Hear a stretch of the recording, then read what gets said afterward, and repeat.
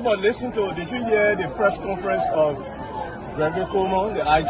He did say that this is a highly political case, did he not? So you don't take the party's word for it, you take the IG's word for it. We elect on 85 irresponsible men what happened to our country. We elect on 85 irresponsible men to govern this country, not to be very irresponsible. Please place your left hand on the Bible being held by your wife, and you will kindly raise your right hand, sir, and repeat after me. All standing, please. I, Joseph Newman Boyka Sr.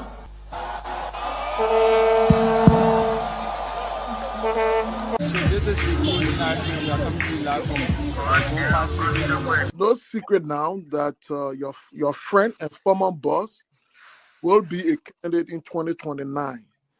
With all of that you experience, all of that you know, and everything that you see unfolding in the country now, will you support him? Will you be part of the process? Will you give him the support? Do you think he can be a better president?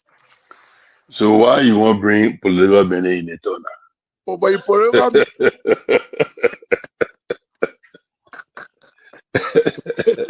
you're political man, before you go out, very active. I plead the fifth again. Okay.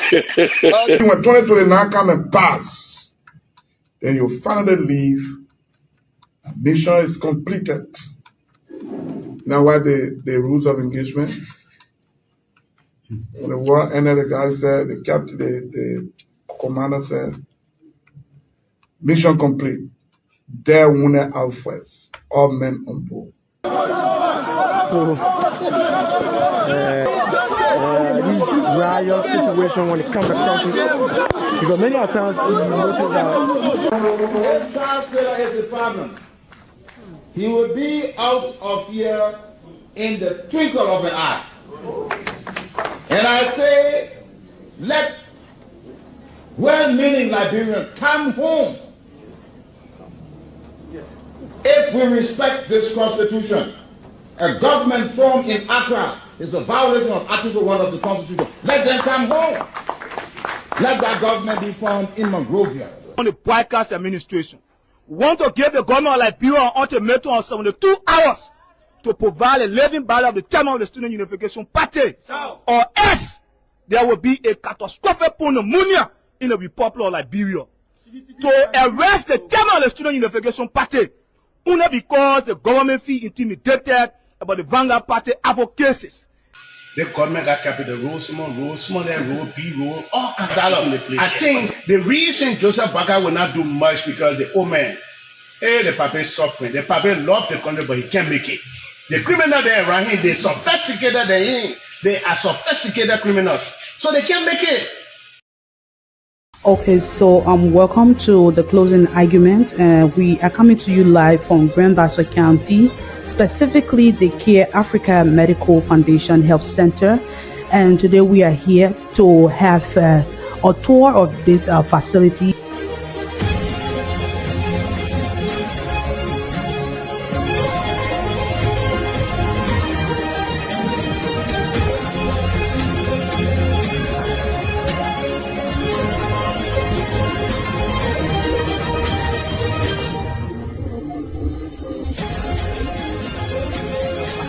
But first of all, let's talk to the administrator to throw light as it relates to the working of this facility. Hello and welcome to the closing argument.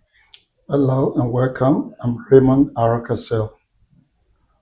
As you said, this is the Care Africa Medical Foundation Health Center. The health center was open to the public in May this year, 2025.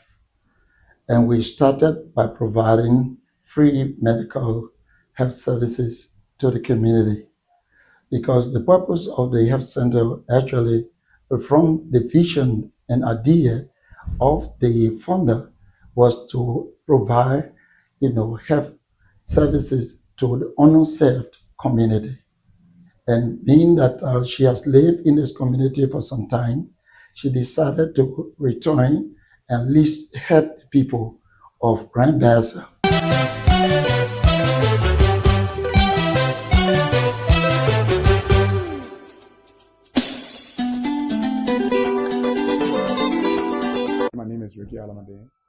lab supervisor of Care Africa.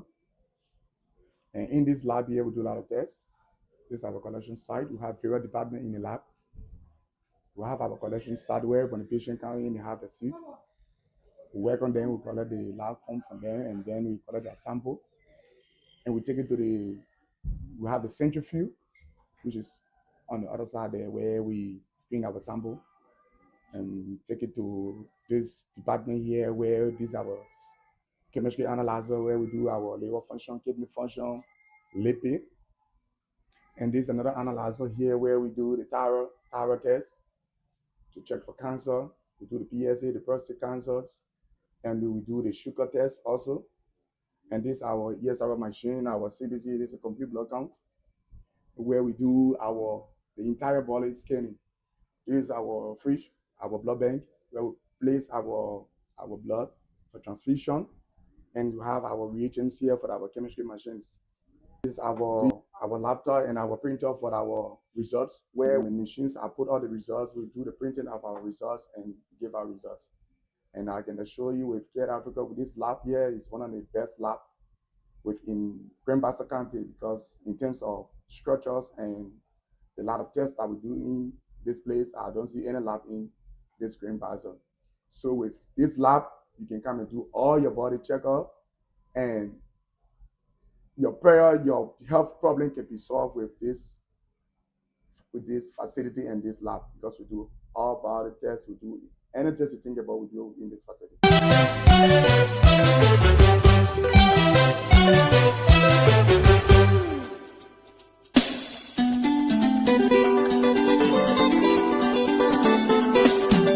My name is Omaria Skate here. We do inpatient here. There is an ER when you bring an emergency patient. We receive the patient here. When we get through receiving the patient, when the patient is stable, we get another department on our side, peace ward there, where we put the children, the other ward. We even get a recovery room on our side when the patient is more stable to be discharged. Then we get a female ward there too. The male ward also. So we do a lot of things here. And another important thing we do here, if you don't have the money, we don't prioritize the money. Patient first, the money last. Typical example with a student that just come in here right now as an emergency. She's lying in bed. Yeah, she came. The parents is not around. The institution just brought her, but we're carrying out the entire process. Money last. That is the motive of Care Africa. My name is Venus Enima from the Salvation Army Bramwell booth in New Buchanan Block A. I was on campus writing my text. After writing my text, my friend sprayed in a class.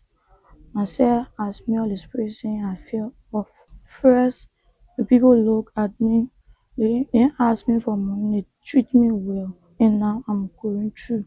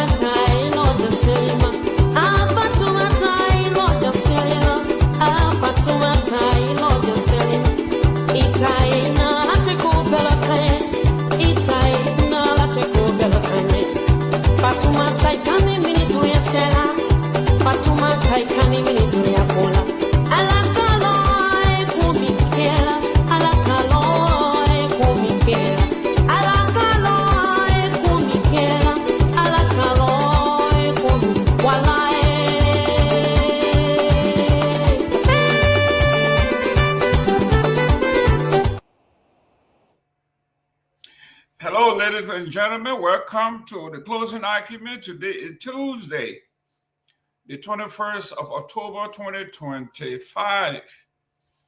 We got a few more months to approach 2026.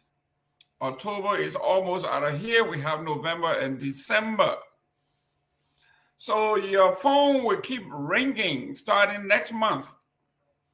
As the Christmas is coming around, you are going to be broke until February 2026. So get ready.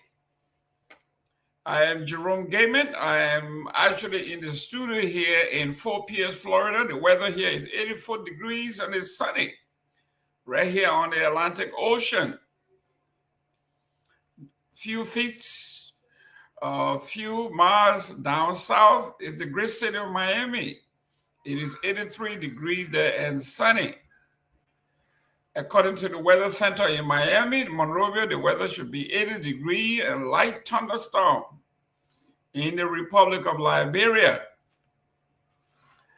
today we are blessed to have, basically we have been converged upon by law enforcement from the Republic of Liberia. We are blessed to have Honorable Senior F. Frank, the Deputy Inspector General for Police, for Crime Services, Interpol, Criminal Intelligence, Financial Crimes. Along with him will be his Assistant Commissioner, Susan Tallett, Chief of Women and Children Protection Section, Liberia National Police. Also, accompanying this great group is Dixie Drate, Deputy Chief of Women and Children Protection Section of Liberia National Police. As you know, we have been in the news. I'm talking about the Republic of Liberia. When it comes to violence against women, whether it is rape, gender-based violence, we talk about genital mutilation, we talking about domestic violence, beating of women early, inscription into different societies, early marriage, forced marriage. All of those things are going to be discussed today from the professionals.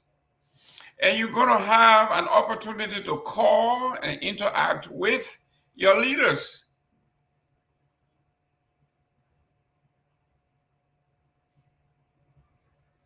We are hoping that our internet service in the Republic of Liberia will hold on and do us some justice while we have our guest in studio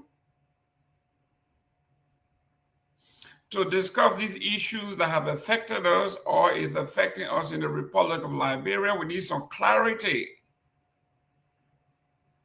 And instead of speculations, we are going to have the experts, the professionals in-house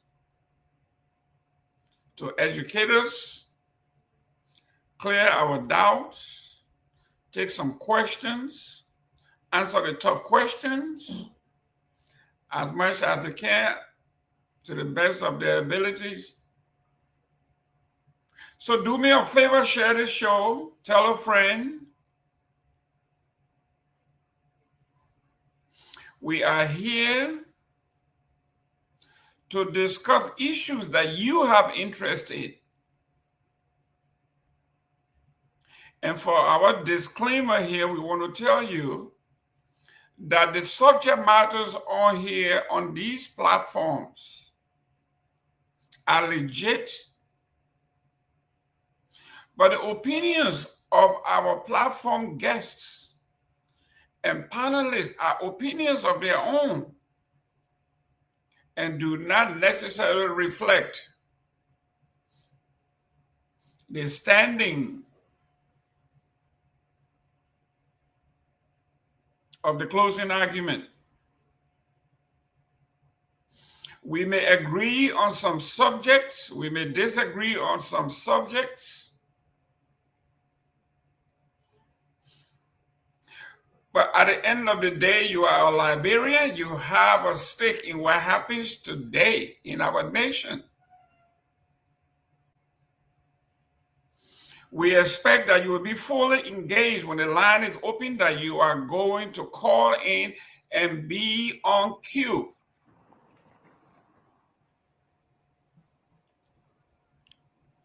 Your opinions are yours and you are entitled to them. We are not going to sanction you. We will repeat where we stand on the issues. We expect that you be civil to each other. As a civilized platform, we expect that is what you are going to do. We have few headlines. Let me welcome our panelists, our hosts, our producers. Let me welcome the young up-and-coming journalist of the century, Mr. Sir Augustine Bayo Jr. Welcome, sir. I like your name. I like your intellect. Welcome to the show. Thank you so much. I will say good evening from man, and how are you doing? We are doing very well, and our family from Kia FM, welcome for tuning in. We are in for a treat. On the other hand, let me welcome Princess Kasoba. Hopefully, I'm pronouncing her name Kosoba.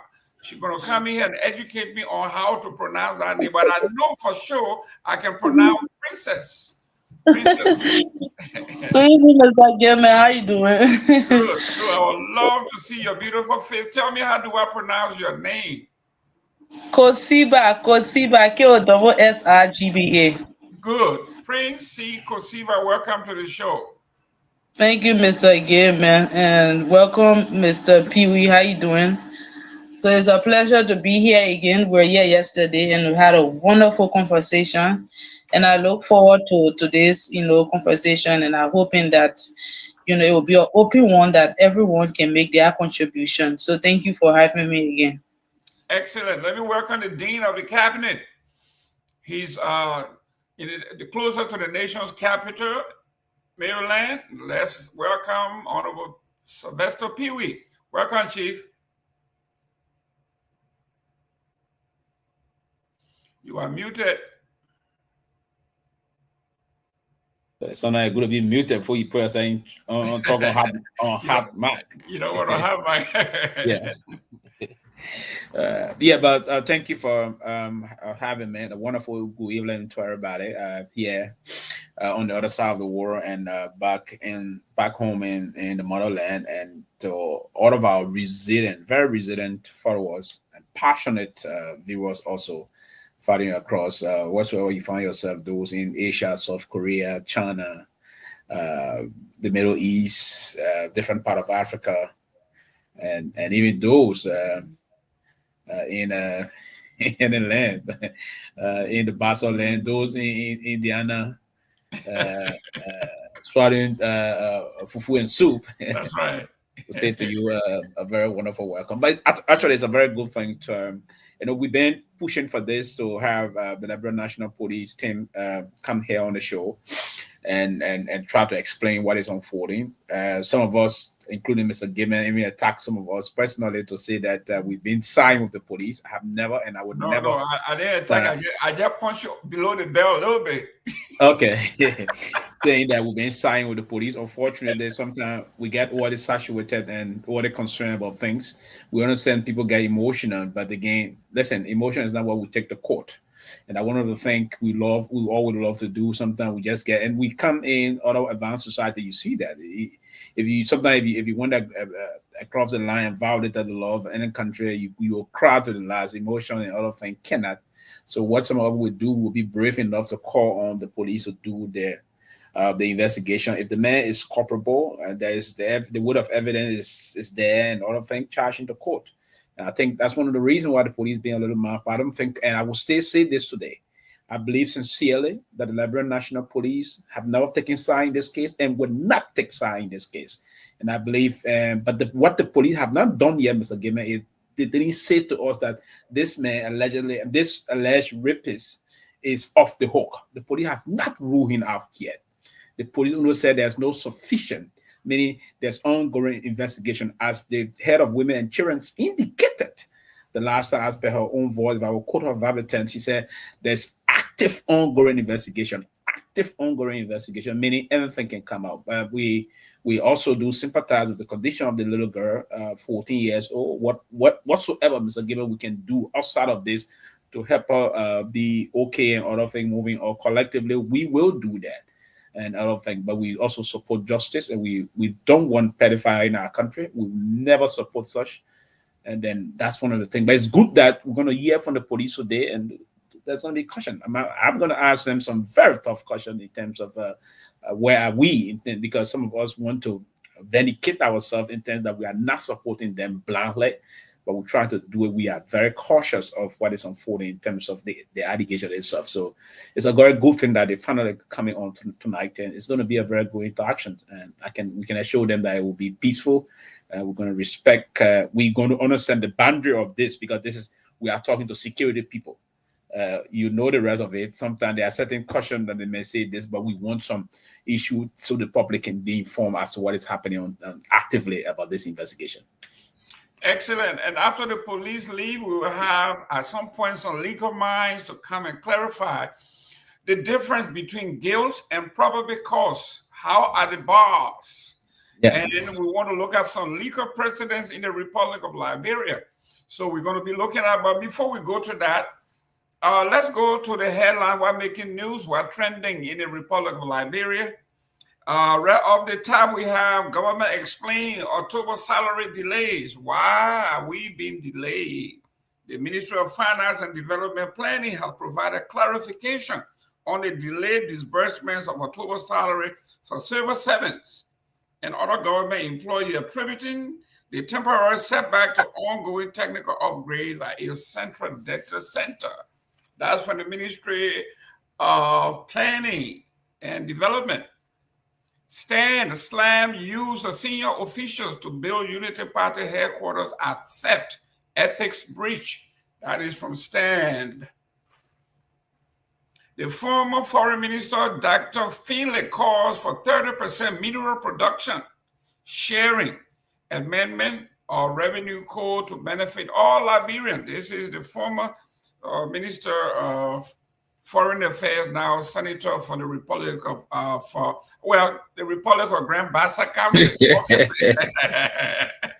Senator Finlay stressed that it is now time that the government of Liberia takes action to ensure that the country and its citizens reap the benefits of the natural resources, including gold, diamond, timber, iron ore, among others.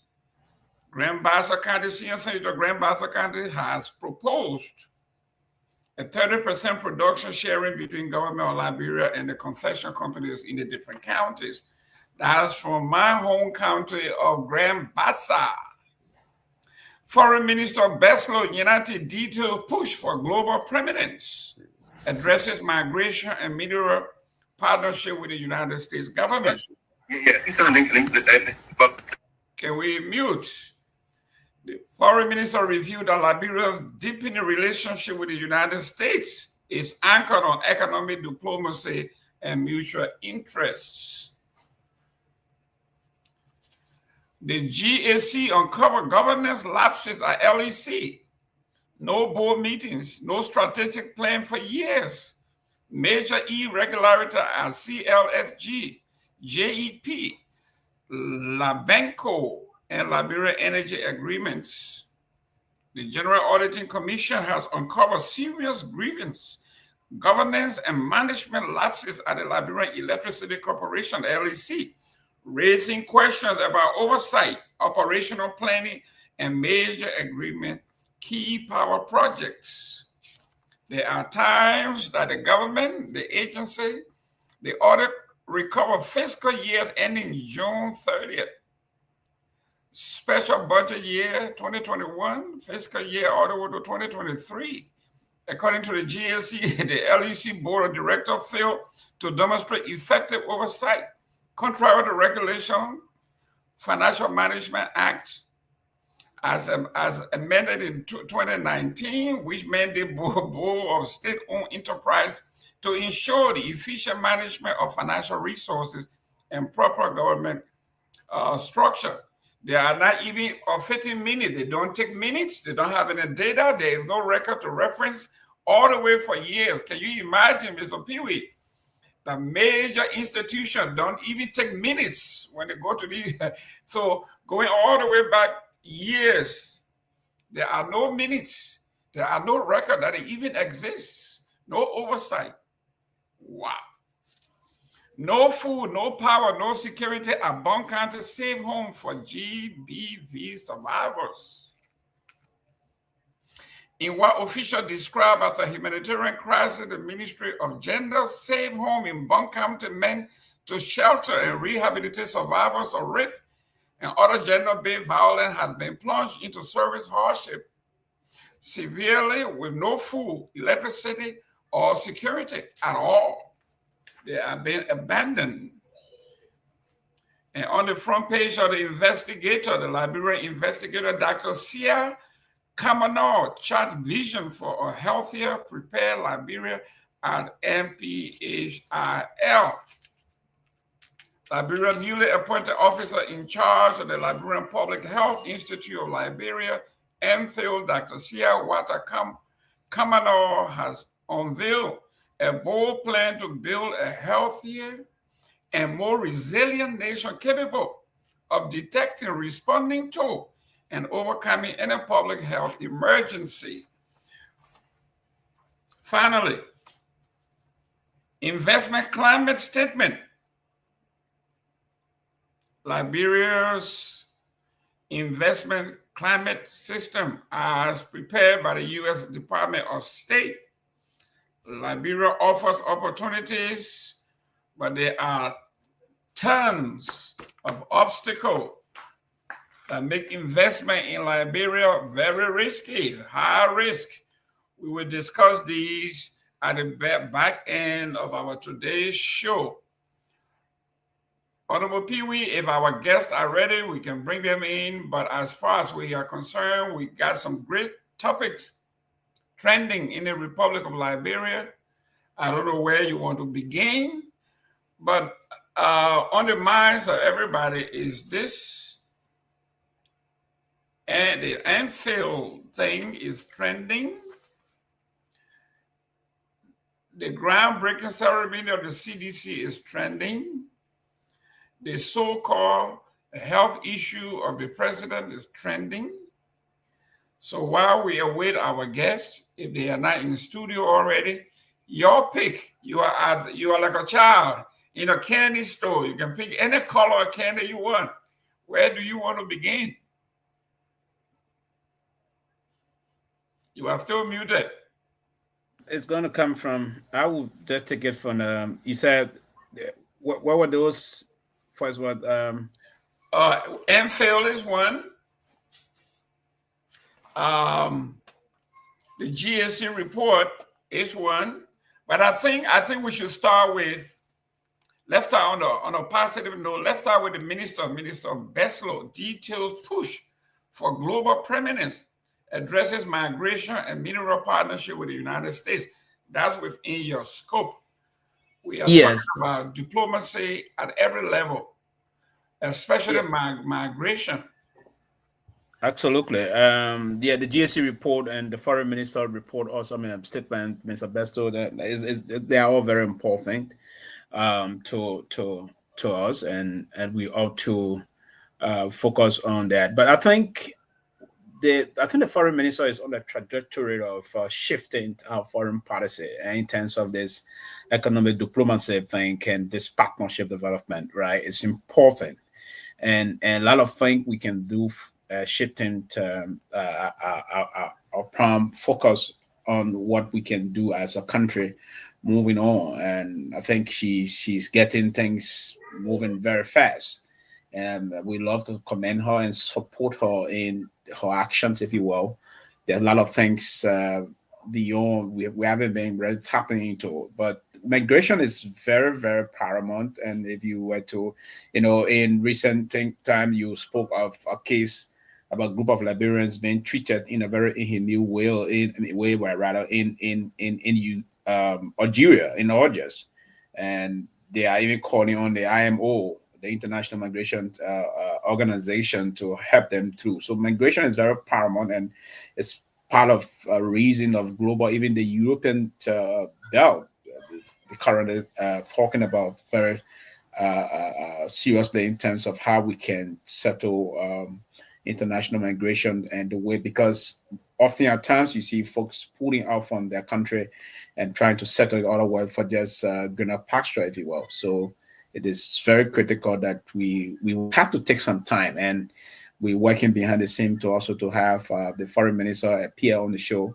I'm sure she'll be. So I don't know if we can. I'm very sure if sometime next week we're going to have the Minister of Foreign Affairs here on the show, and we're going to take some time to discuss the issue of migration, discuss the issue of economic diplomacy, and looking at the overall objective, our foreign policy objective of the country is very important, critical, and also be looking at her recent visit here in Washington and where she met with the Secretary of State of the U.S. So we're going to catalog different side of some of the things and our role with the Security Council, recent election on the Security Council, and where Liberia is held, and if there's any shift in our foreign policy objective. She will take some time to explain and give the president overall vision as to where he's taking our foreign policy, where he took it from, and where we headed, if you will. It's very important, Mr. Gayman. So, but we're going to take some time to actually, but the GSC report is also very critical on the domestic debt. It is a critical thing that we have to focus on. And the GSC did put in, there's a lot of things on this, almost $800 million. Folks are claiming from 1980 to 2024, December 31st, the report is covering. So, but there's a lot of institutions, a lot of Liberian businesses, if you will. But the GSC referred to those institution business name as bogus in terms of the audit. Most of them don't have business registrations. Most of those things they claim that they perform, there's no delivery notes, there's no outcome, nothing whatsoever. So what will you be claiming? For some businesses, they're claiming around $300,000 for government to pay them. Some in the tune of $800,000, but you don't have no proper documentation to prove that you perform any tax for the government in said tune. So it is a very critical thing that we have to focus on moving on. So we will have to structure those meaningful development in segment, and we'll discuss that in segment, the foreign administrative issue and that of because we can take these are very loaded, well loaded. I understand the guest is around. Oh, okay. Yeah, if the guest is or are around, bring them on. Can bring them on. Let me welcome Dr. Peabody. You can't just sneak in here on our show. Until we won't see you. We got camera everywhere. Welcome, Chief. So, Mr. Gayman, we have our guest in the back. If you're ready, we can just usher in. Yeah, you can bring the guest. We got a signal from Dr. Peabody. Yeah, the signal. Enough for me again. The signal. Let me tell Tavi in this place. Tavi, listen. I'm not probably you see me on the show. You don't know me. If I work for the police, I'll come say I work for the police. And some of these things are not necessary to be writing here. I don't work for the police. I've never worked for the police before. Pewee, you just left fighting baby. No, not fighting. I want to clarify. People read this. People read these things. Listen, you gotta know what on your mind. I haven't look at the police are on. The police folks are coming on. Let me clarify this. I have never worked for the police before. I don't intend to work for the Liberian National Police for now. I may want to do it because I'm studying police science. It possibly I may want to in the future, but I don't work. I have never worked for the police. All of what I've been saying here is in best practice. So this does not in no way indicate that I'm trying to do it. I just want to make this play. Pewee, you would never be IG. I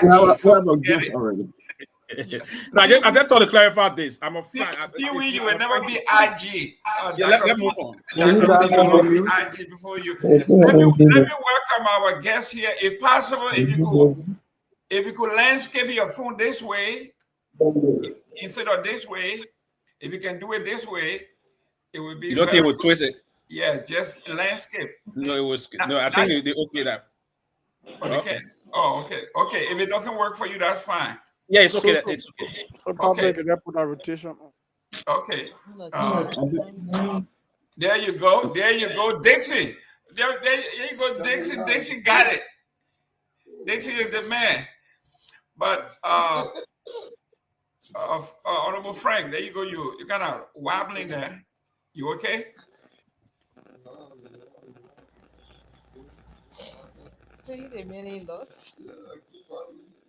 Okay, it looks like we are ready to go, or not quite yet. Most of the cameras are shaking. There you go. Okay, she's coming into focus. Honorable Frank, you okay? You're still shaking. Okay. There you go. Can you hear me? I'm hearing you. Can you hear me? Yeah, Dr. Peabody, do you hear him clearly? Yeah, I can hear you. Susie, can you hear me? Yep, I'm hearing you. Okay. Yeah, if Honorable Frank could just come closer to his device. Yeah, just come closer to your either your phone or the Yeah. camera. That will bring up more. Yeah. Okay, there you go. Princess, I would love to have you on screen. While we wait for Mr. Jalate, let's get started. Ladies and gentlemen, our guests are in. Mr. Gayman? Yes. Mr. Gayman, I could come on, but I'm currently out of quarantine. So the moment we receive quarantine, I will put my camera on. Okay, great. If Mr. Jalate comes on, please bring him back on. Can we roll down, Mr. Gayman? Yeah, Honorable Frank is having a conversation with someone. Sorry. We try to manage ourselves. It's a little low. Yeah, your mic, for some reason, is very low. We can hardly hear you. In the past, I don't know, but let me see. There you go. Hey, now. Yes, excellent.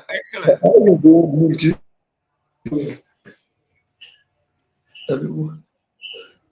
Where is Tomalin Judge? He's coming on. He's going to be coming on. Tomalin Joy will soon be here. Mr. Jalate, very good, right there. Yeah, good evening. Yeah, bring your camera down a little bit. We can see your head. Man, y'all the police where you get all your cyber experts to say your camera on them, man. They should say everything straight. All your technicians you say. Yeah, you okay now? Excellent. That's good. That's good. Let me welcome Chief Tomalin George 1. You know that it's a king.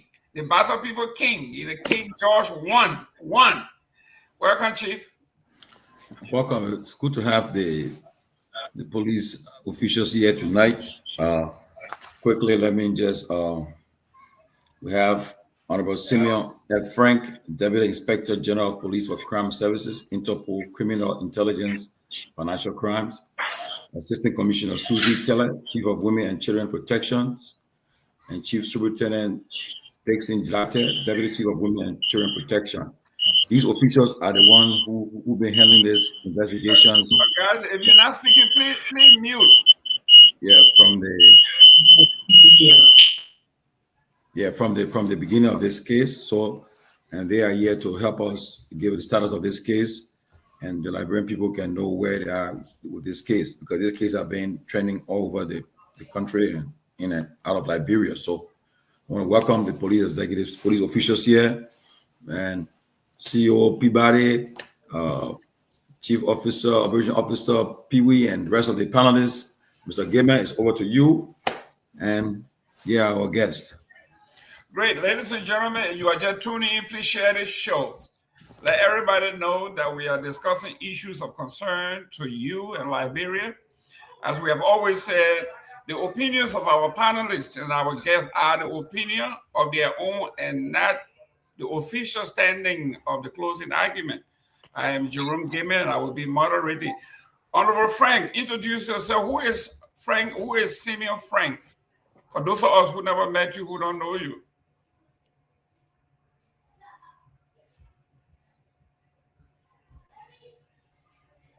Okay. He's having problem with his internet. Let me go to Susie. Susie, you are next.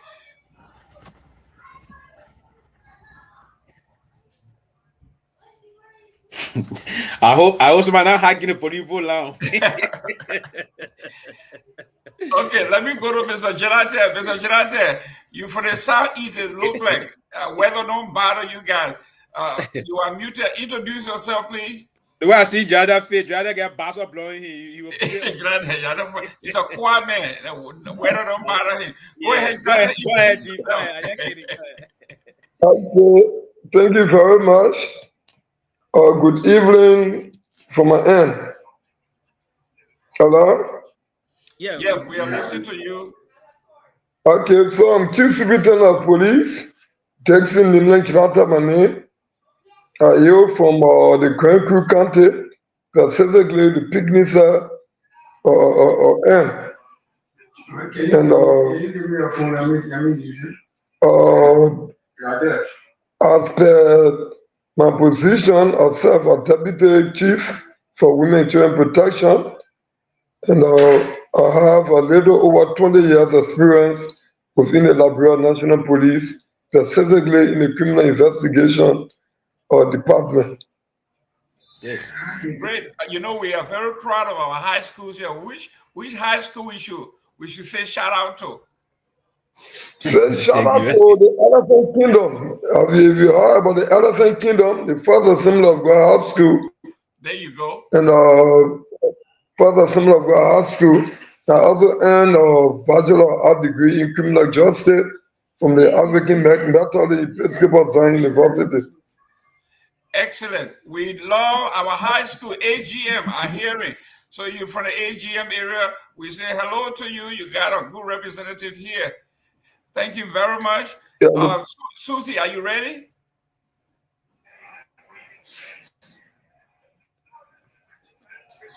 Is she not muted? Yeah. Okay. Go ahead. Introduce yourself. Are you getting me?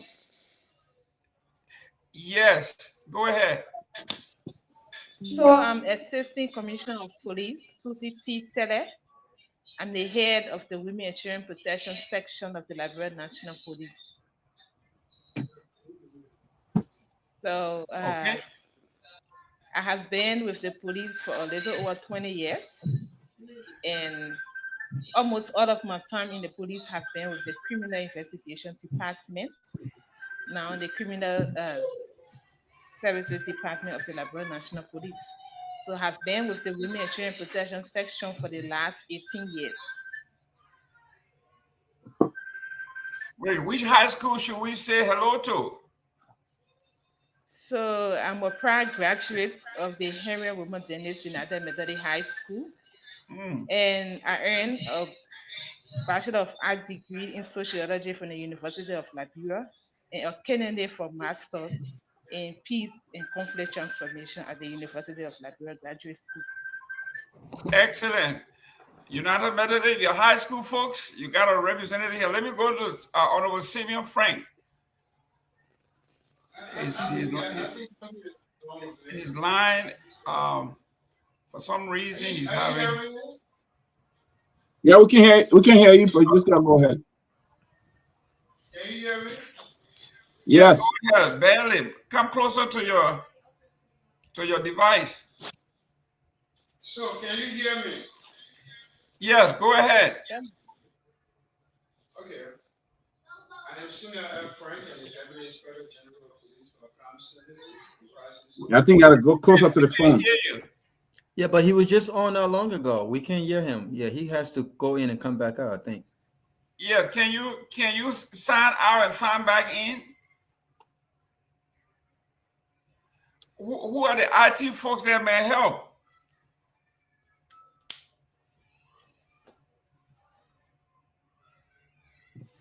Give me, is it possible to start with those that are already available? Yeah, let me start with let me go to Tomalin. Tomalin, you take it from there because it's wobbling here from my end. Okay, let me quickly. Okay, I just want to ask the officials from the Liberia National Police. Can you please give an update, the status of this case? involving the deputy that was the accused deputy defense post minister. The last time we heard that you guys has sent it for DNA samples, testing. Can you just give the people an update of this case as of today? Thank you. Preferably the head of women and children can start it. All right, can you hear me now? Yes. All right, thank you.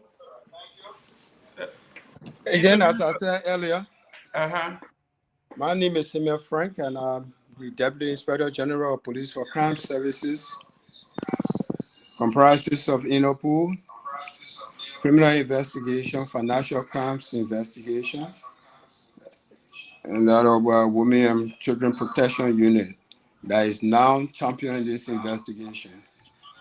So I am here. If you want to talk about warfare experience, yeah, I have had almost like 30 years in policing, even though just in and out, but yeah, I'm here. Of course, I just want to stop that far, and that's my pedigree. Frank, can you turn on? Can you? Guys, for some reason the sound. I think someone has their radio on, or we can all just. Honorable Frank, do you have a radio or TV in the background? I sure maybe I expect some of my guests with me here, some of my officers to mute their phones as we go about. So if any of them is required to speak, then of course they can unmute. I think that's where the interference is coming from.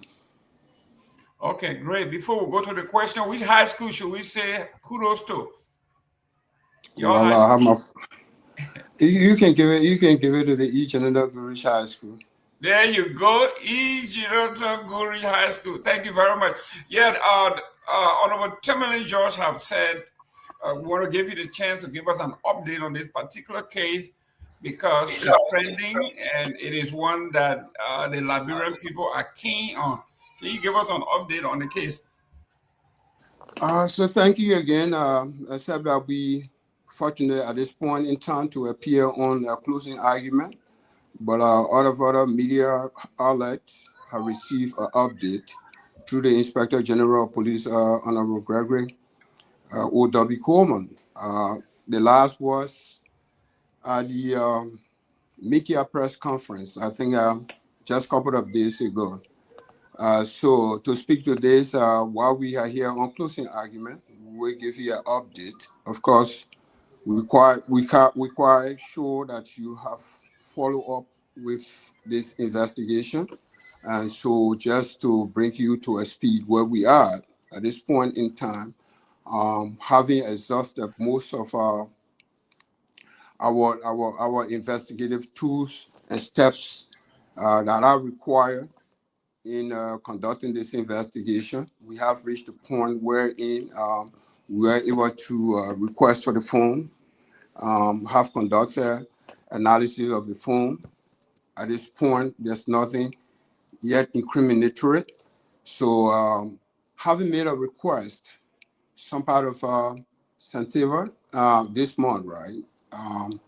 Santiva, we made a request through the Inspector General of Police to the Foreign Ministry, to the Ghanaian government, and to include the U.S. Embassy credited near Monrovia to assist us with a form of DNA that we wish to conduct, perhaps that will provide clarity whether or not the suspect in question were able to interact with the survivor. So that has been done. So we are waiting for that process to be conducted. From there, that will give us an informed decision as to whether to close the case or to continue on our investigation, having exhausted all of the steps in this investigation. So I'm not starting all over as to how we started the investigation because you want to update. And so that's the update I'm giving you now. Based on that, we'll be able to definitively come up with either closure of the case or continue with another. But I think at this point in time is that piece of analysis that we are waiting on. So if we can get it done, of course, we will let the public know where we are with this investigation. So if you have any question that you wish to bring about or to ask, we'll be willing to ask those specific questions, except that you want me to start all over as to how we commence the investigation and where we are with the investigation. That will be, but as for the status of the case at this present time, that's where we are now. Thank you. As usual, we will go around and we'll have one question each. With time, giving time, we'll make it two. If you have two in one, you can ask it, and then we'll go from there. Let me go to Honorable Sylvester Pewee.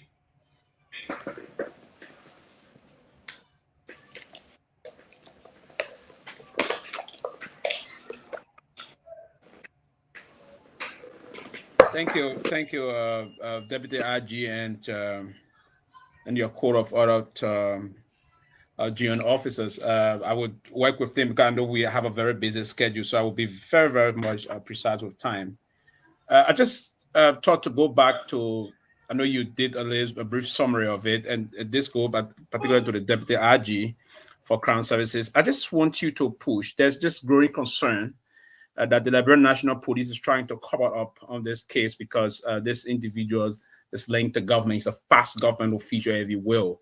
And recently they've been drawing some analogy to a case, or different cases, if you will, that you definitely, your Women and Children Division collected those folks, charged them and remanded them at the Monrovia Central Prison. But this case, you are now calling for a particular test to be done, which is the DNA test, and that the machine that you don't have in the country. What do you have to say? And the father of this the alleged girl that was abused was on yesterday saying that the police is compromising this case. What do you have to say, sir, relative to that the police will be balancing this case and wouldn't do that, particularly the case relative to Seleke Kromah versus Brian Miguel? So thank you for that question. I think those of us on this investigation, I particularly would not compromise my own integrity to those who work under me because I feel like I want to cover up or compromise the case. I think I would be doing that too. If that is done, it will be ruining my career. Let me tell you this: I'm a graduate of the FBI Academy in the U.S. So we all come with very, very experience. So to see me here in this capacity does not mean it was just overnight that I was appointed to this career. To this position. I have served in several capacities. So I wouldn't come here with my international record and connections, having acquired most training from abroad, to just come here and just because of one person, I will put my career and the department and the government on line with any other thing. But I can tell you this, wouldn't just go about just charging one to court. I mean, there's a myth around that, yes, police want to compromise the case, but on no grounds, we always give an update in this investigation that every one of us can follow, except that we just want to carry on the scene and just other people out there who are just bent on tarnishing the image of the police department will just come in with such a fallacy. And I can tell you this, where we are, there's nowhere at no time any of us have been compromised. If anybody do here, they will face the full weight of the law. So we know we come with this. I mean, the father have all right to say what he want to say. Maybe he's not following, but we try to bring him to speed at every point in time. We have had inconsistency within the investigation. I will tell you this: the survivor statement are not being very, very much. We know that she was penetrated, but we are concerned about the investigation is concerned, but what expired in between there with those allegations she have made. And so we are investigators. If we do not find the culpability of putting one on the spot that yes, then you had an interaction, we will go further than that. The medical report speaks, yes, that yes, she was penetrated, and we here believe that medical report. We know she was penetrated, but whether or not the person that is being called is that person that penetrated this survivor is an issue. And just what we're looking at, we have a lot of people who were present, a lot of witnesses that we have spoken to. We go further to analyze, we're bringing full analysis, and yet and still, we have not been able to tie this suspect to the crime scene. With all of the crime scene, two of the incidents, we have not been able to tie them to the scene, to even put them together in any form and manner, to put them together that yes, this is what happened on this day. Had it been so, we have perfected charges, and then the court can take on that. But at this point in time, if the father is saying that we want to compromise the case, I mean, he's right. I mean, it's his opinion, but that's not the facts. The facts are available, and so when we provide the facts, as far as the investigation is concerned, and anyone who have their own tunnel vision to this issue, we always say, look, this did not happen. This what happened. The issue of the Kromah case. And this case is not the only first case that we have investigated so far to say to come up with a DNA analysis. We have several cases in the past where DNA analysis was an issue.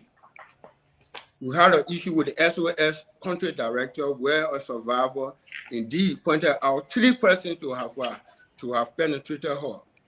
What happened?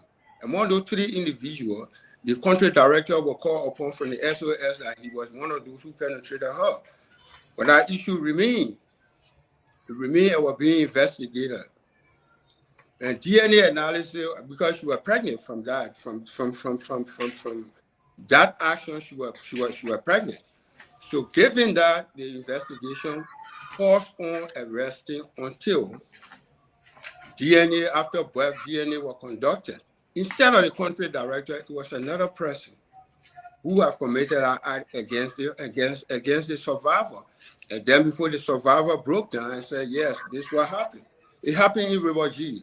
DNA again, similarly. So we have had the experience from our investigation. We have put an investigation like Susie. She been around in this type of investigation. The investigation brought on board the Councillor Asa George. He's the SGV unit investigator, prosecutor. He's on board on this case. We have from the general ministry, we have the social worker who is on board. We have 2 lawyers who is on board. It is not only the police that is conducting the investigation that one could say where police is being compromised. We are looking at the facts so far that are gathered in the case. And we urge the public, we urge those who are concerned, they have legitimate concern. But yes, they should pay attention to the details of the investigation. As far as we have uncovered our evidence, that's what we're related to. The issue of Kromah. Kromah is in a room. You have the survivor is in the same room with Kromah. You have citizens who were there. You have 3 persons. One conveyed the survivor to his room, to his house. You got citizens who have circled his house, and when the police got there, the survivor was found in his room. Do you expect us here again to come with and say, "Oh, we're going to leave Kromah, we're protecting a government official"? Government official is not being protected. This government official has not been the only government official that ever been exonerated without evidence. Those that are linked to the crime was always charged to court, and they will be charged to court. And that's what we have said. The investigation is ongoing. The investigation is still active. If at any point that we uncover any evidence, against the suspended deputy minister of youth and sport. He will be charged to court. Matter of fact, he's still under the armpit of the investigation. He reports to the Women and Children Protection Unit on a daily basis. He's here. So he's not in hiding. He's still under investigation as I speak to you. So we want for every one of us to exercise the type of respect to the investigation, because I know others will be saying things they have to say. The father have right, but I know he have made a written statement from the author of the case. He have made a written statement, and so other things that is being added upon, we don't have it available to us. I know you have in your press conferences, perhaps just to darken the investigation. But yes, we have a written statement from him. And from everyone that we have spoken with, we have a written statement. So if anybody went up there verbally and try to darken the police image, that's a different thing. So I want to stop this far. Maybe you got another question to ask, but we can go on and on. Okay. No, I see the moderator. What other the moderator, like try to, maybe to stop, to pause a bit. So I choose to pause. No, thank you very much. We don't like to interrupt, so it's good that you do this. Dr. Peabody, your turn. Honorable Frank, it's good to see you again, man. Good to see you, sir. Yeah, Dad, thank you so much. Welcome to the Closing Acumen. All right, thank you. Good to have you here. Thank you for taking your time. Let me ask you. You guys have your own way of doing the investigation. Do you guys normally arrest people if a child say, "Hey, this man raped me"? How do you guys do that? Because people are saying why he's not arrested, why he's not there. How do you guys do that? So we follow all of our professional steps in conducting the investigation. If a survivor or a victim alleges that they were raped and that case is reported, that case is registered, and that survivor is taken to a SGV one-stop center. We got in around. We got the one on Dopoh Road. We got one at the Redemption Hospital. So we got these stop centers, the SGBV one-stop centers. So the survivor will be referred to the hospital, and they will do their part, and then eventually they will be taken to a safe home. That means the general ministry, the Ministry of General, is responsible for that. Where the survivor is placed in a safe home. And then we start the investigation, get a statement from the survivor, get their story, follow up with witnesses, the crime scene. There's this thing that happened, like you got to do reconstruction of the crime scene because the investigator was never there when the incident occurred. So when the survivor reports that, the investigator would then go on the crime scene, the alleged crime scene, and reconstruct. So in this case, this what were being carried out as we speak. That will carry out, and then you follow up, speak to witnesses, and then when we effect an arrest upon the because I'm saying this step is taken because the investigation have not established yet that the suspect and the survivor were placed, have been tied together, connected together, all together to a spot. So a moment that is established, that suspect is arrested and charged to court. And we got 48 hours to make sure that suspect is placed before the court. Other than that, legally, if even you keep them beyond the statutory time, that legally will affect the case tomorrow if it's been tried because you have kept them beyond the statutory period that is required by law. So all of these are observed. So before you put them in jail, must have probable cause. So all of those that have been placed behind bar, we have had a probable cause to place them behind bar and charge them to court. All right, my second question to you is So yeah, you talk about all the probable cause involved and arresting and putting them to court. So definitely, I mean that people are saying, oh, why Mr. the deputy minister is not in jail? Are you saying there's no reason to have him arrested at this time?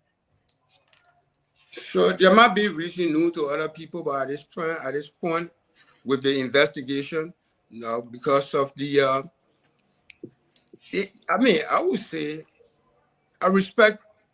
I'm not saying the survivor will never penetrated. We listen to the survivor, and the survivor indicated that here what happened to me at this point in time. This person, this suspect, penetrated me in their office at this point, at this time.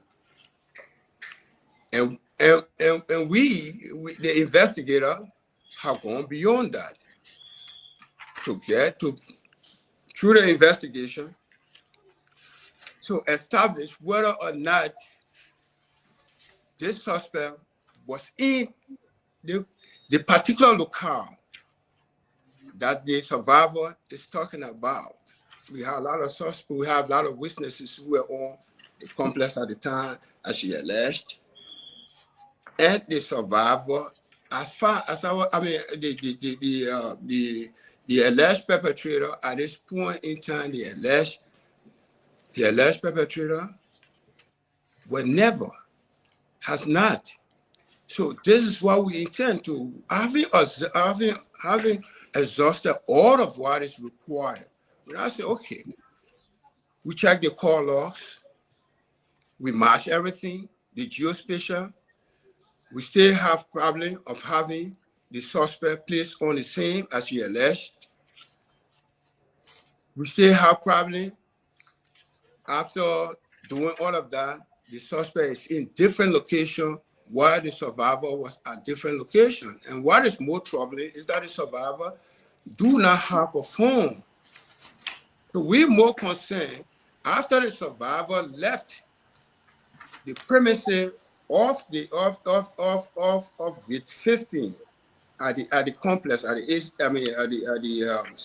SKD Sport Complex between 6:45 to that of 10 before she got home. Her location in between there, where she was definitely, is what we intend to know. Yes, it could happen, but it might have been someone else as far as the investigation is concerned. And so we are following all of the leads. If we have our lead that's, this suspect, the former deputy minister, the suspended deputy minister, were in that locale, we wouldn't be talking what we're talking here. And investigation, we have people here, who have investigators that come with a lot of experience within the field. I just listed all of those who are involved with this investigation, and it's not squarely abreast with the police investigator alone. So the counselor is saying, look, I have not found anything to charge. And it's not about public settlement. It's all about the issue, the reality, to perfect a charge. Some of them have not. I urge our citizens that are out there that when the SGV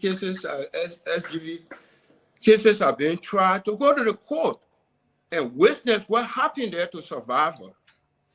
We may be sympathetic here with survivor, but when you get to the court, it's the issue of law. If you don't have a probable cause to charge, you wouldn't charge. People come up with giving some relevant cases that happened in 1898, where Kromah was charged, on loan, a victim statement. We find ourselves in this time. This is what we're here for. Is to provide justice. Justice is not only served just to be blind. Justice is served to do the right thing. And so when we are being castigated for doing the right thing, then I think we always will stand for the right thing, to do the right thing. We have informing every one of you that when we have the capability, when we have probable cause, we're charged as the investigation continues. And if that DNA is performed, that will give us an informed decision to conclude our case. Because at no point in time, if a ravaged woman testimony coupled with her, corroborate with her, with signs of violence on her body, the signs of violence will speak to the clothing that she wore. And that's a form of DNA to analyze the clothing. Have we had at this point, have we had the evidence to determine that, yeah, the suspect was in the particular locale as she alleges? We wouldn't be here going back and forth. And if we want to do things as usual word, one would think that as soon as you call him, if the person is arrested and placed behind bar, I think they're just mistaken. Because that has not been the form of investigation here. Anybody that was charged, well, yes, there were probable cause for which they were charged. So from these experiences, from these lawyers that part of this investigation, we cannot just say, look, as police, we listen to the public, and just because of the pressure from the public, we just want to charge another person to court. No, I mean, I think we'll be doing just the wrong thing. I wish that everyone exercise restraint and follow the investigation at the appropriate time. I thought we would be talking this after we have concluded and said, well, there's no culpability, and then, well, we say no, the investigation is still ongoing. We have other steps. We have followed other steps along the way. And so we have reached the point where we think we need to speak to this. And forensically, if there's anything that establishes any culpability, we're charged. So we just want you to exercise our restraint until we cross that point. Thank you. Let me go to Robert Garguah. Robert Garguah. Thank you. Thank you, Mr. Frank, and to the other member of your team for making yourselves available to engage us today. I think it's important that at least we get to hear the perspective of the police in charge of this investigation. But I respect your professions, and I think you guys are professionals in your own rights. And thanks for your services to Liberia. But I'm troubled about what I've heard. I'm really troubled about what I've heard here today, and I stand corrected, right? But it almost appears as though the police is attempting to be the judge and the jury at the same time, and that's not the job of the police. The job of the police, and again, you are the professional in this field, so excuse my ignorance. But the job of the police is not to adjudicate cases in doing investigation. The job of the police is not to reach a resolution doing investigation. That's not the job of the police. The job of the police is to investigate and present evidences in the court. Hey guys, 1 minute. 1 minute. Let us mute. If you have your dog, please tie your dog. Literally, that's a Liberian terminology. Tie your dog. Okay, Robert, you have your dog. Thank you for tying your dog. Now, go ahead. Thank you. I apologize. But it's not the job of the police to adjudicate cases during investigation. Your job, from my understanding, is to gather the evidences and allow the survivor and the accused to have that day in court. The state prosecution can use the evidences provided by you guys and to make their respective cases in court. What it appears is that you are attempting to solve this case at the police headquarters, and this is not how it works. You have mentioned probable cause. Now, maybe you can help us understand your definition of probable cause, but to make a lawful arrest, probable cause includes, I think, two things. One of the most important is the victim's statement. The victim's statement is the most important when it comes to establishing probable cause. Second is circumstantial evidences, which of course includes account from people interacting with the survivor. And in this case, the police have admitted, based on medical records, that yes, indeed, this young lady was tampered with. Now, she has identified who abused her. If medical report corroborate what she said, so you agreed that she was raped. You said that yet. RG agreed that she was raped. The question is, who abused her? She has identified who abused her. From my observation and what we've heard, she has been consistent with regards to identifying the alleged rapist. She has not changed her story. She has been very, very consistent. And yet and still, you were telling me that in order to make an arrest based on probable cause, you've already admitted that indeed a crime was committed. But to make an arrest, you need a DNA. It doesn't make sense to me. You're telling me that in nowhere in this world that arrest can be made without a DNA testing. When you make an arrest and you have a probable cause based on all the other evidences, does not mean you cannot continue your investigation. People have been arrested around the world where investigation continues. So Robert, what's the question? Here is my question for you. Here's my question for you.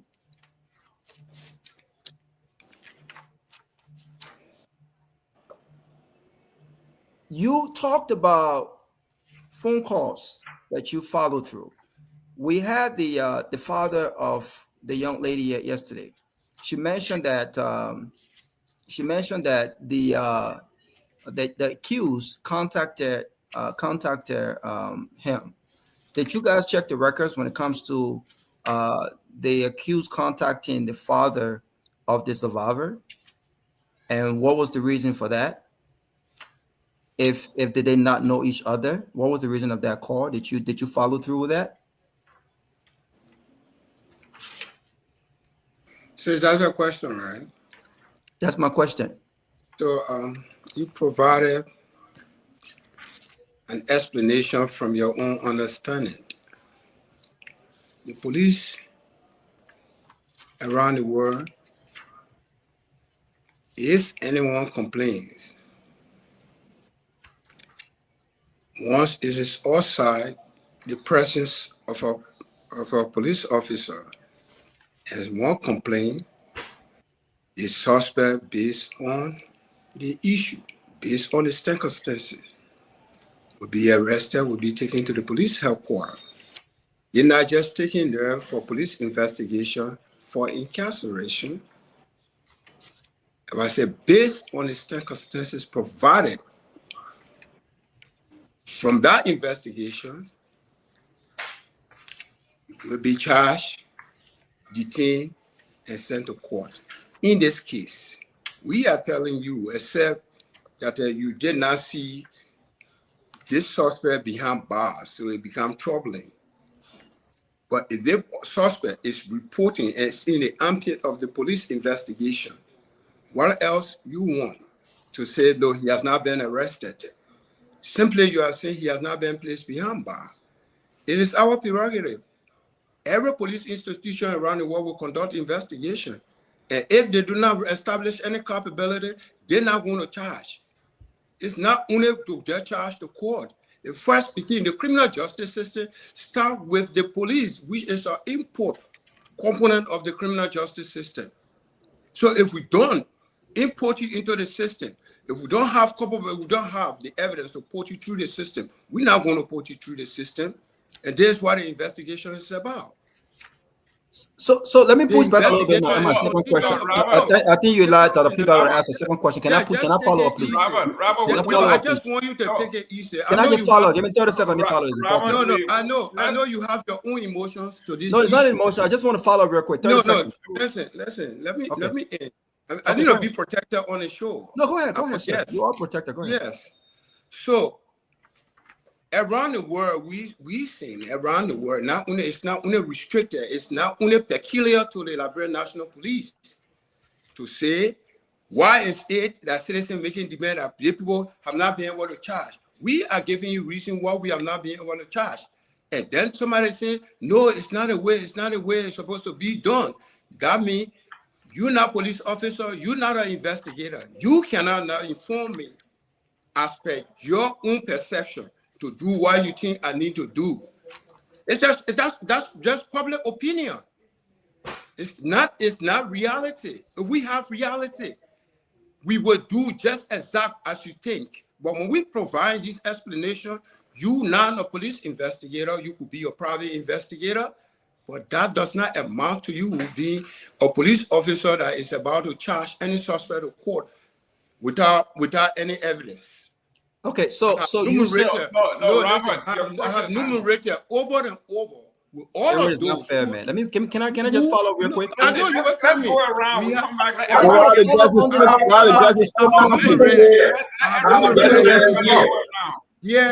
Back and forth. All of those who are part of this investigation. Just keep your mind as you go on. And I respect your opinion, but I just want to provide. Okay, guys. Somebody background. I think it's Frank. Frank, can you mute? Can I follow up for 30 seconds? You with all of those who are part of this investigation. Do they not have any vision that yes, at this point in time we can charge or we can charge? It is not our senior Frank. It is not about the Liberian National Police. It's a collective. It's a team. Collection of lawyers, of prosecutors, and investigators. Okay, so how do you reconcile though? You just said 30 seconds, Mr. Jerome, please. You said at the beginning of your statement, when Sylvester asked you, or Dr. Peabody asked you, why have you not made arrests? You don't have enough. You said, and I quote, nothing yet incriminating. How do you reconcile your statement with nothing yet incriminating when you have also agreed that medical reports confirm that the young lady was raped and that she has identified who raped her and she has been consistent with it? My confusion and what's troubling to me is you have been very adamant, you have been consistent, the police have been consistent with how you have conducted, arrested, and persecuted people on multiple occasions when they were accused of rape. You have not put this sort of energy into gathering all of the evidences to make an arrest. The reason why you have not made an arrest, and you can correct me if I'm wrong, is because you know that rape cases are non-billable. The young lady have identified who raped her. Medical report have confirmed that yes, indeed, she was raped. What else do you need to make an arrest pending ongoing investigation? Are you telling me that you cannot make an arrest while your investigation continues? Okay, that's fine. Let me go to Victor Nagbe. Mr. Nagbe, you next. Thank you, Mr. Gayman. It's good to be with you. Thank you, IG Frank and your crew, Chief Taylor and Chief Assistant Chief Gelate. Thanks for joining us. Let me welcome our audience as well. Thanks for joining us. Don't forget to share the show. So, Chief, thank you very much for the clarifications you're providing. I have to tell you, I am with Robert on this. So let me ask you this, because I am hearing what you're explaining. So here is the Women Voices newspaper is reporting, and this is 5 days ago. Second suspect arrested in rape case, and this is in Nimba. The Liberia National Police in Gumpa, Nimba County has arrested a second suspect in connection with the alleged gang rape of a 62-year-old woman. Already arrested, the second person. And then here we go. 60-year-old woman allegedly gang raped and a suspect have been arrested. This is also in Nimba. I think you get the point. It seems as though yes. So and the point that Rabo is making, which a lot of us have made here, and this seems to be irritating a lot of people, is this particular case seems to be afforded a lot of bureaucracy. It looks like all the excuses are being made not to proceed with this case. So it looks like when other cases of the same nature and probably of graver magnitude happen or lesser magnitude, immediate arrests follow. But in this case, it just seems to us that everything is being done for an arrest not to be made. Why is it necessary to arrest someone in Nimba for alleged is not being proven, but it's allegedly a rapist. And yet, Mr. McGill, who is also an alleged rapist, cannot be arrested until we get a DNA test. I want you to make a differentiation between the two. How are they different? So I have said that over and over. Thank you very much. I know the issue you just spoke about with the 60-year-old woman, it was a gang rape. Right. So gang rape is more than two persons penetrating a woman, or either by foreign object or by their private part. The investigation established that yes, indeed, these people, if I'm not, it was more than two persons, and I know two of the suspects are charged to court. If one is still at large, based on the investigation, it was determined that yes, from a police investigation, it was determined yes, that these guys did that act to the woman. They can rape her. Can you describe that investigation? Did you do a DNA test for that investigation? It's not centered around DNA test. The reason why you don't get it, that's why I'm saying you just coming up with your emotions. I want you to take time because you only listen to me like what I'm explaining here. That means you just as you dismiss, you very dismissive of whatever I explained to you here. Don't make any sense to you. Had it made sense to you, you would then begin to understand that yes, it's the step that they are taking. For you, you are only interested to see because the man is a deputy minister and yet he's not being barred. It's your concern. Why is it he's not being barred? And I'm providing reason. I'm not saying he's exonerated from this allegation. I'm saying investigation is still being conducted. But that is another phase of the investigation. Having exhausted all methods of this investigation, what is required under the law? What is required? We have done this. And so at this point, we have not found anything. I said, we have not found anything incriminatory on the part of the accused. And so based on this, we are still conducting investigation. And that's what I said. I said the suspect. So to say, oh, you just squarely said that you have found nothing and that is it. No, it's not. All those that have been charged, there are reason to charge them because there is a form of evidence that link them to the suspect. I mean, that link them to the survivor. Linking the survivor to the suspect to the survivor is cardinal. Except that we want to sit here and say, okay, today, if anybody walks into the police station and say, "Look, John Brown, this guy stole my phone," and police just knowingly say, "All right, we're charging the guy to court." Well, what have we established to charge in the court? It's what investigations is about. So based on the investigation, that suspect is charged to court.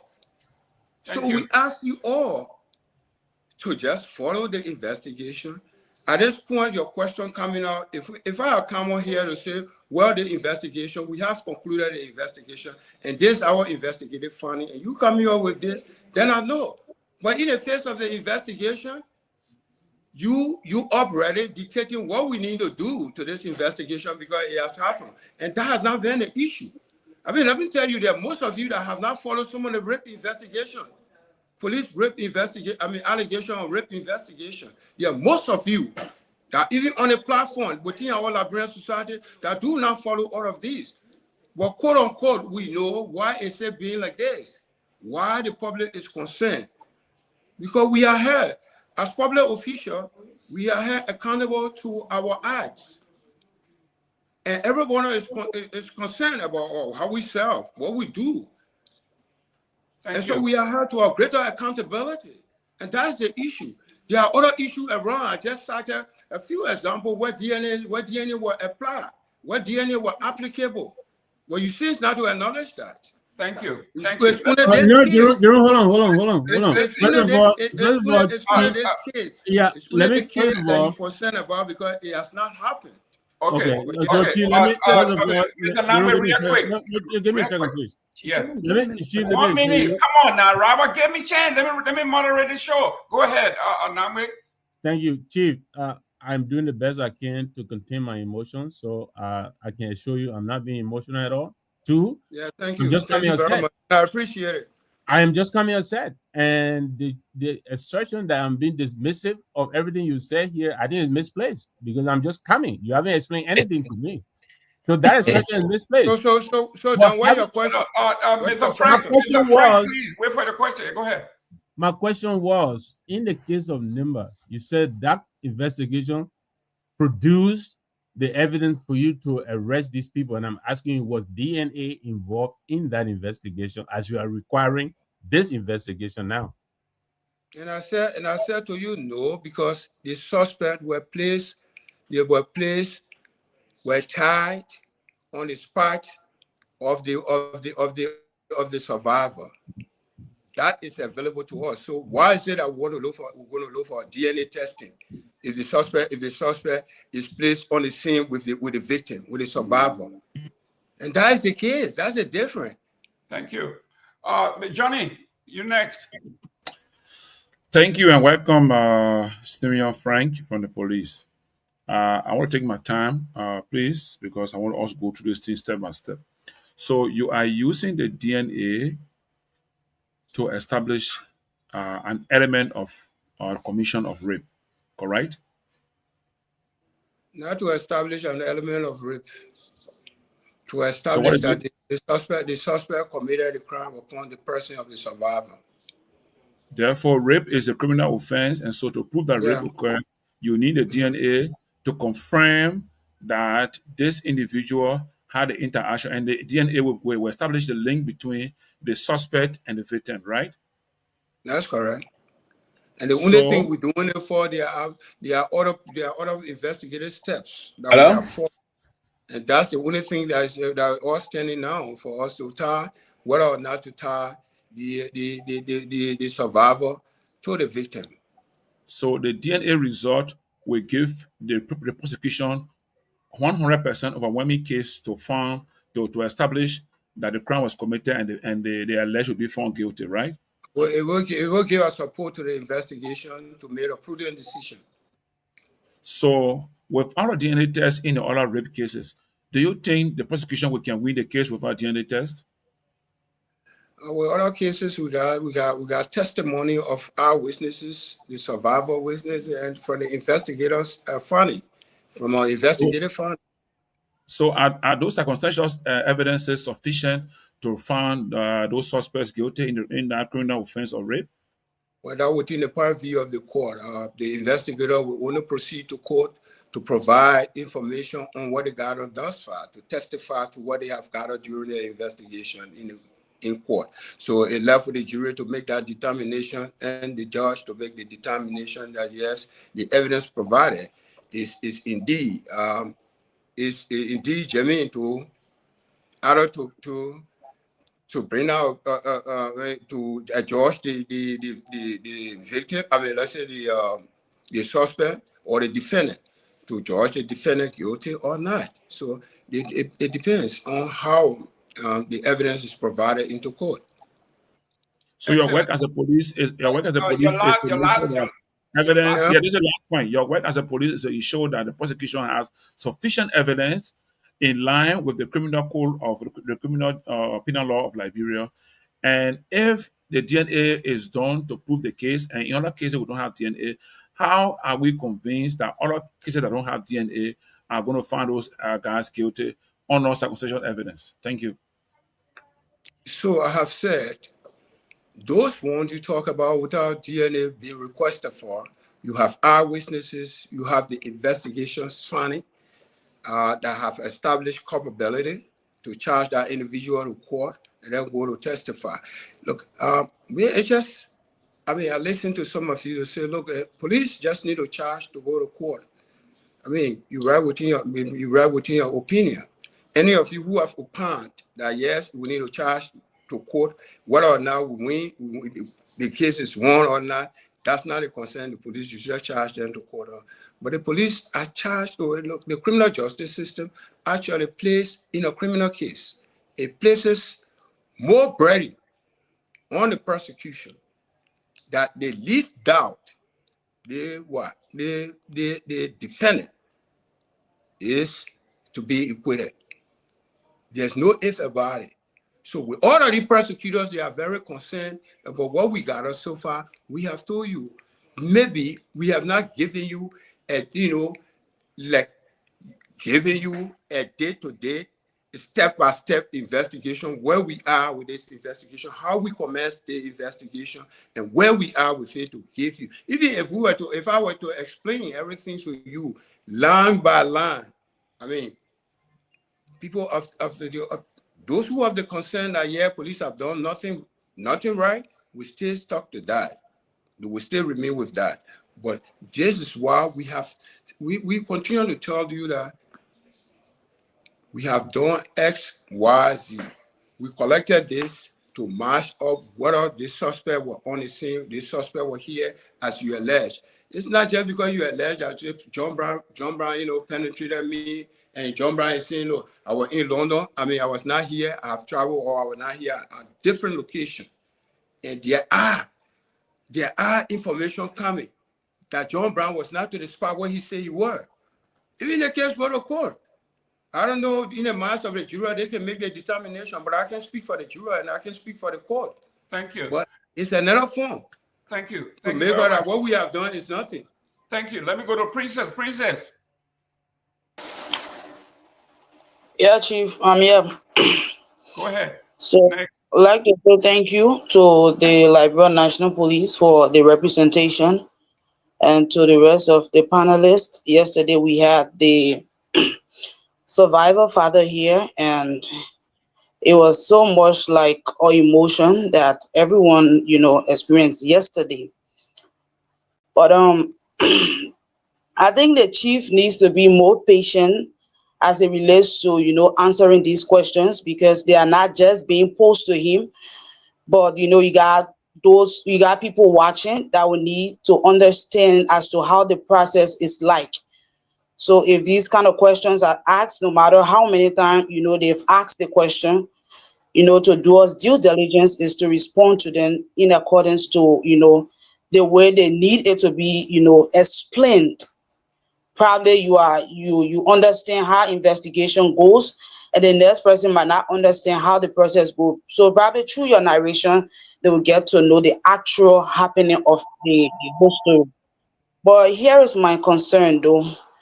So is it safe to confirm from you that if these kind of allegations are made with the dynamics of the former minister, are we to expect the investigation that is being afforded to him, even if it is an ordinary citizen? That is my first question. And the next one is how inclusive is the investigation when it comes to the survivor father? Because he complained as to, on several occasions that the Liberia National Police, if they are carrying on certain investigation, he's not involved. Let's say, for instance, when it comes to the issue of the CCTV footage, he was told 9 minutes to the time, the moment after everything was done, before he got informed to reach at the place. So you care to confirm that from your angle? Thank you. Thank you very much. It's just the information that I have based on the investigation is what I'm providing. So the issue about the CCTV footage, you're right. The CCTV footage, they do have a timestamp on it, right? For example, if I'm here now at the police headquarters, I'm here and I'm being recorded on the camera, right? The time I say I stay here from this morning up to this time, I'm still here. The camera records. If for any reason that during the recording between 9 o'clock to this time, and then in between there, because it's timestamp, if any alteration is made, there will be a gap. Let's say a record from 9 o'clock to 10 o'clock. The next thing you see is 10:30. So you got 30-minute gap or a few second gap. That brings to mind that certain alteration were done in between them. So to verify that, we have RT to go and RT guys to go and review the camera. He was there. Of course, he provided information that before he got there, probably there might have been alteration done because that was done before they attempted calling him there to go to the CCTV, to go look at it in the CCTV footage room, to go and look at certain information. But that was not in the purview of the police when they did that. I think they were doing it because they all work for the same institution. But when the police went there, with the RT, from our RT officer that went there, they went over and over. I think that you went there with the yes. So they went there and just the information I'm providing, they checked the time frame, and there was no alteration. So there's no alteration. We see the TV, we see the footage, and as provided, the information provided by the survivor at that point, right in between the corridor, that they were seeing, somebody ran, the suspect ran after her. It couldn't be supported. It's there to be supported, but except maybe we got another one to look at. But what we look at, there's nothing. There's no imagery that we encounter to say, okay, yeah, what happened? But they checked everything. There was nothing. So that gave us a clue to say, okay, but then you go beyond and keep checking the phones and things. And we checked them. Still, we have not been able to place the suspect on the scene with the survivor. And we are here today, and just to charge. People are yelling, we need to charge. Investigation is still ongoing. Once we have the information available to do what we need to do, we do just that. We have not dismissed anyone. We have not exonerated anyone from this investigation. So it's still ongoing. Ms. Princess, you asked 2 questions already. Yeah, but I think the first one was not answered in regards to the courtesy that have been afforded to the Okay, there's no courtesy here. There's no preferential treatment. Let me not say no courtesy, but there's no preferential treatment for anyone. It's a normal routine.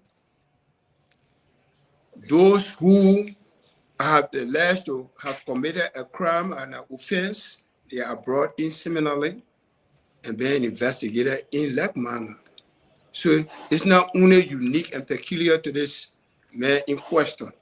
Probably the concern here is that, yes, because he's being heard to the highest level by accountability. So it just shift that, that burden of concern upon the police, but there's no preferential treatment be given him. Thank you. Let's see. Princess, you asked 2 questions already. Wait, let's go around and then we can come back to you. Chief Frank, could you tell me where in the United States or abroad you did your expert training? Because you made that part of the presentation that you will not put your international training reputation on the line. Could you tell me what agency that you are representing from the diaspora? No, I'm not representing. I'm saying yes, your alma mater, the training that you did. Where did you do your training? At the FBI. No, I'm not asking you. Excuse me, I'm asking. I did my training at the FBI, the Federal Bureau of Investigation, Quantico, Virginia. Thank you. Thank you very much. Now, let me go to my question. We know very well that you are trained. Will you agree that our witnesses or our witness can be unreliable? Well, if I mean, generally, I can't speak to that. No. I'm asking you a direct question as a police expert, as an investigator. Do you agree that I know and you know that eyewitnesses are not always reliable? Yeah, based on the investigation, because that's correct. Now let me go to my question. If the eyewitness statement giving those who are available and there's no corroboration, then I know they are making up a story. Okay, great. But it will not be factual. Thank you, Frank. That now that you and I have agreed that eyewitnesses cannot be 100% reliable, and then you say you have arrested folks and you are incarcerated them because you have eyewitnesses there. So if the best eyewitness is the victim, and the victim have said, this is who I identify, and then you come around and debunk yourself, contradict yourself and say, we cannot take... No, you say now, according to you, she being the perfect eyewitness, this time around you will rely on DNA rather than an eyewitness. So if you put her in a category, she is the one, the survivor is making the allegation.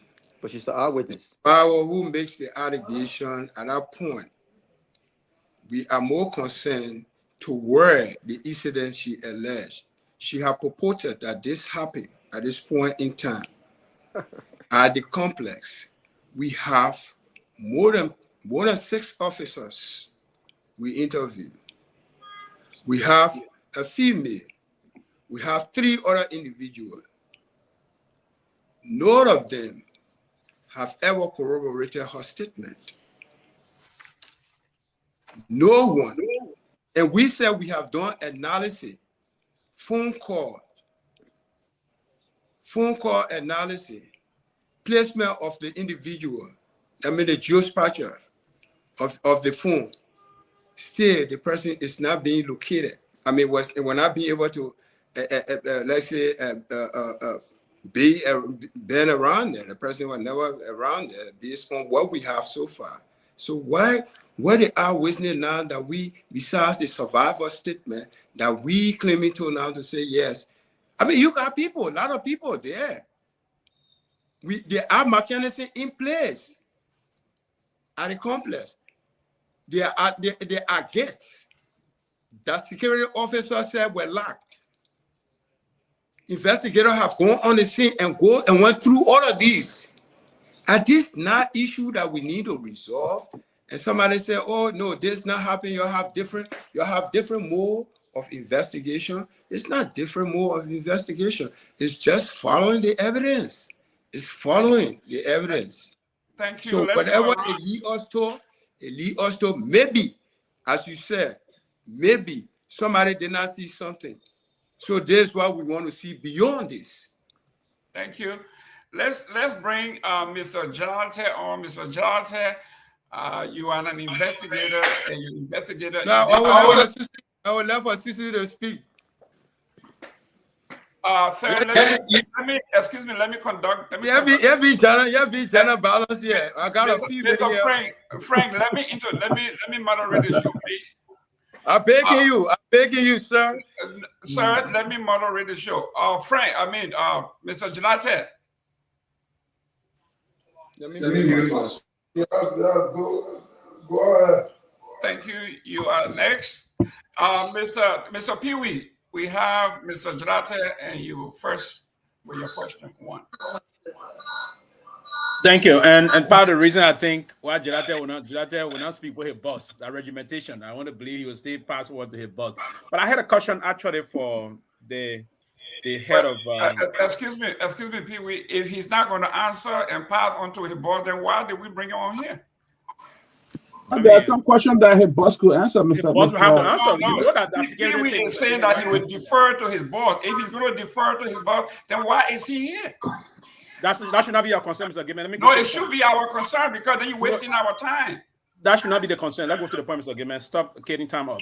No, you say you are leading him to defer to his boss and don't answer, and that's not fair. Go ahead with your question. My question is actually going to the head of women and children division, because the question that I got is, Jidata, you can answer it, no problem, because you with the women and children department also.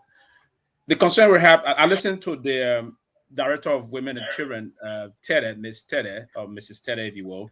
The last time said that there's a forensic active investigation ongoing by the Sex and Forensic Department from the Ministry of Justice in collaboration with your office also.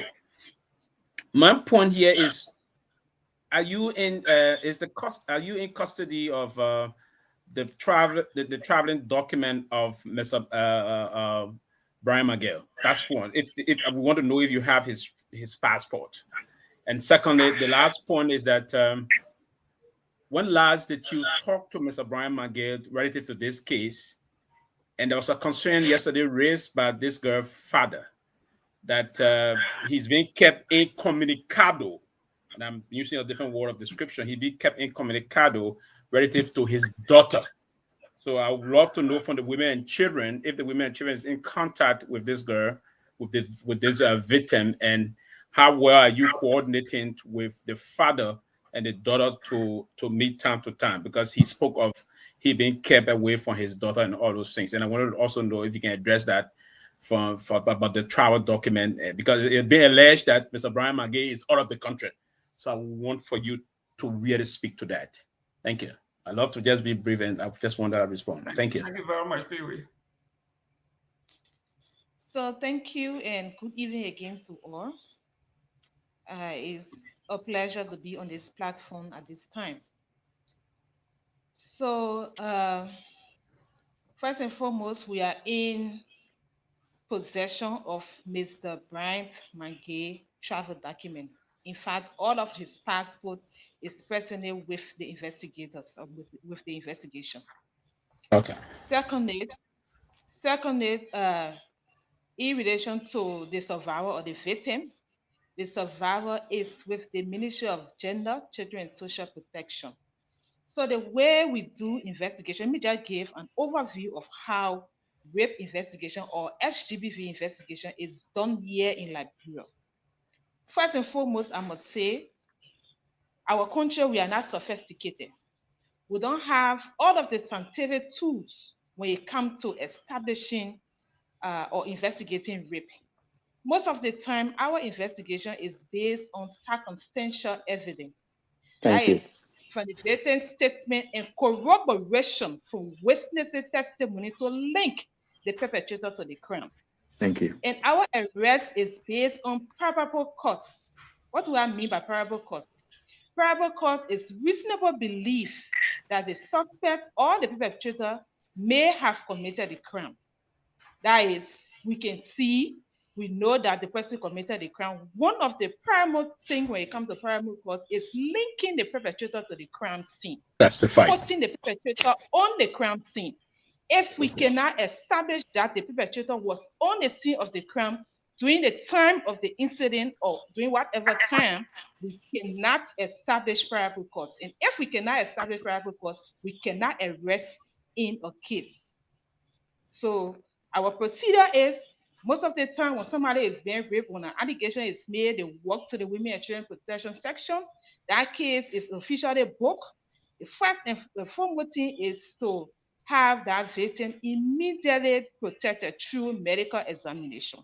And after a medical examination, the victim may be relocated to a safe home. That's why we don't work alone. When that is done, we visit the crime scene, talk to witnesses. Once we analyze those steps and it's established that we can bring the perpetrator or we can put the perpetrator on the scene of the crime, then arrest is being made. This is not limited to Brian Miguel's case. This is our set procedure. Women and Children is a specialized section within the RMP, and we work in close collaboration with the prosecutor. We are the only section within the Liberia National Police that work with the prosecutor from the initial step of the case up to charging of the case, up to the entire trial procedure. So we don't work in isolation by ourselves. So that's our procedure. And there is not about this particular thing. Our entire investigation is victim-centered. I'm a female, I'm a woman, I have children. I will not see a girl is being raped, then we shoot the person. No. This is just our step. Like somebody was asking, I don't know, I'm going beyond the question, right? Or I can No, go go ahead. ahead. Go ahead. Okay, like somebody was asking, what's the difference between the Biomangue case and the Sano case? Yeah, I asked that Cases question. are various. Cases are various. The way evidence are gathered, it depends on the circumstances, it depends on the facts that are being established in a particular case. Example, Sano Kamara case. Sano Kamara was seen with this 14-year victim in his house at 11 o'clock p.m. What is a child doing in your house at that time? People went there to knock his door to put the victim out. He refused until police have to move in. When the girl came out, the girl explained that she was assaulted. She was yelling in the house. Somebody was talking about eyewitnesses. We have corroboration with that girl's statement. Do we need DNA to establish probable cause in our case? No. The Brian Magee issue, up to date, we have not put him to the scene of crime with all of the effort, with all of the investigation, all of the investigative tools we have exerted. We have talked to witnesses. We are not having the corroboration. We agree, yes, you talk about medical reports. Medical report, yes. Our medical report here will tell you the person was penetrated. Who penetrated, they don't establish that. So we as investigators, we go beyond to link that perpetrator to that medical report. Then we can charge. It's not about Myean Magee, it's the procedure of all rape cases that we have had. In some instances, angry crowd will bring a rape suspect to the police station.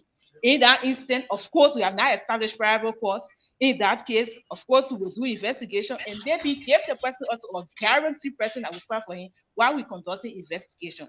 So for your question, sir, we have Myean Magee passport and the victim is at the Ministry of Gender Safe Home. Our session work in coordination with the Ministry of Gender, Children and Social Protection, the Ministry of Justice, Sex Crimes Unit, and all of civil society actors that are into SGB, that are into the SGB space. Thank you.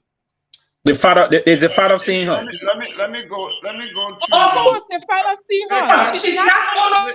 Listen, 1 minute, please. She's not on. Listen, let me clarify. Can everybody mute, please? There's somebody is interrupting her. Go ahead, man.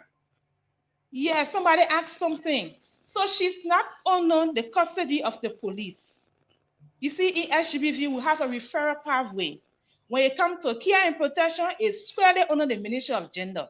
He's in close contact with the Ministry of Gender. Whenever, at whatever time he wants to see his daughter, he has the opportunity to see her. So that is with the Ministry of Gender, Children and Social Protection, not the police. Even us police, if we want to conduct further investigation with her, we request with the Ministry of Gender and they come along with the social worker. It's not done alone. Okay, thank you. Thank you. Let me go to Chief Tomalin. Okay, thank you. Let me say this. Those in charge of this investigation, you listen to the brief bio, the resume. They are experienced people. They've been in the field for many years.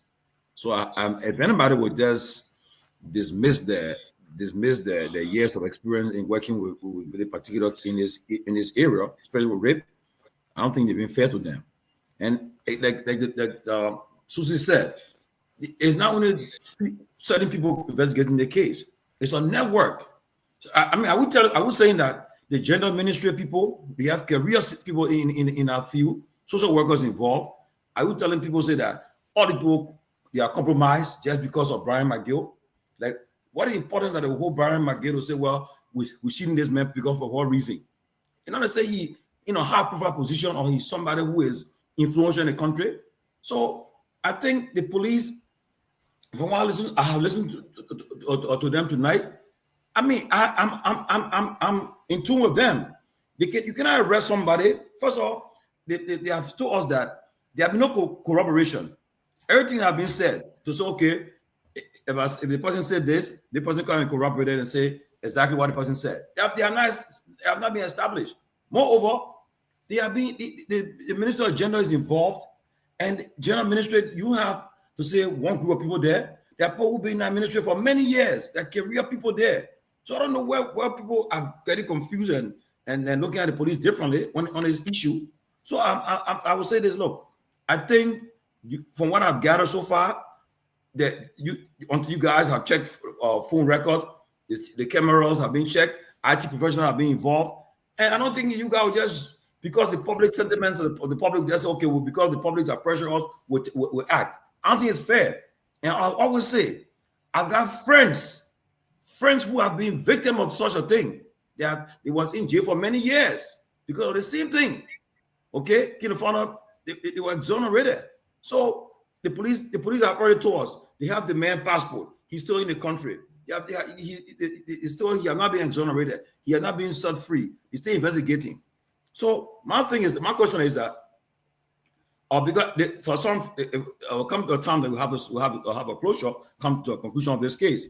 So what's the hold up now to bring this case to a conclusion? To say, well, either we have no evidence to charge this man, arrest this man, and charge him, or we have evidence to arrest him. So what's the hold up right now? Where are we right now with this case? In a sense that where the police were they on to act right now to say, well, either the man is exonerated or you should be arrested. And my question. Yeah. Okay. Susie. Okay. Oh, Susie. Okay. So okay, my boss here.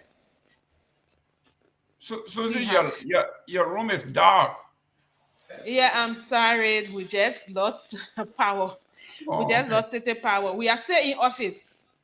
Yeah, we are still in office. We just lost power. So I'm sorry. I think you can just hear my voice. Yeah, we can hear you. We can hear you, ma'am. Go ahead. Yes, we can hear you. Okay. So this case, as I said, and as my boss said, we have exhausted all effort we have supposed to do here. Right now, what we are squarely depending on, or what we think we need to do to conclude, is this DNA analysis. Because information have come, you guys said this, we talked to witnesses, we have not getting corroboration, we have not put Brian to the crime scene, but the victim alleged that Brian and her had interaction. She had her clothes. We have preserved that clothes. That's why our boss said through the Inspector General have sent in this request that a DNA be conducted on the clothes of the victim or the survivor, so that we could see whether we'll have any trace.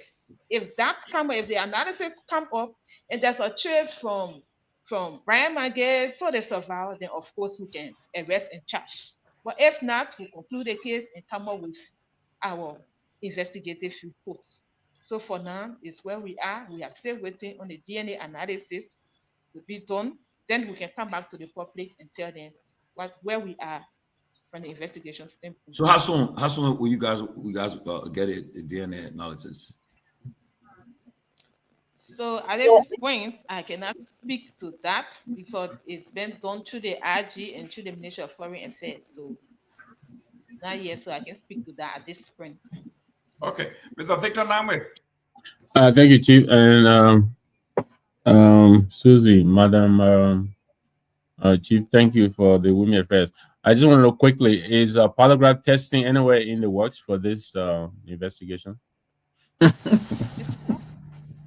Please come again. Are you guys considering polygraphing Mr. McGill while you wait for the DNA testing? Do we have the capabilities to do polygraph tests at the LNP? So, why are you laughing for? I'm asking my question. I'm here. I'm here. So it's like I don't think you understand what polygraph is. No, it's the polygraph test. Yes, we talk about it. I can address that. It's part of the package that is communicated with the Ghanaian government and that of the U.S. Embassy, because we don't have it here. We have asked for the technicians, all of that to come, because it's something that you got to tie to the body. Right. You all know where you got to tie to, read the body reaction, where specific question will be asked to you, and you got to, a cough on your hand, you call it a pressure cough on your hand, and all of that on your heart to make sure all of that happens. So that is inclusive within the request. Okay. Thank you. Let me pass it on. But quickly, you were talking about the eyewitnesses, and I was wondering, sex is usually done in private. So I'm wondering, how do you get your eyewitnesses for these kind of cases? I mean, So if we say eyewitness, it doesn't mean that somebody was there when the person was committing the crime. We're talking about witnesses, somebody who heard something from the victim, somebody who suspected something, somebody who saw the perpetrator moving in and out of the crime scene, somebody who heard something from the perpetrator. Okay. Even husband and wife having sex, do you even have eyewitness? You don't even want your children to even see you. So talk less of somebody committing a crime. Would there be eyewitness looking? It's just of plain cases. In some case, people can catch the perpetrator doing that, yes. Well, it's just on a small level, very like maybe out of 100, or you will see like one. Sex issue is not something that is talked about or something that people see. Hey guys, please at times when people are being violated, people see people together. Liberia is a small place. People see perpetrator moving here and there. All of those corroboration can assist us in the investigation. Okay, thank you very much. Johnny. So, yeah. Well, yeah, Tomalin, you still asking your question? So let me just come in quick, right? We are discussing. We are. Am I speaking now? Yeah, go ahead, Johnny. Then Robert. So thank you. I'll come back. We are discussing rape, and from the way the rape law was amended. Johnny, I beg you, Johnny.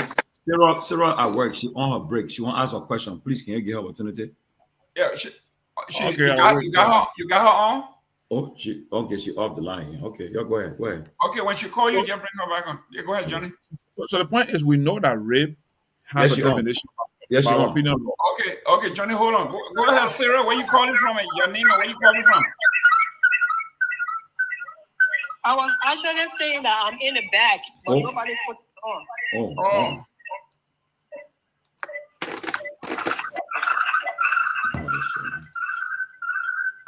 I don't think you have any slack. I'm coming. Okay, she on. All right, then let me continue, and then she will come in. I just want to ask my question real quick, Johnny. I'm not here for long. Sarah, go ahead before your boss catch you. I want to thank the honorable police.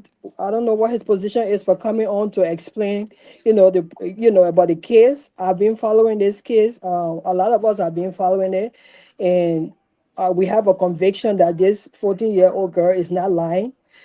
There are a lot of people, a lot of men that around in the neighborhood. She could have chose to, pick one of them, but she chose this very gentleman, which to me shows that she's not lying on him. It's just a matter of, finding the facts. And I also heard Tomalin saying a lot of things that people can be lying on and stuff we don't want anybody to lie on anybody's name. But we have seen a lot of cases in our country that have been compromised a lot of times, and the victim is not given justice. We've seen the young lady whose throat was, cut, and that case was compromised. She did not get justice. She almost died. There were a lot of evidences in the case, but she still did not get justice. And besides that, there are a lot of other cases.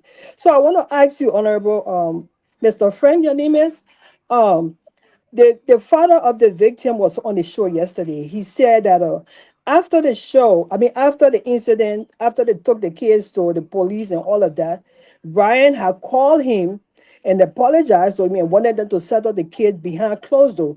Are you guys aware of that, or did that form part of your investigation? I asked the same question. You didn't answer that question. No, but Robert, we are asking Mr. Frank. No, I'm just saying I asked the same question. Frank, you are muted. All right, can you hear me now? Yeah, we can hear you now. Go ahead.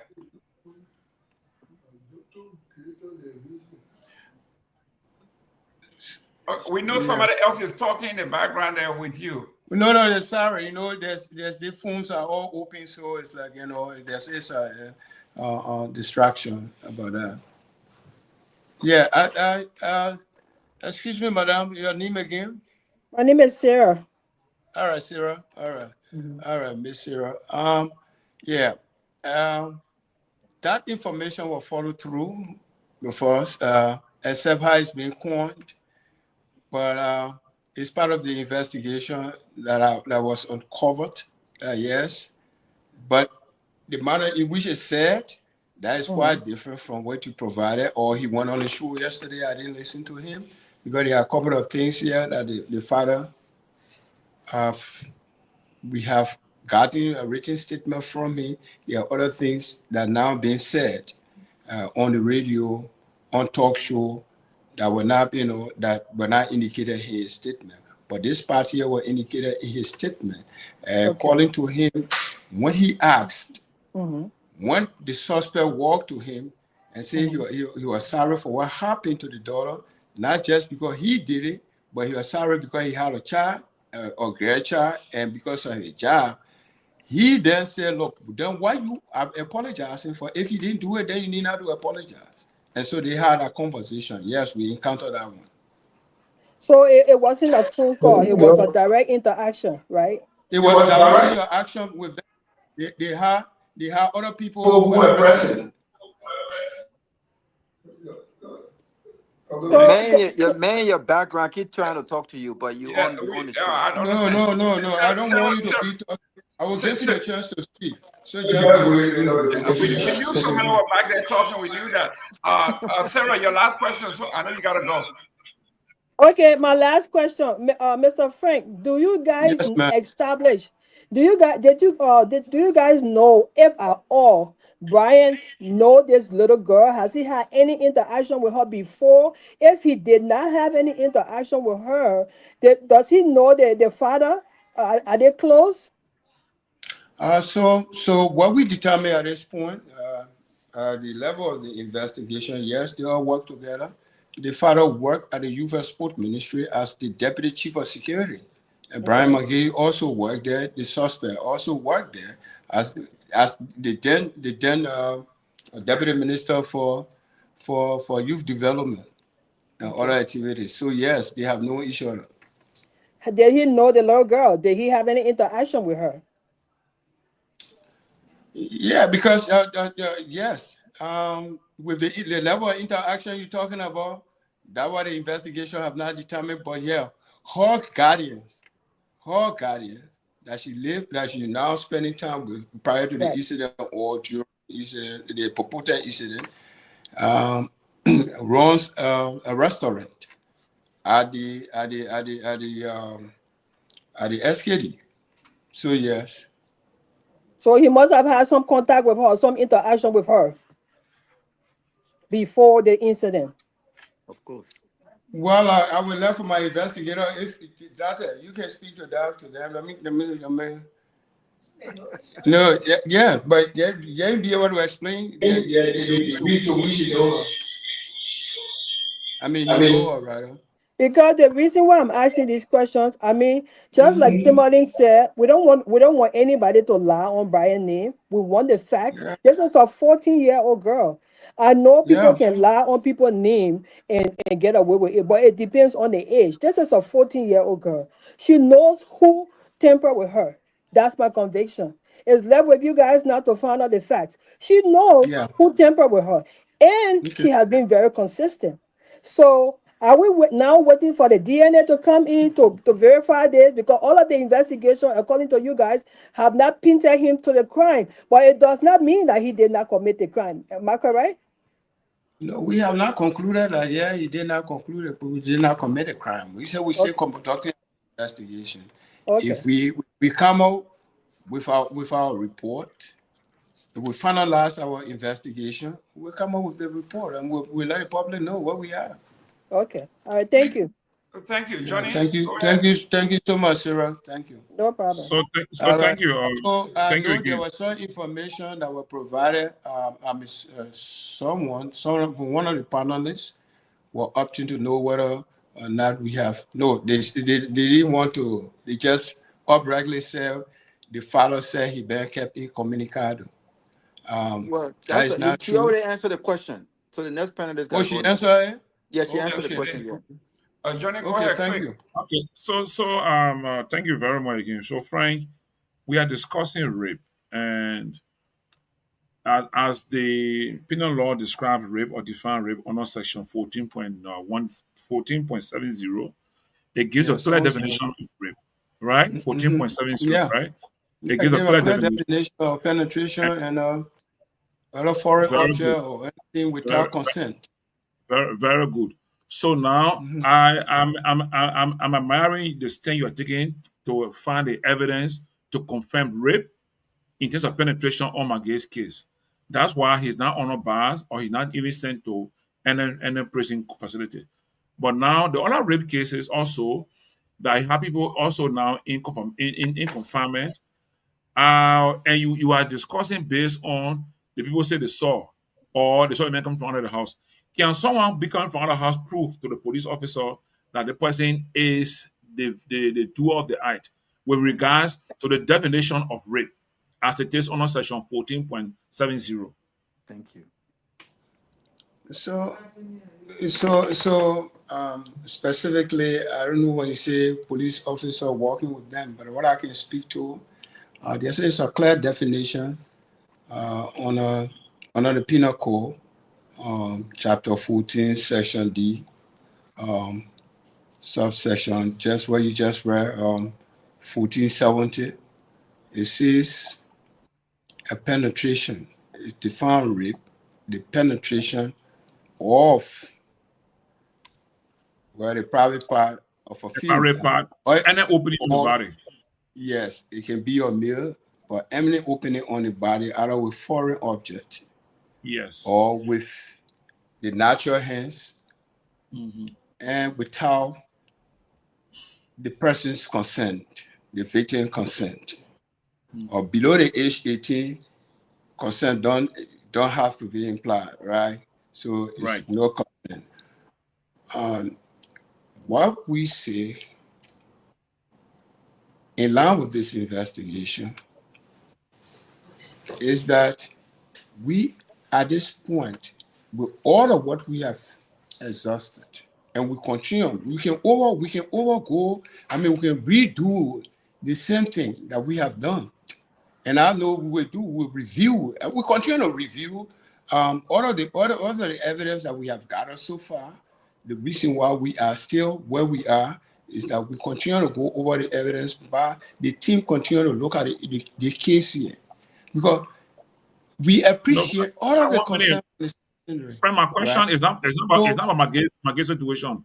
I want you to compare, we're looking at the definition of rape, the other rape cases that you have people under arrest now. And you see that circumstantially people were, somebody came from in their house, people went knock on the door and all of that things, right? That's what you said.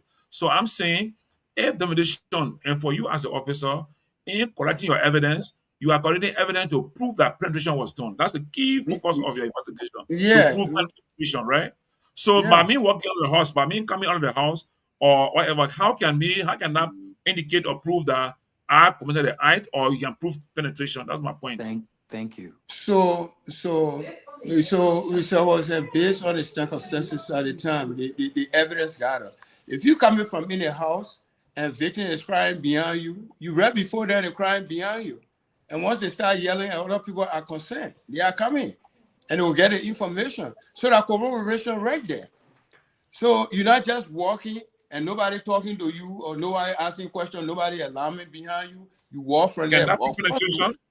You walk from there, right? You walking from there. You get saying it's a penetration. Huh? Cannot prove penetration. I tell somebody just walk from the house and we just have penetration. If the so how can you prove penetration in that case? That's my point. I want to know. How can you prove penetration to confirm that? How can I prove penetration? Yes. How can I prove? I said the victim is.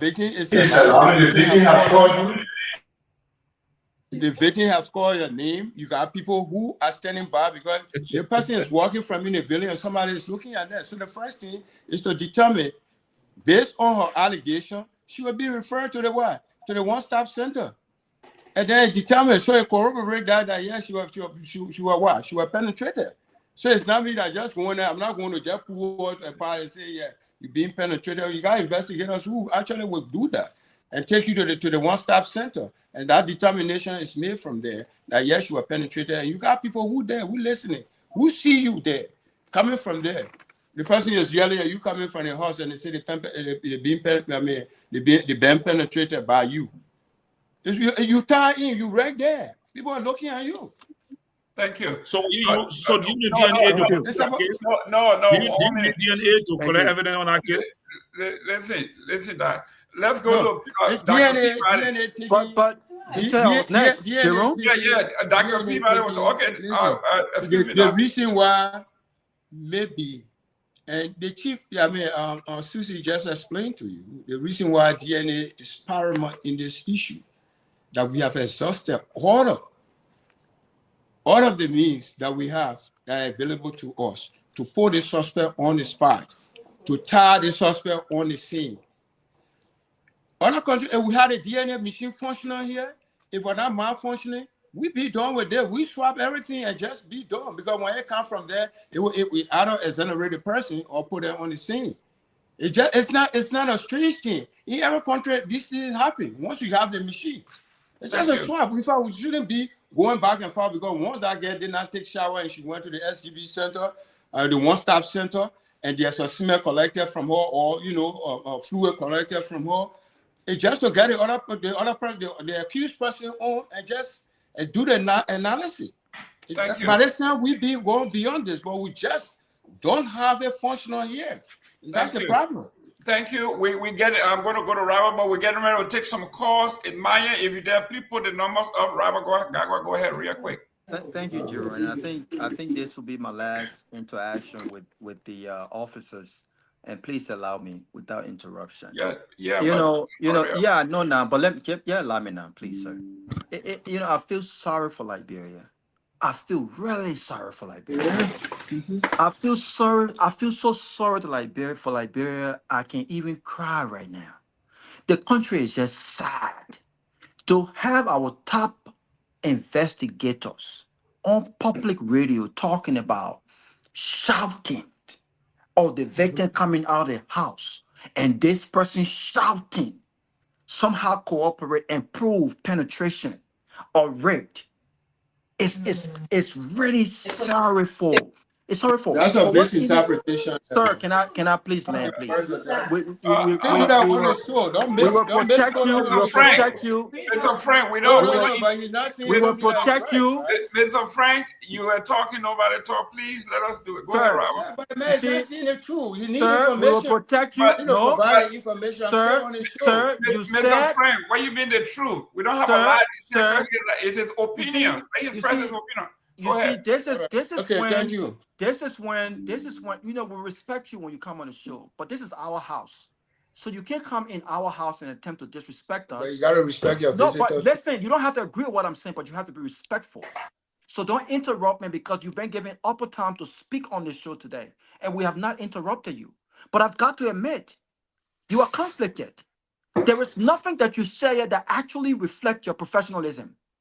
Okay. It makes no sense whatsoever. And this is my opinion. This is not the opinion of the closing argument. You are conflicted. You have contradicted yourself. When the question was asked about how do you prove rape, you are wasting the Liberian people tax money. Oh, we don't have polygraph. We don't have DNA, but we got millions of dollars to spend on purchasing of cars. That's not our business that you don't have this, you don't have this. But the incompetence in common sense shows. You have conflicted this case because Brian Miguel is a unity party partisans. You have given due diligence to this case. You have given energy. How do you come to the conclusion that a gang rape that happened in Nimba with an immediate arrest proved that that individual, a 61-year-old woman, was gang raped without any DNA testing? You did not even spend 2 weeks on an investigation. You had that individual immediately arrested. There are many cases where people have been arrested immediately without due process, without any investigation. This is the frustration. You have a double standard. You have given this case all of the attention. There are other cases in the country have not gotten. You have not done DNA tests for every case, and you cannot tell me that you approve penetration just because some girl is crying out of the room and a man is behind her. So that means anyone who wants to be set up, can just cry and say, I was raped. And that person walking behind them is raped. This is nonsense. It's unbelievable that in 2025, we don't have the sophistication admitted by your lieutenant. She said it. Liberia does not have the sophistication. She does not even know what polygraph is. But you want us to believe that this case is giving all of the attention because you are trying to do a due diligence. And I will close on this note.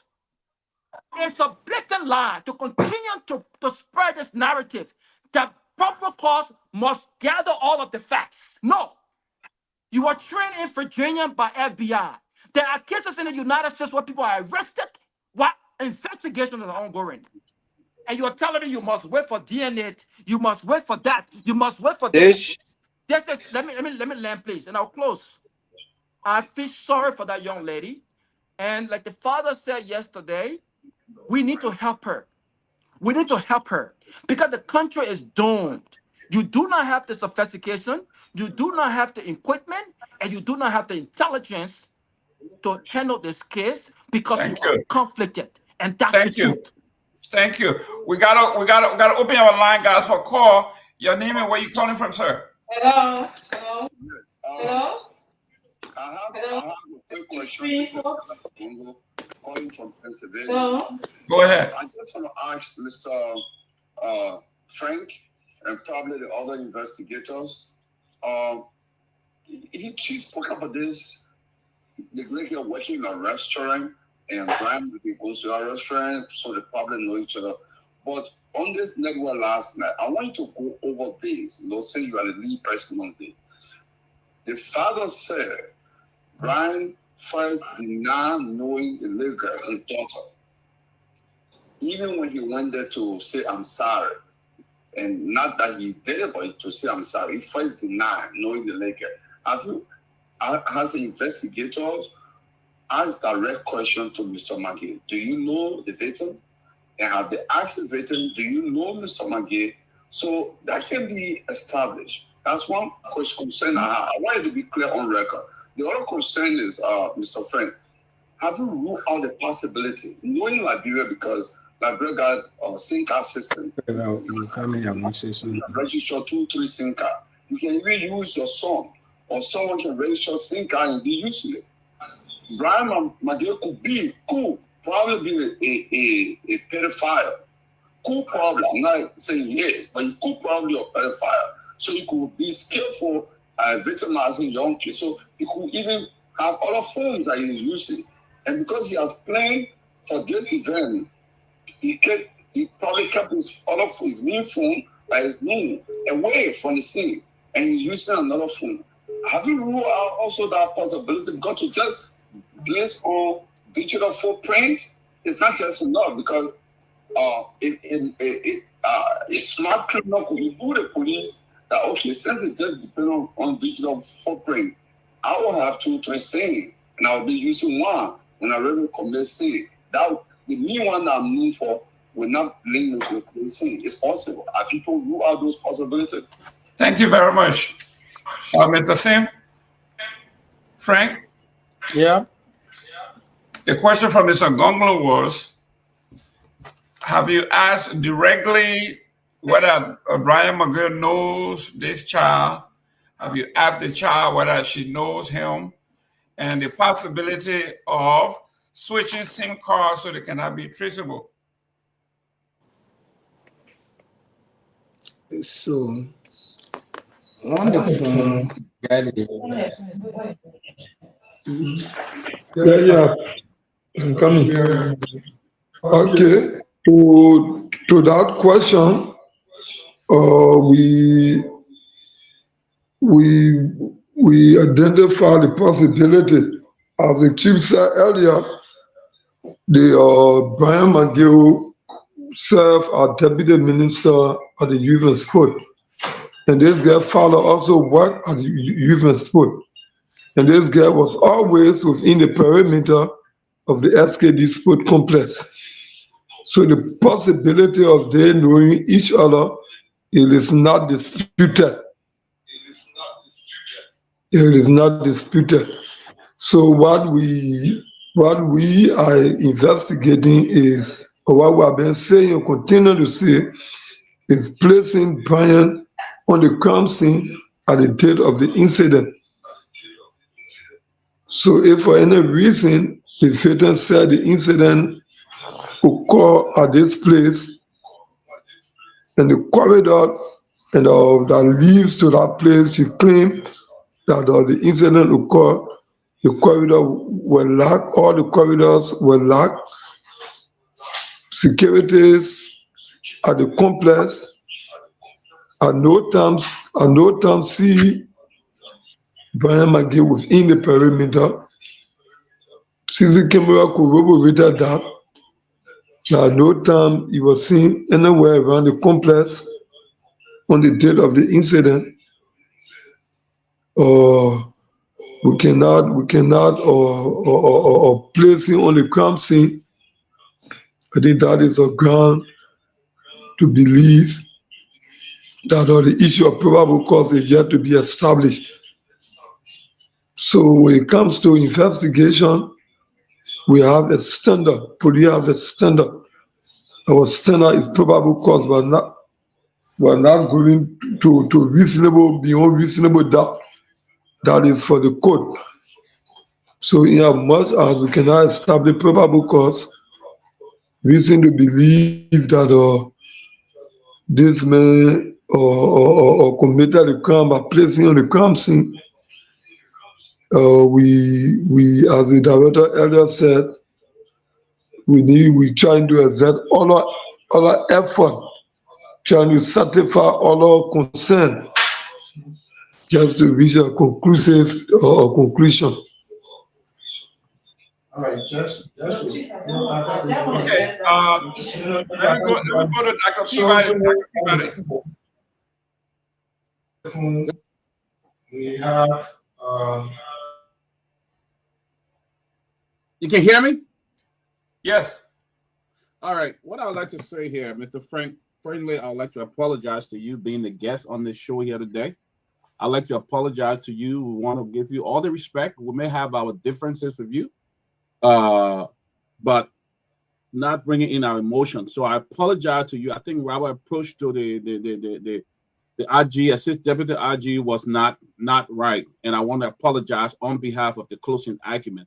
We can disagree, but I think the manner of approach in engaging the RG was totally unacceptable, and I want to apologize to you, Mr. RG. That's all I got to say. Okay. Let me. Where's our female? Oh, she's not here. Let me go to Mr. Jlata. Jlata, what was your responsibility and involvement in this case? I wanted to confirm. Hello? Let me just provide information. Moderator, just 1 minute to provide information.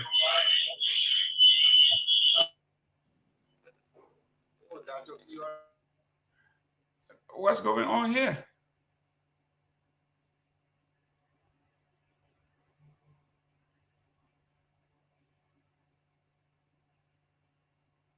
Mr. Jlata, you are on. I understand you're getting instruction from the back, but can you tell us if you can't answer the question, so we move to someone else? Okay, go ahead with the question. So I'm on mute.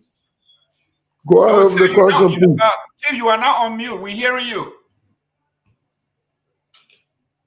Can you please repeat the question? Yeah, somebody is talking behind you and we're hearing them talk. Can you tell them to stop listening to our calls?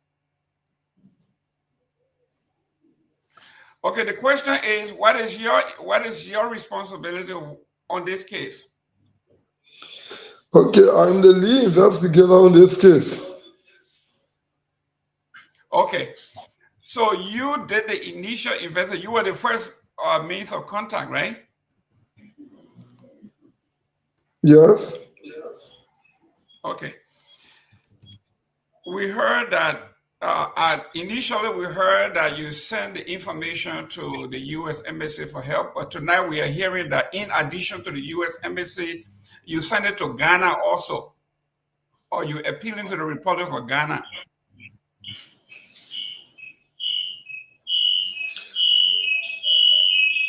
I think the IG, the Inspector General Police, spoke on that he make a request to the foreign ministry, to the Ghana government, and the U.S. Embassy for assistance.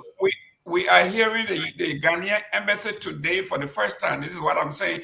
As a lead investigator, Ghanaian embassy, Liberia embassy to the Ghanaian government. Okay, that's what I'm saying. Because to the Liberia embassy, I think the IG spoke on that. I'm just saying the IG said that they appealed to the U.S. Embassy. That's what we know. Tonight we are hearing from Mr. Frank that through the embassy, they have asked the U.S. government and the Republic of Ghana. Is that true? That's your understanding. So I'm here. I provided the information. I'm asking Mr. Jalate. I'm here. I'm the best evidence. I'm here. I understand. I'm asking the lead investigator here. I'm not asking you, Mr. Frank. Yeah. For where we have reached, with the investigation, we have set up all effort. It cannot place Brian McGill on the scene. It cannot get any Mr. That is not my question. My question is, the IG said that they have appealed to the U.S. Embassy for help with the DNA. Tonight, we are hearing, in addition to that, through the foreign ministry, you have also asked the Ghanaian government. Is that true, as the lead investigator? Yeah, the IG said it, yes. Sir, I'm not saying what the IG said. I said tonight we are hearing new information about the Liberian Embassy, the Liberian Foreign Ministry, and the Republic of Ghana. Yeah, I don't think, maybe just hearing it tonight, I don't think it's a new information. Information have been up, even in the Minka press briefing, it was stated by the IG. Which one? There have been several, because the reason I'm asking is, if you are the lead investigator here, you are the lead man. Basically, you are from A to Z, you are the man. And if you want to defer to the IG, then you don't need to be here. Yeah, but when it comes, the be a lead investigator, like what is on the ground, what is in my scope. So, having said every effort on the ground, and you have to establish probable cause, you have to link Brian to the commission of the offense with data report, and to follow up, certify, or reach a conclusive or conclusion, or the IG in your own wisdom decided to call the Escama. So that fall directly in the purview of the IG. What's your definition of probable cause, Mr. Listen, Mr. Jalate. Listen, I'm coming, Robert. I'm coming as the lead investigator. Were you the one that was doing the forensic on the CCTV? No, we carry the expert. We have the LMP RT specialist. Yeah, so he went there to do the review and do the analysis, even though I was also present in the room. How do you define probable cause? Can he answer that, please, Jerome? How do you define probable cause? It's a very different question than I asked you, man. Yeah, probable cause. Yeah. Probable cause is reason to believe that a crime was committed and the person accused of committing the crime indeed committed the crime. So based on medical records and Mr. Gayman, we are not getting to us, and then you got to spread the show. Listen, we're hoping that the line will be open, or that if the line cannot open, spread the show. Yeah, we are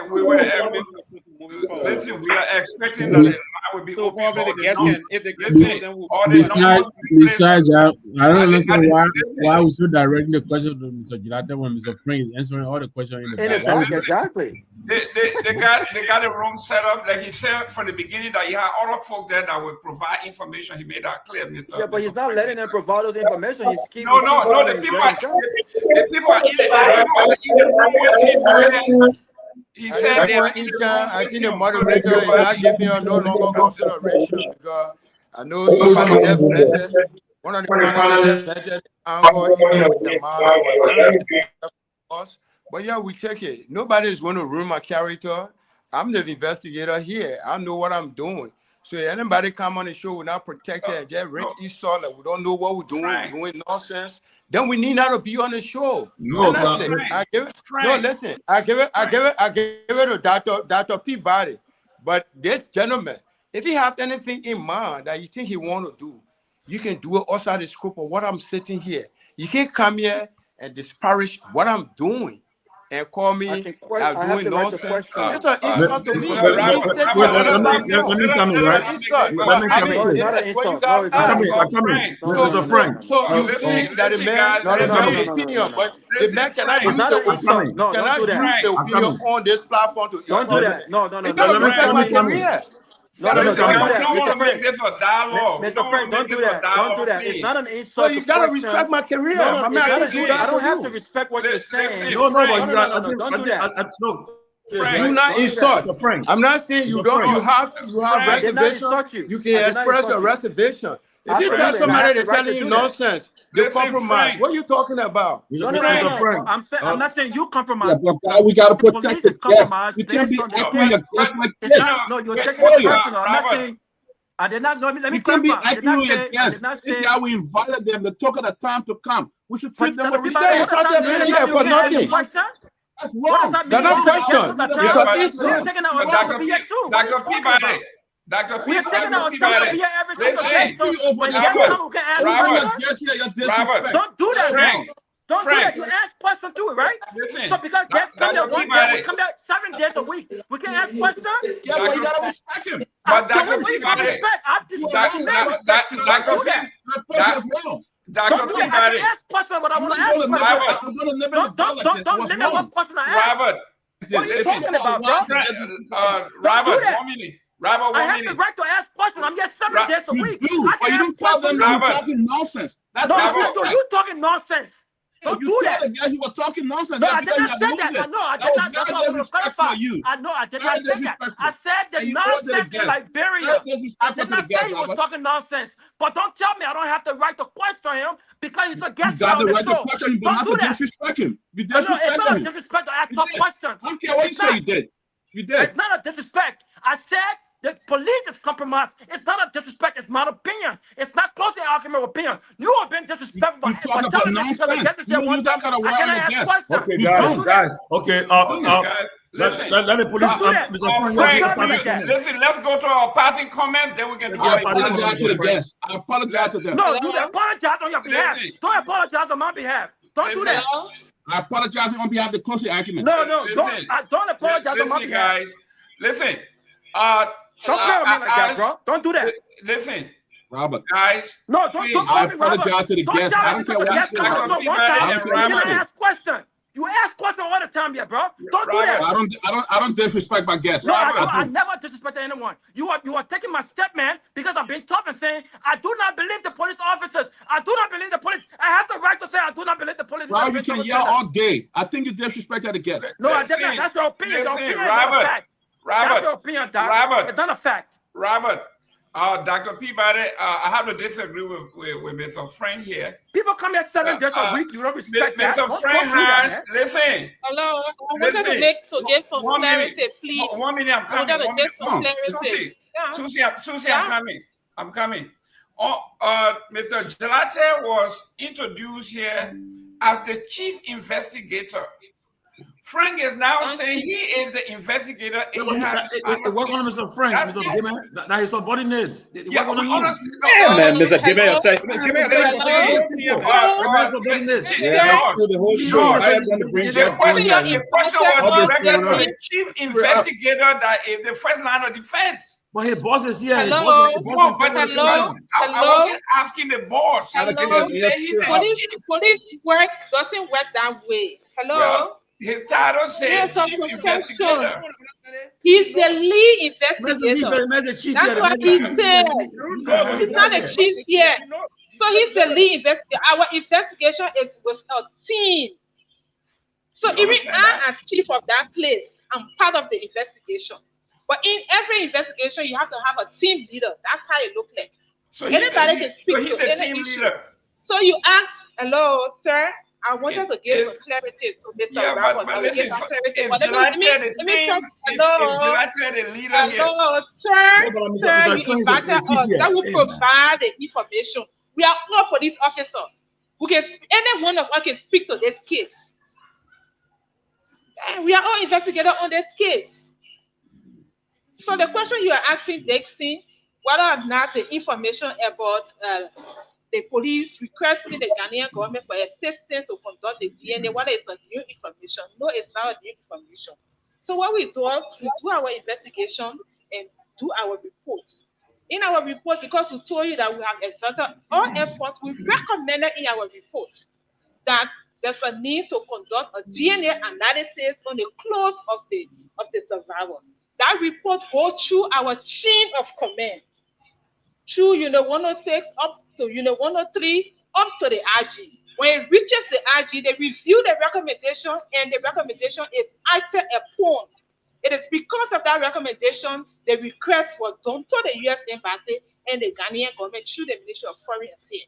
So let me just give that clarity. Back to the issue of penetration, like Mr. Robert was saying, that I said, first and foremost, I'm a female. I must tell you, it's almost 12 o'clock here in Liberia. I'm a woman with 2 little kids. I'm still here because I have passion for my job and because I want to provide information pertaining to this case. So at least you should accord us that respect. It's almost 12. I have my 4-year-old son who is sick, and I'm still here at this time. So the information I provided on the Sano case, I said, in that case, I said because witnesses saw the girl coming outside, so it proved penetration. No. I said the victim was taken to the referral hospital, the one-stop center. Yes, indeed, the medical report confirmed that she was penetrated. And that was corroborated by witnesses' testimony. That's why I said. I didn't say because witnesses saw the girl coming out of the main room, so it proved penetration. No, don't get me wrong. We choose this profession. We are not politicians. We have been into this for almost 25 years. We have sacrificed our time. This is not the first case. I didn't say that witnesses saw the girl coming outside, so it proved penetration. I think during my explanation, I explained what probable cause is. If you wanted to hear it from Dixon, fine. So please, I just wanted to make that clarity, Mr. Rabo. It's not that because well, I want you to clarify this for me. So it proves penetration. No, I didn't say it. No, it wasn't you, Susan. The medical report will confirm whether or not the person was penetrated. It's incumbent upon us investigators to go beyond that medical report and establish who penetrated that person. That's our role. Susan, it wasn't you. It was when Johnny asked your boss, the deputy IG, how do you prove a penetration? Do you prove penetration just because the young girl is coming out the house yelling and there's a guy behind her? How do you prove penetration? He then said, well, if the young girl is coming out of the house and there's a guy behind him yelling, that proves penetration. You didn't say that. He said that, which led to my question, my point. If that's the case in this case, then the young girl in this case is 14-year-old. She's underage. She has identified who raped her. Medical report have confirmed that indeed she was penetrated. Probable cause is that you have enough to prove that a crime happened, right? Why has this man not been arrested based on probable cause? And you can still arrest someone while your investigation is ongoing. He's insisting that a DNA test must prove that this man was at the crime scene. That's not true, because in Liberia, 90% of the arrests have been made without this sort of investigation happening. We have not required DNA tests for this stuff. And he also said that the gang rape that happened in Nima, there are reports that one of the guys that is currently in jail does not even live in our community. However, because he's a nobody, he was arrested and has been locked up. He has not been given due process. So the concern for the Liberian people here is Brian Miguel has been given double standard, and he's been given all of these accesses all of the time and whatsoever that other Liberians are not giving. And lastly, why would you keep Brian Miguel's passport when he's not a suspect? He has not been arrested. He has not been charged. So why are you keeping his passport? I didn't say, I'm not cutting you off. We didn't say he's now a suspect. We said he's a suspect, but we have not established to arrest him. Somebody asked whether we have Brian Miguel's passport. We're still investigating, so he's within the confines. That's how we have his passport. So I just hope that you are ready in country sometime to really be part of some of these investigations, right?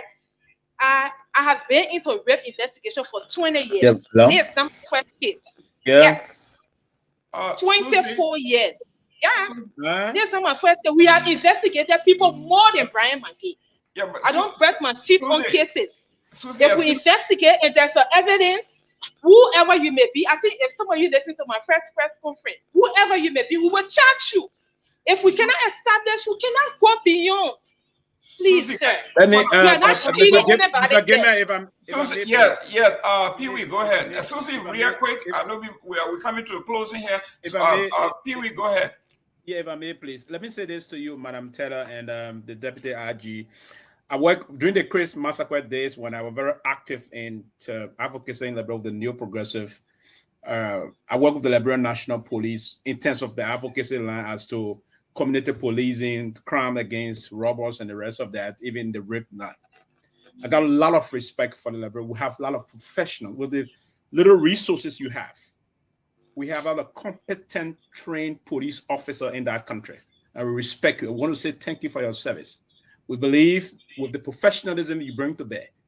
And the whole thing about these things, bulk of us just go with emotion. And it's dangerous for our country. Particularly people that don't really understand the way we apply policing, police science, and the rest of that back home in the country and the way the country is structured. You guys have done tremendously well for the country. I will say this for the record. And I will say this. And I have known most of you beyond, not personally, but as per the record of you being in the Crime Services Division of the Liberian National Police, particularly the Women and Children Division. That's a very critical area for investigation and all of things. And the reason why I ask you the question about the passport thing, and I do understand all of that. So one can be a person of interest, and they will ask you not to travel sometime, or you can be a suspect and they can hold onto your passport. It's logical because there have been a negative report circulating that the man is out of the country. And that's the reason why I asked this question, to clear the air. So on a serious note, we understand clearly in this country, we can be very sentimental. And we want to politicize things sometimes or just come with our sentiment to bear with no reasonable cause. And someone want to think, and I listened to what the WIG said, we have to move with probable cause. The weight of evidence will always be important in police investigation, because if you did that and went to court and the weight of evidence is weak, the case will either be trashed or eventually they're going to be a not guilty issue. Listen, we want to emphasize that we brought guests on this platform. We have to respect the guests' vote of our sentiments. We have to. To call police people incompetent and this and other things, that is wrong. That's my it's opinion. not, the police are not taking side in this case. That's my we opinion. can't sit on this platform. We allow people to come and bring sentiments to bear and want to believe that we're calling police people. Police have never taken side in this case. And I'm one of those with the mindset that police did not take side. And this police is very professional. And beyond me sitting here today and stating this, I have worked and known the folks in the Liberian National Police for a protracted period of time. They applied their police science regimentation. And that's what one of the things we want to say. So people, you said now, Madam, I will end here. You said, Mrs. or Madam Teller, you said, who at this hour, almost 12 midnight. She's on her job. It is, unless she's on her job. She's on her job. She's been compensated. She's Jerome, you work. Listen to this. You work with the federal government before. You've been in this country for a long time. If you're on your job, if the time up to leave from the job, you will be extraordinarily pay for overtime, other things. They don't pay people overtime in Liberia. So don't say she on her job. They don't pay you overtime. Her boss assigned her to work today. Her boss is here. They are sacrificing for the country. So what are we doing here? What are we doing here? Pewee, we are sacrificing too. Okay, guys, listen. Pewee, what are we doing here, Pewee? We got 4 minutes. We got 4 minutes here. I think. And I want to say to them, thank you for the sacrifice. Yeah, we have had 3 hours of our guests. We want to thank them. My only confusion here is when Ms. Taylor said that the investigation is alive and going, but then on the other hand, she said we have exhausted every means. When you say you have exhausted every means, that the case have come to an end or dead end. So there's a lot of contradiction. But let me go to that.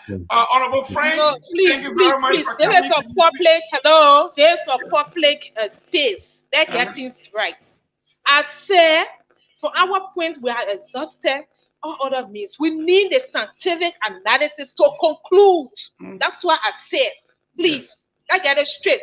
It shouldn't go like Manatara said, they've done everything. So, like my boss keeps saying, this man is not yet exonerated.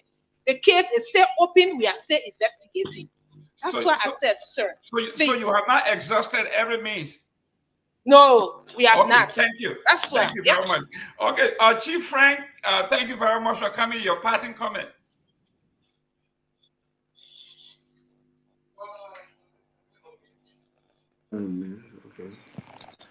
Once again, thank you for this opportunity to come on the closing argument. But let me say thank you to Dr. Henry Peabody, the host, and all of the guests, the panelists on the show. Say thank you. What is more important to our conversation here is for every one of us to have an idea where we are with this investigation. That's the cardinal issue. If others have mindset that I can take away from there, I think that will be their own opinion. But if you're expressing your opinion, they be what? They be respectful to others. Every one of you on the platform are career folks. Nobody will disparage any of you while you sit on the platform, while everyone is listening. We just have to respect each other's career. We've been doing this. You must sit in your cozy studio, have your concern, and don't want to listen to what we say, and you made up your mind.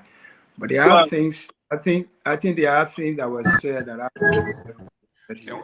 please, man, the chief is speaking. Can everybody mute so we don't interrupt him? I will sit here.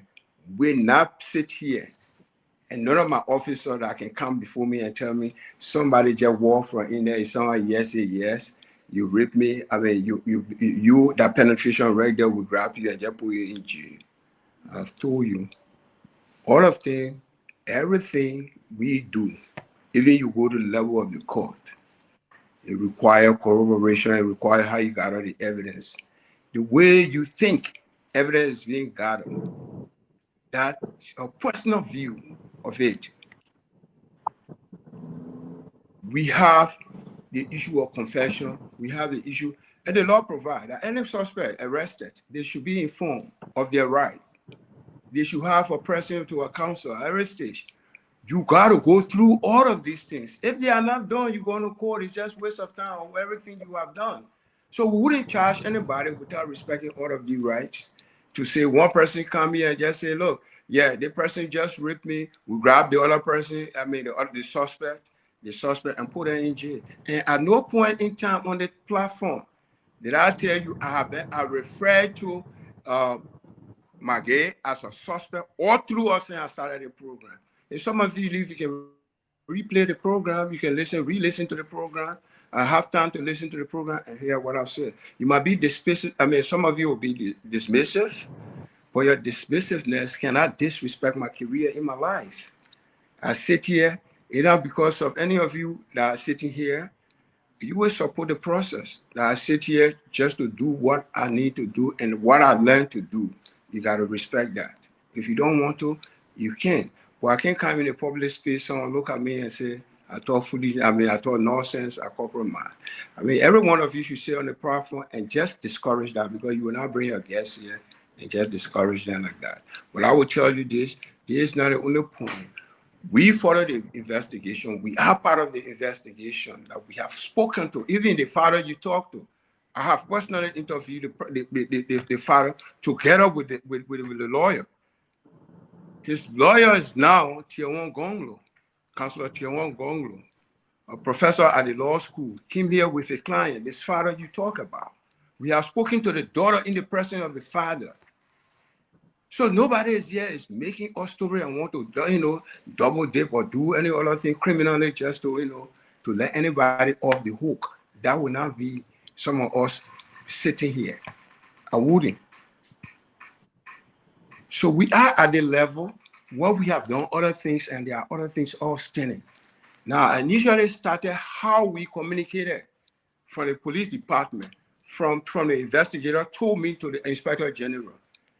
And the communication was made to the embassy, to the foreign ministry, told the Ghanaian government, and directly to the American embassy accredited near Liberia. I made that clear that the communication was made, and all of these things you are talking about. So I talk about photograph, and somebody is seeing on the platform, we don't know what we call photograph. What are we sitting here for? If I don't have a photograph here, if I don't have a photograph device, you expect me to lie to you here tomorrow? You come out and say, oh, the man say you have photograph device. Someone asked that question, one of the panelists, and I said, we don't. Because you were asking whether you have photograph, you how to do this and all of that. And I made it clear, no, we don't have it. And I told you how it's being used on the body, how it's being used on the body to determine. You asking specific questions about an issue, and you observe the body rhythm to know whether the person is lying or not, the suspect is lying or not. And then somebody come here with all of these experiences, the man ain't know what they call photograph, the man ain't know what they call DNA. I mean, it's just making mockery of us. I mean, to some extent, I would say I regret my being here tonight. Because if I can be insulted publicly like this, I mean, it's something that is damaging. Please don't. People already apologize to you, Mr. Frank. I give it to you. Don't respect you. I want to say thank you. The platform respect you. So at this point, we just waiting. We said we have not concluded the investigation. And I said, the suspect reports to the police station every day to the Women and Children Protection Unit. They got a log there. He comes here every day. So the rumors that he traveled, he left this country. We have the women groupies that came here to find out. When they heard that Nagbe had traveled, they trooped in the building here, in the police station, and were verified the man is here. Some of them even demanded to see him. They saw him. How can we then come here? You got a lot of women groupings. The last group I met here were the female, Ali Bakri King, the former foreign minister, Dr. Yvette, and that of our renowned educator, Mary Brown. They were here. There are people who follow the cases, who follow the particular case, and we gave them this explanation. If they have reason to believe that we need to go forward, why is it that a young man with just can't explain everything like this, that we have done nothing? So I want to say thank you, but the investigation is still ongoing. The suspect is still within the space of the investigation. He has not been exonerated. Investigation continue, but we just want to reach the far since the survivor alleged that she was ravished. She was ravished by her testimony, right? She was ravished and supported by what she called her clothes were torn. Then we got to know now to analyze the clothes. It's a form of DNA. That form of DNA is for the clothing. It's not even a regular DNA that we do to swap, let's say saliva or whatever, body fluid, and just analyze it. If the device we have here, the DNA device we have here, had not malfunctioned and were working, we wouldn't be able to cross that space. But if somebody wants for us to sit here and say we put in for it, we don't get it, it's part of the investigation. Now because we can see, we can collaborate with other international agencies to help you solve your case because you don't have this. Say if somebody's saying it, you say, oh no, they're not supposed to say it. That is wrong on your part. Where do we go from here? Where do we go? You expect it's an Alice within the criminal justice system. That is better for 10 guilty persons to go than for one innocent man to be what? To be punished for a crime he has not committed. We all are mindful of everybody, of every individual right in this investigation. So we're being thorough to make sure that we'll come up. The findings will come up with probably. Some of you made up your mind, no matter what happened here, you will spin it the way you want to spin it. But please get it right. What we say here, yeah, be said out there. As your platform is it's an international platform. You sit on a platform after you have the time to talk, and then some of you will spin it the way you want to spin it. You can look at me and call me name, but no, that's my character. The people on the platform that know who I am. So I want to say thank you for the space you are giving us. We have come just to provide explanation to you where we are with the investigation. I want to thank you and Peabody and Tomalin, my courtesy to you guys and the host. Thank you, Mr. Frank. Thank you. Let me go to Susie here. Susie, you're closing. Yeah. I'll close for everyone. Oh, okay. Thank you very much. All right, y'all close. Y'all close. Susie, your boss says he has closed to order you.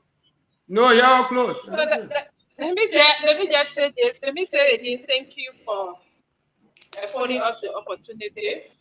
And we are here for the vulnerable people. We believe whatsoever is a balance day, but we are still investigating to establish full evidence. So thank you for the time. We hope that we can always do this. Thank you. The lead investigator, Mr. Jalate. Yeah, he's done. He's done. It's okay. Yeah, his phone went off. He's right here. Yeah. He's not. Where are you? Okay. He said he's here. You say his phone went off. Well, where you go?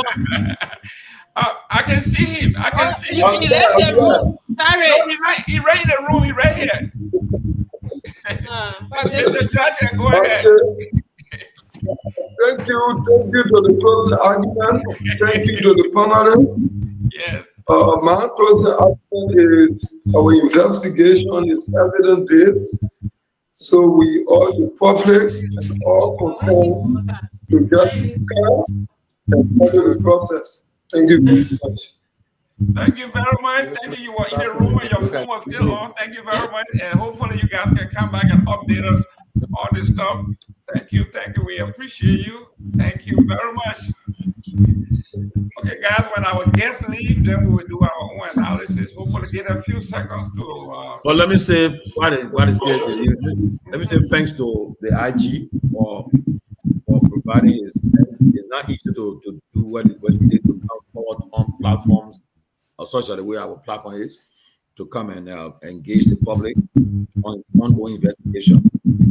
We've been persistent behind the IG. In fact, the IG is at the International Chief of Police Conference in Denver, where he couldn't make it here, but he said, and I want to say thanks to them. And let me say that let me reiterate, we have respect for the Liberia National Police, the career folks that run the police. We want to thank you for your service. We respect you guys. I know everything is the police, but again, on a particular case, I think you guys are handling this case the way any other police will handle it. But the fact that with the limited resources you guys have, and this is something that we'll push to the Liberian legislature in the next budget to make sure they have DNA machines enough in that budget to purchase so that such a thing can be avoided. So all the perception and so forth. But I again, like I said, I listened to you guys' history. The lady, Miss Susie, she had 25-year experience, and she's a mother too. And Mr. Frank, he's came to the FBI Academy. I know when he came here. So these guys are people who are professionals. I don't think they will put their character and their career at risk because of one individual. And if Brian McGee was this top person in the country, like a politician, some big person, the president's son, or some high profile relative, I mean, we understand, but the guys have said everything there. And to just arrest someone based on the sentiment of the public, I don't think that's how it should be. Tomalin, can they log out? I think they're trying to log out. Yeah, but I want to tell them to hear what they're saying before they go. So I pray and hope that we'll continue to exercise restraint and give the police a chance. We are all watching this case.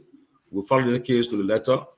But I want to say thanks to you guys for coming. It's almost after 12 midnight in Monrovia. You guys, I know you worked 24 hours, but I want to say thank you for your time. And we appreciate the IG for sending you guys.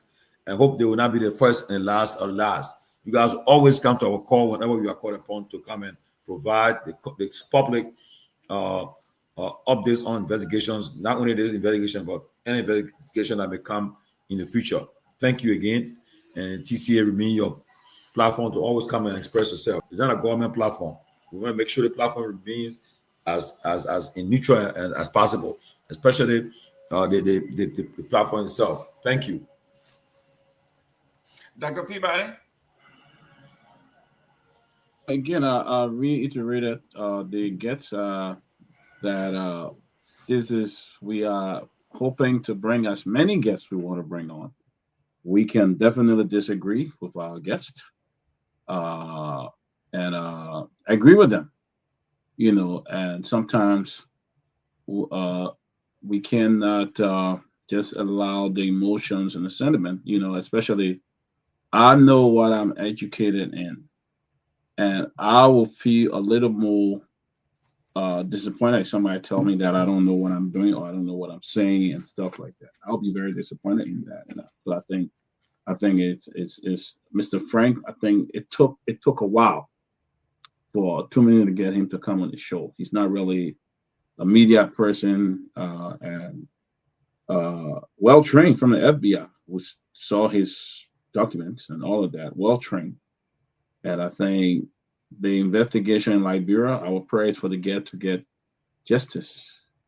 But again, as I said yesterday, kind of indicting somebody, there must be beyond reasonable doubt.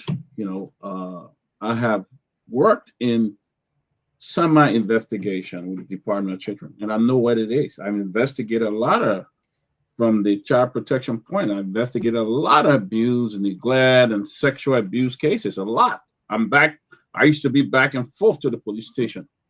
So I know what it is. And sometimes if the police don't see evidence, they don't arrest. They don't. I've been there with police. I've called police on family when a child had made a disclosure, and the police will come. And sometimes the police don't see evidence and put in arrest. But our people sometimes feel that if you try to just bring in some information, they would think that you're supporting, you're against this, you're doing that. But sometimes investigations are difficult. And I'm glad to say that investigations are ongoing. Are ongoing, so we cannot rule this out. They're still investigating. And maybe they will come up with finding, especially we're requesting assistance from the US Embassy and the Ghanaian Embassy. That showed that they put a lot into this. Requesting assistance for them to come in and help. So I think what it is, the people, our people need to be a little patient. You arrest him, they take him to jail, then he go to court to say they find no evidence. Then what do you do? So sometimes it's gradual for people to proceed. I think it's also an honorable thing that when we bring guests on the show to exhibit the highest level of respect, to exhibit patience with our guests, because we want people to come back. We don't want people to say, I'm not coming back on that show no more. They didn't respect. I think we want to do that. So I think it's very important. We can disagree. I can disagree and say, well, I don't, can you speak to this? Or maybe I don't think it's the right thing, but I'm not going to tell you, you're talking nonsense. You don't know what you're saying. Those are people professionals. Sometimes we got to be a little careful with them, not because they, back home in Liberia, they are very trained, educated people back home in Liberia. That's my point. Thank you. Johnny, I know you're in Liberia. It's late there. Go ahead. Yeah, so thank you. For me today, my intent was to make sure that the issue of rape is defined more to the public. That's why I was referencing the penal law and trying to make our police officers to provide more information so that the population understands the difference in their work, you know. But so be it. That's Liberia. That's what we have. They are doing their best with the minimal resources provided them. They are doing what they have to do to provide justice for Liberian people. And so we have to live with it. Only, like we asked my brother Robert. I think Robert's point, even though he was speak to that, Robert's point was just, the issue of confirming the kind of what you're doing. The issue of gang rape, the issue of another rape case with the guy from the agriculture ministry, and if the intent of the investigation, which is the truth, is to prove that rape occurred, you have to identify the evidence that will define what the element of crime is. For example, we're talking about the element of crime. To prove that rape occurred, there has to be penetration. And if there's penetration, you gotta know who did the penetration. Now, to collect the evidence on the doer of the act of penetration is where I think they're talking about the DNA and machine application. So a rape is not rape is defined in our penal law. It's a universal definition that is there.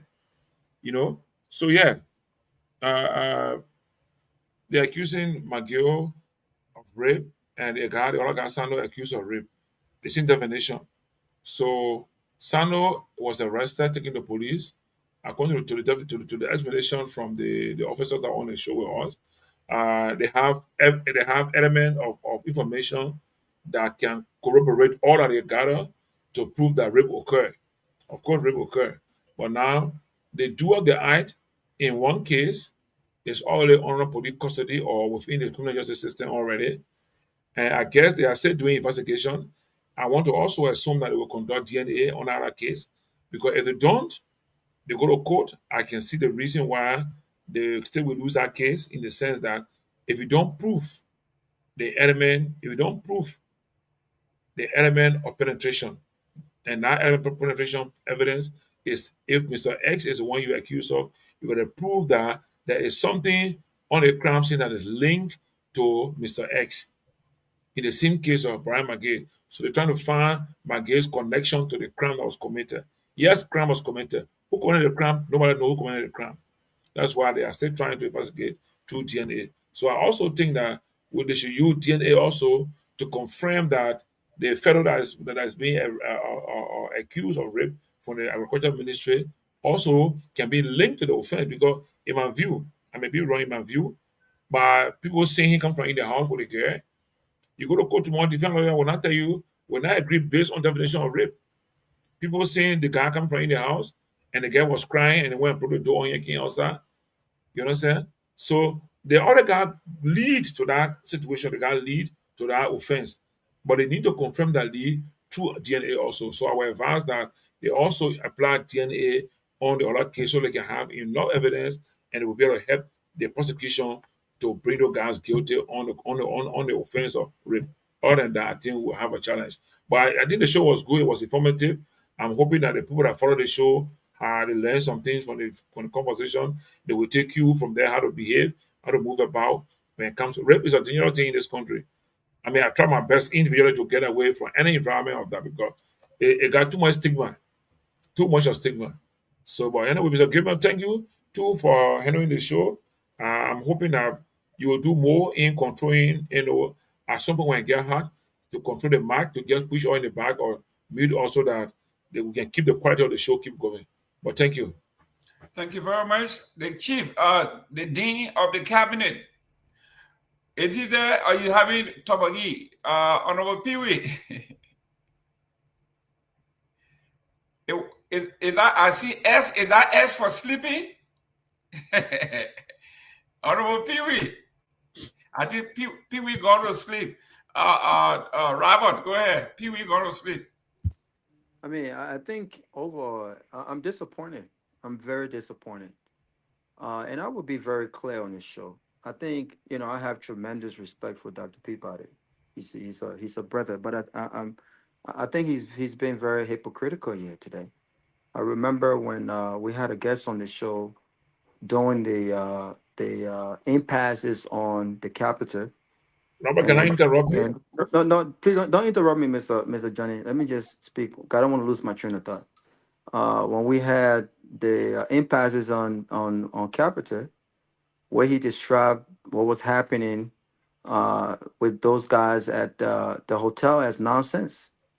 I mean, I'm not sure if he remembers. He's used nonsense on this platform on numerous occasions, and no one ever said that he was being disrespectful in his usage of nonsense. Yeah, but they were not on the show. Not nonsense. That's Yeah, only directed to guests on the show. it doesn't. I'm not directing anything. This is what I want to clarify.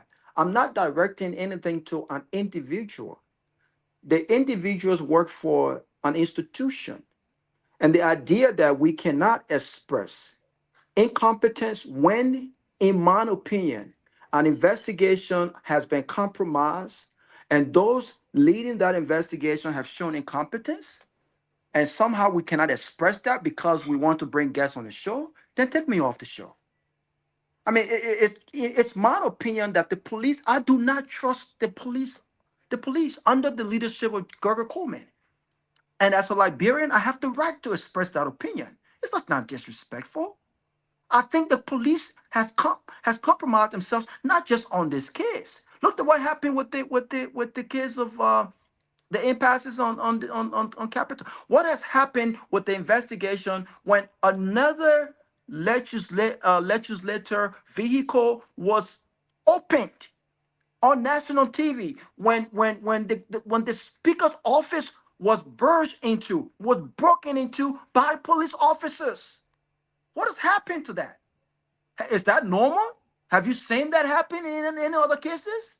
And you want me to sit on a platform and say, because I want to respect the guests, I can't say when they've proved incompetence?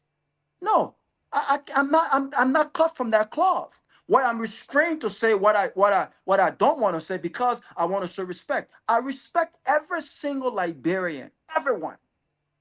But I also think it's incumbent upon me as a voice on this show, and a voice that people respect and listen to, not just on the show, to speak the truth. And the truth is, when you look at the investigations, when you look at the department of the police under this administration, it's clear that many will concur with me that they have become a regime collaborator. They are not. They work at the will and pleasure of the president. We've seen that happen on many cases, Dr. Peabody. And so for you to think that I'm being disrespectful, I never call the Frank or any one individual that they did not know what they were doing. I said that the police has proved to be incompetent. And this is my opinion. That's not a disrespect. Joseph Boakai came to office with 40 years of experience, Dr. Peabody, and many of us on this platform has expressed disappointment on his leadership. On policy issues, we've expressed that on numerous occasions. What are we supposed to say? Oh, should we have respect for the president's experience? Just because this guy was trained at the FBI and he has 25 years of experience, does that mean that I cannot express incompetence when I see incompetence? Does that mean that I cannot express contradiction when I see contradiction? Does that mean I cannot express something that doesn't make sense when I hear and see it? That's not disrespect. We must draw the line, folks. We have to draw the line. We cannot say everything we said because we disagree in a fierce way that is disrespectful. We cannot do that because I said nonsense. What is being displayed, not just today, with this particular investigation, in my opinion, not the opinion of the closing argument, not the opinion of those who lead the closing argument, in my individual opinion, it's nonsense. And nonsense means it just does not make sense. It's not an insult. So we got to be very honest here.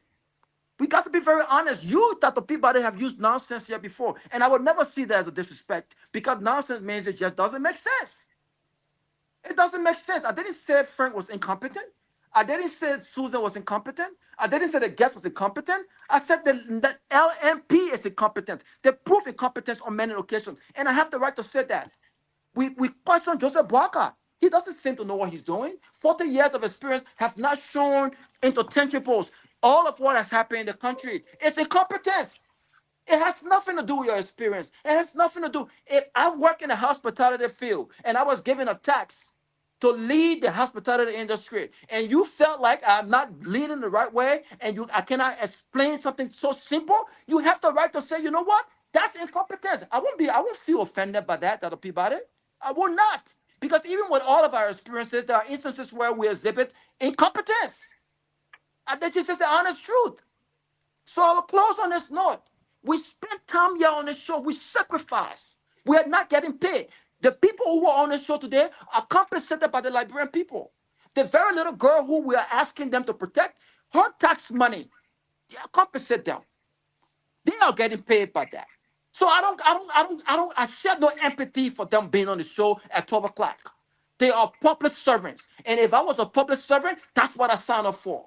I'm serving my country, and we appreciate that services to Liberia. But just because we appreciate that services, folks, does not mean we cannot speak truth to power in a fierce way. It's nothing that has to do with no disrespect. But it's very clear so far on this case that Brian Miguel has been given preferential treatment. That the standard that they set on this case with the investigation has not been followed through with all the other cases in Liberia. That a poor man or a poor woman who is accused could be immediately arrested. The last time a young man who was alleged by stabbing a police officer, we saw what happened when the police went to get him. He was dragged out of his house. No investigation was followed. It was alleged. No police officer was there to show that he stabbed the policeman. He went to JFK and was killed later on.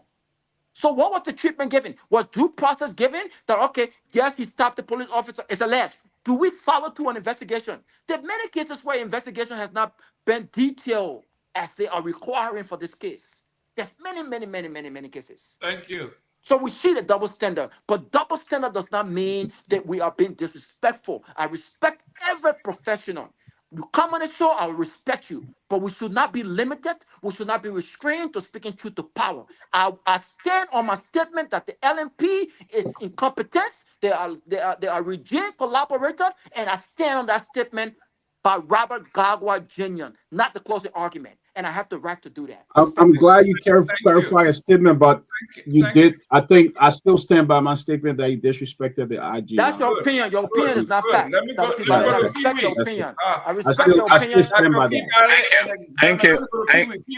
Thank you. Listen, Pewee, you know I got 30 minutes for my fufu now, so you better hurry up. So when it comes to Pewee, you got 30 minutes. I got fufu. No, I got fufu. I'm going to take 12 minutes to close. Go ahead. Thank you. So I listened to you. You are saying Pewee sleeping. No, Pewee, the name S, the meaning of that S is supreme. Oh, not sleep. Okay. Supreme, not sleep. Supreme. So I was on a very serious. Go ahead. Telephone call with the chief executive. So that's why it took me some time. I've been like the other thing. But let me say this. You know, I've been around for some time, understanding government bureaucracy, the operational activities, and one thing I learned from just being into politics, discussing with those I've been to it for a very long time, and say sometimes it's not everything one will have to respond to. And the late senator and mentor, Professor Somo Kupi, will say to us, Sylvester, sometimes you let some things slide. You know, there are certain people, when we follow the show, you see a lot of things. And moving forward, there are certain things you don't move to always speak to, if you will. But one of the critical things I want to highlight here, Mr. Gayman and folks, is that the system we have, it's not a sophisticated system that we see where we find ourselves now. But the system is also doing relatively very well in terms of doing a lot of jobs, particularly when it comes to policing or police science back in the country. There are critical things that are unfolding. We have very good investigators. In terms of the forensic, they may not have the forensic lab and the tool needed to conduct most of the forensic investigations. But they do have the mindset, the capacity, the endurance, the wherewithal to exhibit these things. And these are things that some of us from the background will always have to highlight. It is very irrational and unthinkable and unrealistic for anybody to sit and believe police should just move to charge because police should charge for the need of charging. It is irrational. It is irrational. Police should always move to charge when there's a need to charge and link those charges. The weight of those charges matter in criminal investigation or in litigation, if you will. The weight of these charges. And I listened to Mr. Frank and his call of subordinate officers. All of the time they were on the show, started to remind me that we do still have a lot of competent people in terms of investigation in the country. And I listened to them on that note. And that's one of the reasons, on my part, I asked some very important questions that I needed to clear my chest and clear my conscience moving forward. One of those questions about this issue that may have absconded the country via the help of the Liberian National Police that is compromised, allegedly, by certain people. That, they're helping, he absconded. No, it's not true. He's in the country. And I like how the head of the Women and Children Division stated that we have some very serious, I think that was the deputy RG said it. We have some very important women leaders in the country. Former Foreign Minister Odibangi King Akereri, they went to Central to ensure that the guy stay in the country. That validated the point that we stated in this place. No, the police will have to be given the right to do. And I understand from different perspectives, Jerome. I will respect the time of this kid and I will end. Yes. No. Go ahead. Take your time. The major issue about investigation, sometimes in this place or in other part of the world, investigation will take some months, years. Most of all I live here that took citizenship, that will not be on all citizenship country. No, but when it comes to the country, we want to just talk at the country anyhow. That's not a way to do it. But if the guys don't find it here, that we have everything, we don't talk. Some of the investigation take years. It take months. Some will take years and months. Nobody will drop gun. The guy that killed those university students at our the investigation took almost 2 months before they got him. 2, with all of the tactics they deploy. Here we have everything. They deploy DNA genealogy. And we'll through that scientific methodology, forensic methodology, they got him to his parents' home right here in Pennsylvania. It took almost 3 months. So if they invest something unfolded sometime in August, the police is saying to us, give us some time, we are conducting. Remove the human sentiments from this.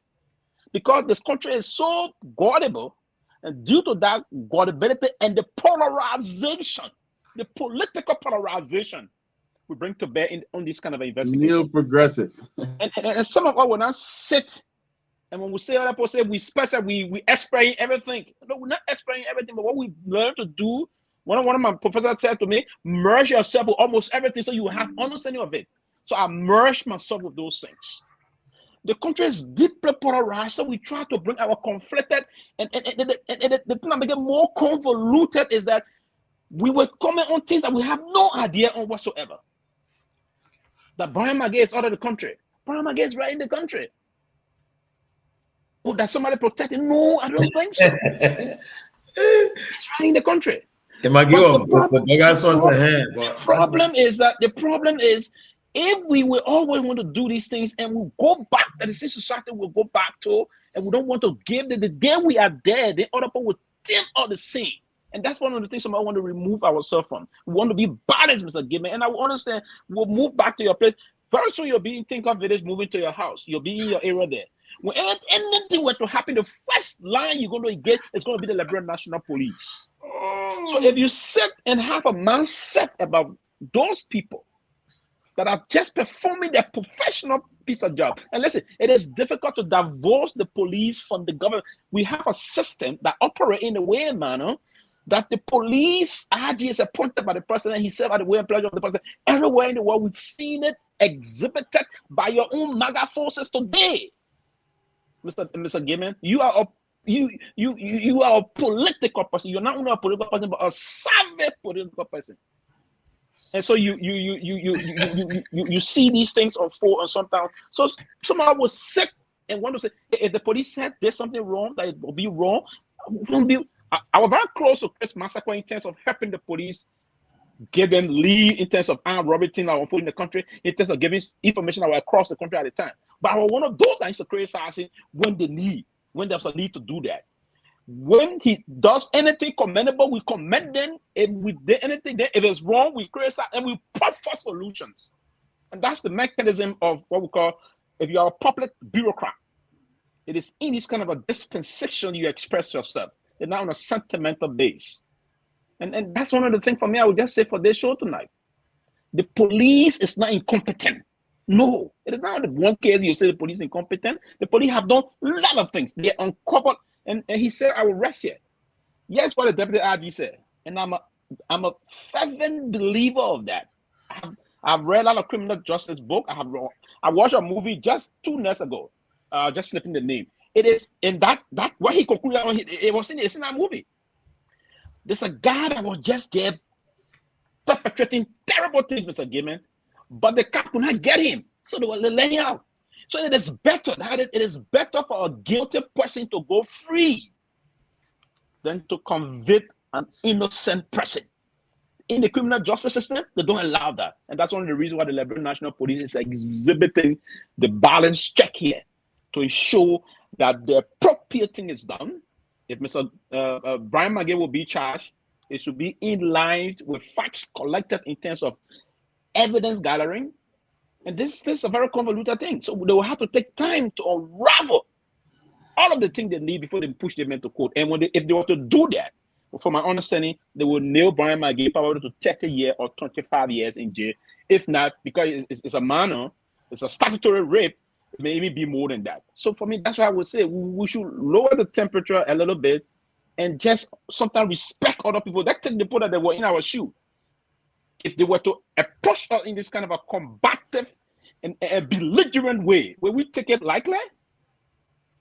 Will we take it lightly? And that's just the question I will end with. Thank you. The police is grossly incompetent. Listen, that's guys. Grossly incompetent. Listen, it's my turn now. Jeez. Yeah, go ahead, Jerry. I just wanted to re-emphasize the police is grossly incompetent. Why are you sorry, Jerry? I wanted to. Maybe I wasn't loud enough. I gave you 12 minutes. I'm sorry. Go ahead. Sir, Gayman, no, we're not on back and forth in this place. Go ahead, sir. We're not on back and forth thing in this place. We're not going to do. The police is incompetent. Okay. So we're not on back and forth in the place. Yeah, so we're not going to go that line. Go ahead, Mr. Gayman. Listen, guys, for those of us who grew up and were raised in this society, we believe in this society, though imperfect as it is, we have to defend the character of this nation. But you forgot Mr. Nyenwolo. Oh, Mr. Nagbe. I'm right here. This is what happened. The Papa said when you bring Mr. Nyenwolo, you arrest him. Oh, the Rambo Pape, the Rambo is ready. Go ahead, Mr. Nagbe. I'm sorry. You see, this is what happened to progressive. Mr. Nagbe, I got your bad, Mr. Nagbe. The man was already conscripted by Simon though before, so he been wearing the uniform. Oh, you know, he made your worker, right? Yeah. You want to bring that one? All your progressive boys into a conscripted, right? All your progressive boys. Eh? Anyway, look. Let me say this. I will leave the fine print to Peabody, Tomalin and Pewee. They can do the cleaning up. Robert Garguah expressed what many people feel. I understand management, you got to bring guests on order. I get it. You may say Robert may have been, a little bit politically incorrect, but these people came here tonight. They left more questions than answers. You can read the comments. They left more questions. They engaged, in fact, to some level of obfuscation. They were obfuscating, hiding some of the facts. Frank goes in the background. We're hearing him. He's coaching Grate what to say. Then why did you bring him on the show if he couldn't speak for himself? And that you call that professional? That is unprofessional. He comes on here. He says he's a lead investigator. He has to answer all the questions. Then why did you bring the others? You could see the lady was channeling a different path. She spoke for herself. Even though he said, yeah, the chief didn't pick it, nobody, she came on and said what she had to say.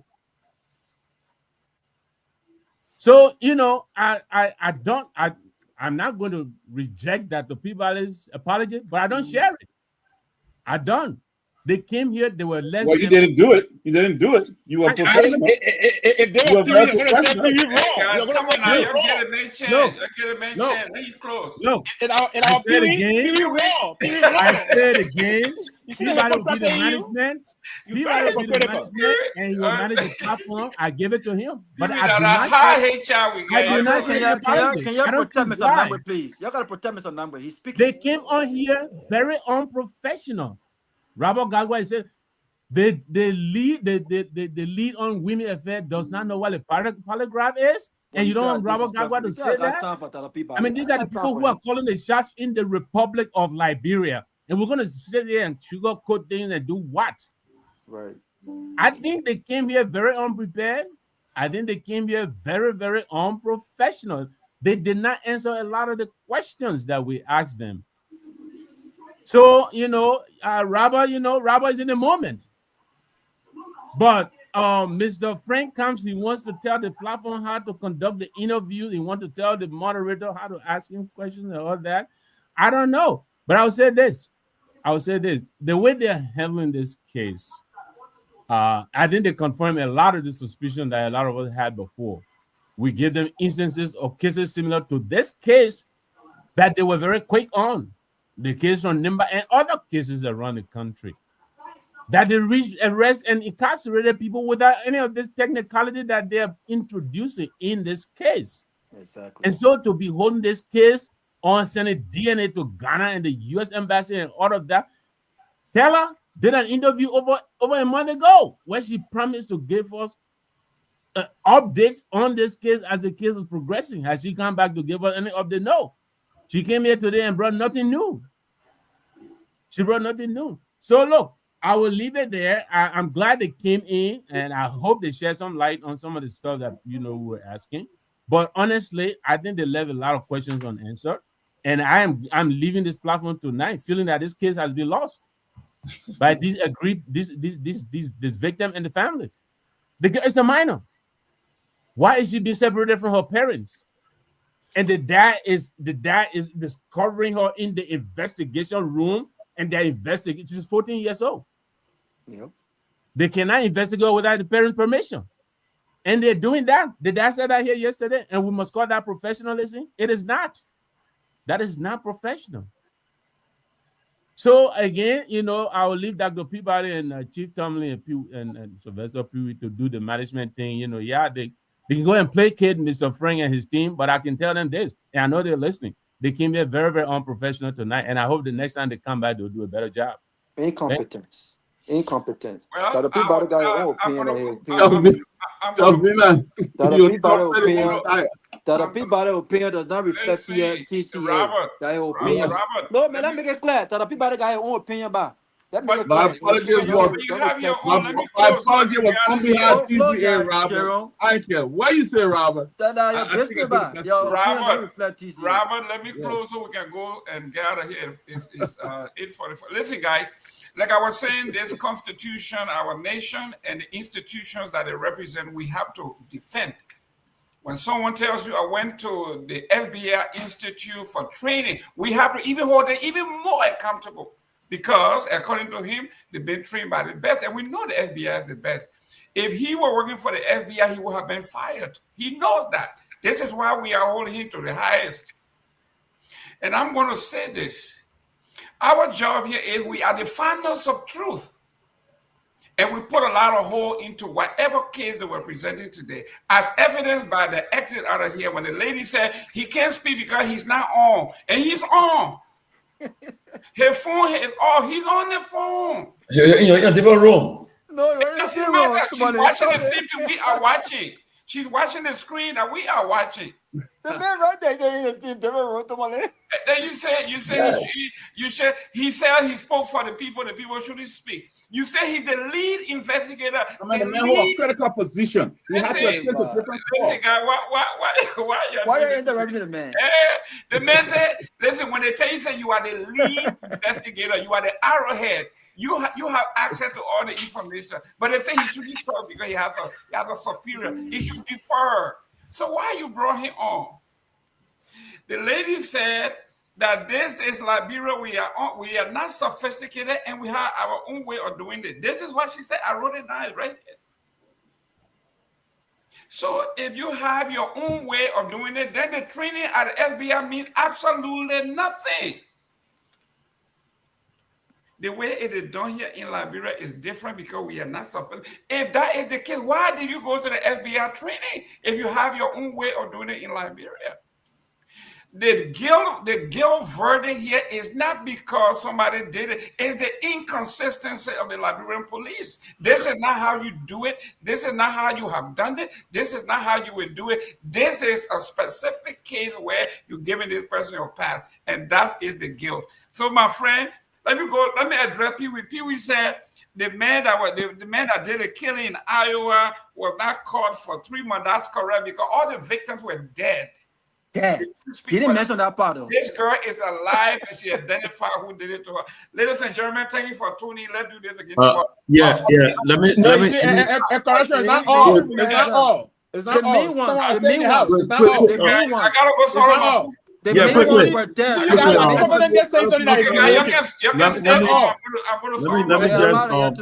Let me just pay tribute to today the fallen one of the young Liberian leaders died today. Former president of the Liberian National Myean. Yeah. He died in India today after a long battle of illness. India here, I mean, all of our money, I want to give credit to those who were in the chat room with him, and they raised thousands of dollars, almost $100,000 just to keep the guy alive. Yeah. In the chat room, they opened for him last year, but today he gave up the battle. In India or Liberia? In India. So India got $100,000 from us. Young promising leader. I said India got $100,000 from us. No, but they're working. So it depends on when you go to India. But most people have gone to India and came back. They are surviving today. Yeah, but the problem is that in Liberia, it's not like in America where all of you guys here did appointment with your PCP. The various specialized doctors, you got appointment with them. Okay, so they all detect anything before it gets to spread. So that's why any problem in Liberia people have facing, they don't have time to go to the doctor only when they get sick. And when he got ill, they took him out of the country to Nigeria, then to India. It was late now. So I want to say condolences to him. He suffered a lot, and I met him in Liberia. Yeah, they call him Putin. He believed in a Russian leader. He was a young Liberian student leader. So may his soul rest in peace. May his soul rest in peace. Mr. Jerome, Mr. Nagbe, my hat outs to you guys. The rest of the other guys, they're on their own. But my hat outs to you guys. Great job. Where's the hat? Where's Steve? Don't you dream of you? Give me the hat. Where is it? We don't dream of you gonna go to sleep, so it will be fine. So you'll be okay. We'll go sleep. We don't dream. So all right, guys. One love, man. Tomorrow, guys. Tomorrow. Good night, guys. And simply to the tomorrow, we're talking about the domestic order report. They're serious, and the U.S. State Department report. We're talking about the reports. Yeah. I have the former government official in that thing. Yeah. Since 1980. Plenty. Every year, they put money in the budget for the domestic debt. Every year, from 1980 to 2024. That's serious. Wow. Tavina Cole. Why you can't show? You got what they renting? Come on, TV station, wrap it up. You might Tavina, she will provoke you. No matter, just be laughing when you see her through. 340 again. So who won? That politics when you come in to punch, if you eat loud, don't punch hard. You throw you take the punch. Who won? Tell me. Rob the fourth. People are supposed to defend the board. Get back on the six out and that would get back. But on a serious way, don't. I will operating when people get on the track sometimes. we just have to say no one is here to do anything, and no one going to. And listen, some of us we're not going to be there. Y'all let trouble, man. Nobody listening to you, patient someone. Y'all let trouble. Nobody going to allow us to play. Was on program Sunday payment. She brought my chew from the EO. I get bring thank you, patient. I'm hungry. You don't want you to get food to eat. So no, I want to go in the lunch. She brought me the food, man. Hey, how she get my friend? You don't want you to get food to eat. No, but she see you. She'll serve you. She only patient, a nice guy. She saw me. She saw me before. Maybe that you. Nah, okay. Maybe that you that said. The other time she saw me, you served me. Man, at the funeral. So why you trying to? He told me the patient serve you. He said, "Hey, why are you suggesting? She served me. She saw me. No, he said to me. He said, "Why you want to grab and Pewee? What a problem?" She said. Listen, she saw me. She said, "I thought, all right, we can't. People like that shoes. Like, what you sell? She didn't give me food. I was waiting for food to eat." So I'm not saying she always get food. No, she gave everybody on the table there. You say everybody. She want for you. She see my center. She will bring the food for you. She's nice. But on a serious note, you see, there was another we can face problem, and when these things in the public, and these are difficult things, and that was sometimes these only cases when they are. It would just lay back and just be quiet on them, but stay clear of it. You stay clear of it, people and say the same thing, right? Yeah. But sometimes people in the cases people want to bring. I understand it's very critical and it's embodied the politics of everything involved. Yeah, trust me. But sometimes I will ask my dear sisters and other friends on this platform all over to exercise. I understand some people there's homecoming, right? It's a reflection, it's a reminder. It open other reminder boxes, if you will. But we should give room to just start judging our own institutions in that way. I know from the beginning, I don't think it's a good thing to do. Because if they come back again to hit you, then you want to. I have seen someone, let me say this to all of our whosoever patient, Teddy, and all of that are on here now. I've seen, but I will not call the name, from the Ghana's area. I've seen a case where somebody, the same thing, a lady, a girl, very active from the University of Liberia at the time. It happened to somebody, she broke into it, pushing that thing on us on it. It's 6 months. It came by when it fell right on her brother. Oh, she said they put wish on her brother. It turned in no time, and I wanted the kid that I read, so they said they wish on her brother. You saw the reference? You saw the reference I made to sometimes the perpetrator can be right in that, right in the family, right in the group, be right. Yeah. I'm not trying to bring it on the other case, but sometimes when we have fun, so sometimes, so perpetrator can be right there. They allow the police to investigate, and when it happened that time, when the noise came out, when she was pushing, then I came all in the place. I said, "You are the scene," and then I started pushing. I want to do. I went on radio to push that he be see what the investigators. One of the time around almost midnight came to me to oh, you talking to me when you come down, people want to do things. They started pushing. And I think eventually that case got somehow settled. They went to this or the behind the scene. I was very disappointed in the family too. This one she pushed and she was behind it. She said, "No, they want different. My brother want loud, somebody want loud, and that his girlfriend and cousin lying on him and all of that." Yeah, I mean, that's one of the things I can always say. And I said to her, I said, "You see what we're saying about the other man? And that man you guys were pushing for at the time when for that. This man wanted to spend 8 months in jail. They went to the case eventually. The friend that set the guy out, other thing, the king and the boss, and they said, "Oh, it was a setup on the guy." And you see it? There was no means to get that guy repaid whatsoever. The 8 months he spent in the murder. So that for that day, I love to make sure we take time. Listen, I don't respect rapists. Rapists are not my friends. No. Pedophiles are not my friends. But we should make sure to get the person that is involved or those that are involved. I don't allow my head to that spin and just move with the crowd on this. No. I have to move with the level of the investigation.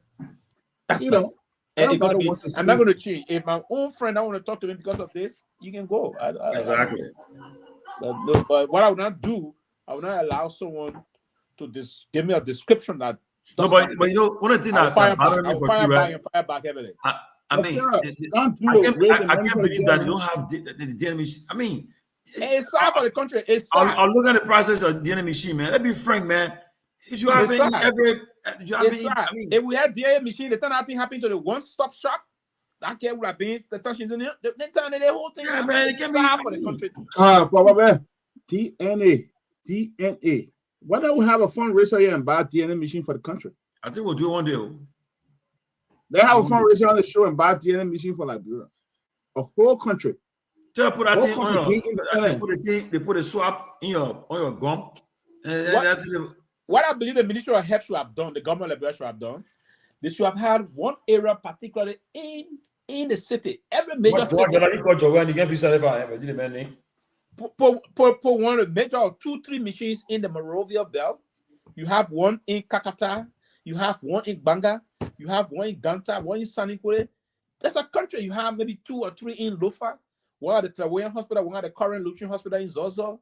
You deploy some across the country, deploy some Dreadru across the country. If the country should put in a budget, you set some maybe around 2.5 million to then get those equipment, and you send technicians to train them. Because you're going to expect this thing. If you want to fight the rape case in the country, hands down, that the Peabody, the best way to do is to get all of the forensic tools that are needed to help the police conduct her investigation. Yeah. Because that's going to be on the spot. If that is done, okay. Now, some rape cases can be no penetration. There can be attempted rape. The rape law also give room for attempted rape. If it is attempted rape, you're going to see that will be from some physical something on the person. Right? Yeah. Or if it is penetration, penetration by what means? We can conduct kind of a quick scientific and forensic investigation, come down with results, and we use that court the police charge. Then that's the evidence you use to move the court. You move the court charge, the person go to jail for 30, 40 years, the person is gone. You're right. But in the absence of that, the state will have to help the country move on. If we can be doing this thing to spend this money for people to do this thing, it's going to be a difficult thing for the country. And I understand the sentiments other females will bring to bear. I understand. This is about them. And their male counterparts, we are more emotional into this. Somehow we are very tied to our female children, if you will. Yeah. Yeah, the person right. They bought her dad today. They seen that boy. They put that boy in jail for this. Exactly. For rape, and they can't find out that untrue. And all these things started bringing Vanny Justice down, worrying. Vanny Justice went. We are in South Beach for months, almost a year. For months. They bought in jail for long. Sick. It is from. Let me bring this story. Now, why are we paying, like I said, he was in jail for rape too? Yeah, they put him in jail for rape. You're listening, president. Tribute to him on this.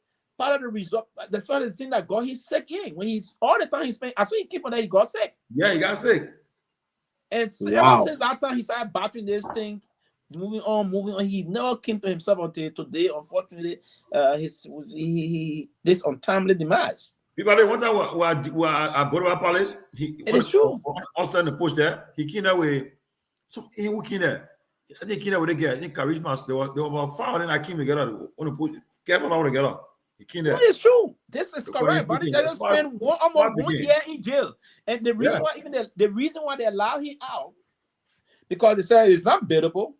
His counsel, they have to do that. His lawyer have to plead with the judge. Clement said that he needed to be released on medical thing, but eventually they went through something. Now they found out that this girl lied on Vanny Jesse. Wow. So when he came back, even that's part of the reason why he didn't go back to jail. It's a serious situation. I say that young men traveling they gotta be careful. You got people. Oh yeah, you have to be. And for some of us, and one of the reasons for me, if I'm in country, I don't associate myself with females. I mean, on age of female that will age. If I don't have I don't have family connection with you. One. Second, I don't do that. I don't allow anybody that in my yard. I don't let kids coming in my yard unaccompanied. Yeah. I mean, even happened to somebody who got other put in there. I always told the security guy in my yard, hey, don't allow kids in this yard. And I always frown on him, don't allow kids in the yard unaccompanied. Don't even allow females in the place unaccompanied coming to you. Yeah, while I'm here, I always told him that. Even for us that got daughters in America, whenever their friends, the guys want to do, they say sleep over.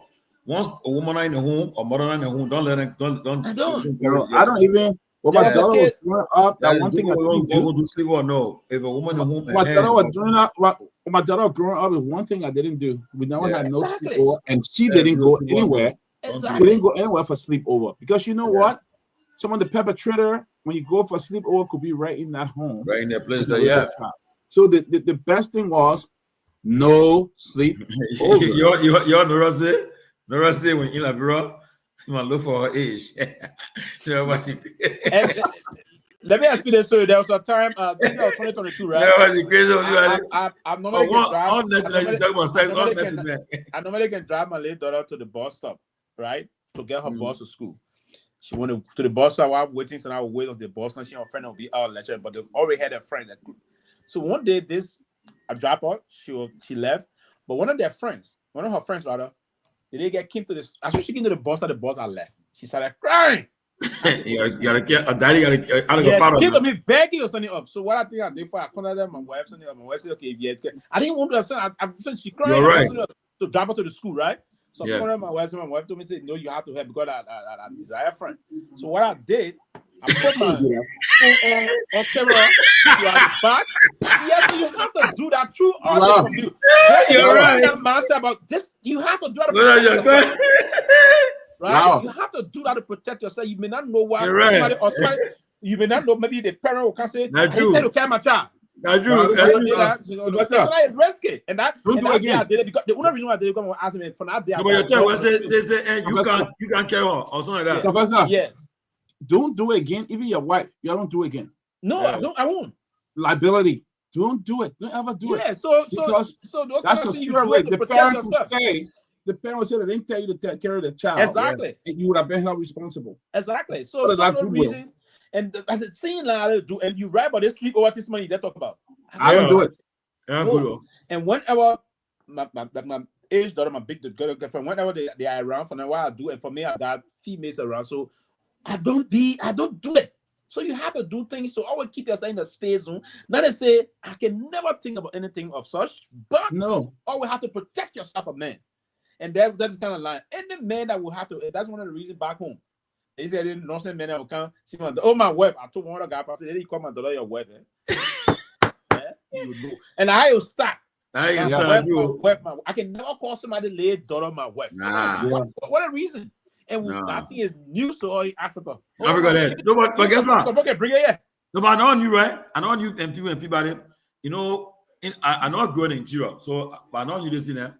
So they say when the chief, the man comes to the hall, they see born baby. They say, let me call her pay. They say, I'm not doing so. He telling the parents say, I'm paying for that man. I can't see the baby, but the baby my baby there. He paying for it. Yeah. That mean when I child grow like woman for him, so I said, oh, so I think I beg you. They can take it serious. For me, you be bringing from the farm. Think get a baby on the phone, baby. Then I said, look at that poor there. Thank God. What? You can take that serious. The thing is, Sylvester, when it comes to, one of the things I learned that from my work I did previously with the Department of Children, there are certain things that you just don't encourage kids around. You don't do certain things. I don't stay in the room. Even when I go to the home, when I was doing investigation, if the child was home by herself, I will wait outside. Yes. I will not go in. I'll wait outside and try to contact the parents until the parents come home before I can even engage that child. Makes parents. Makes sense. Sleepover is one of the major things that a lot of children get molested for sleepover. When my daughter growing up, no sleepover. And even the women all can do it. There's much children to so be careful. Everybody so that one they man. Yeah. The kids gotta be it's not laying the country. Shit. No, there's a place called Jobco. What Jobco? You know what I'm talking about? Jobco. They are for kids who growing up, they have problems every time they're getting out of school. They do shoplifting, they do small drugs and things, all the things they're doing, so they never completely. So when the age past the time of being class with certain people, they keep them out. Because in America, you gotta be, I think most of the time when you're 6 years old, you're in first grade, 7 seconds, that third, so that if you can't be and 12-year-old to put in first grade, no, they won't do that. So that kind of train enter a job code. A job code, the train living on the dorm. The girls upstairs, the boys downstairs. People out there, anybody think about job code. The children, they are 16 and 21-year-old kids are job code. The children, if you come, I work at one in Royal and Exeter.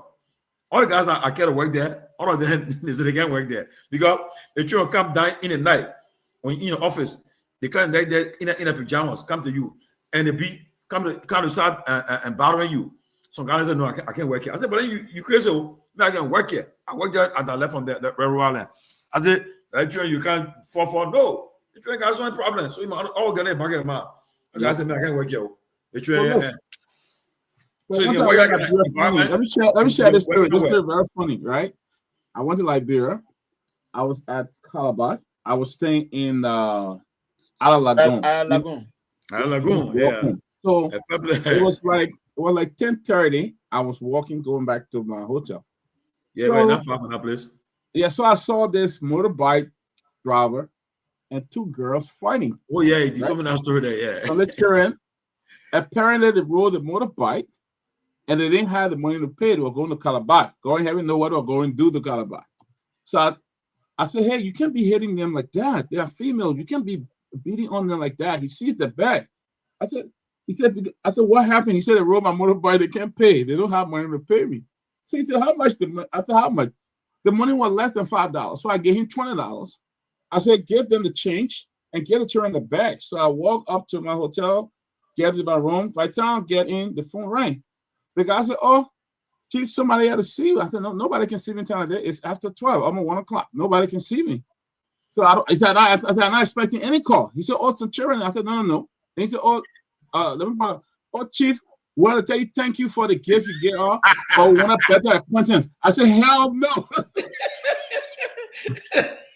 I said, you don't have to do it. Thank you so much. Y'all can go home, but you don't have to do it. Who coming to do that? You can't even pay for motorbike. Yeah, you're going to tell them. May the Lord be with you. Go well. I said, no. Like, you can't pay for motorbike. They're not the kind of woman you go look for. I tell you know what's going to happen. So what can you do? They said people he raped somebody. Is that what you do? No. No. I don't. There'll be a case, and they won't think, and there'll be a case before, right to between Jacob and Nizo Junction. A guy got in this guy car. The guy's a UN, work with the UN. The whole thing started, he worked with the UN. Yeah. The guy got in the car, the guy gave him the guy lift. People like that thing, that's what embarrassing that day, man. The guy cry. Getting them in the car, and I mean, but the good part of it is that the guys that can be there's a tire shop.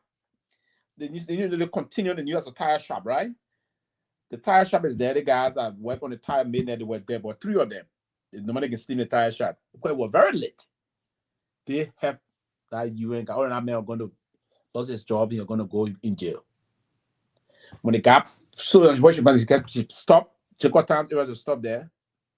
Park the car for the guy for her to get out. She can't get out. So I said to the guy, "Oh, I'm on the mess. What kind of?" But the guy hearing the conversation actually, he said, "Oh, they're gonna take. I'll put you." No, so people start going. She keep shouting. Wow. Yeah, shouting to that same people came around. So, and that's one of the reasons. I think the council, what the council man, the council told one time was sitting by there saying, "Say this thing. Even now, my car." If I don't know, if not ready to me, I can pick up strange person in the car. Don't do it. In Liberia, problem. Don't pick up strange person in the car. Don't do it. It's a problem. So we have to. No, but I used to work the place, Provident place, Myean, Roland. So I was doing overnight security. I'll test it. So it's a middle lead that job. In the night they will tell you. They will say, you might make your round. You're going all the barroom stores everywhere, Yeah, you make all your rounds there. So now, then the guy in the office on camera watching the whole everywhere under control. So the guy said, Officer George, go and check so and so barroom on level this. Well, I want to tell you, man, the people that can park the car, when you come to the mall, the security, the guys put and park the cars when you come to the mall, right? The valet parking people. So one of the girl was there. Now she had a guy planning to meet somewhere in the bathroom with the kids. So the guy saw her enter the bathroom. The guy said, check that particular place. My man, when I went there, because the girl saw me that I saw there, told me to call the guests are running behind me.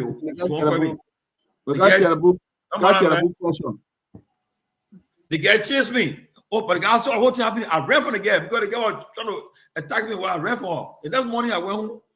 I got a call. They said, come to the office. Why? They said, this my guy said, sure something on you. I said, me? Where?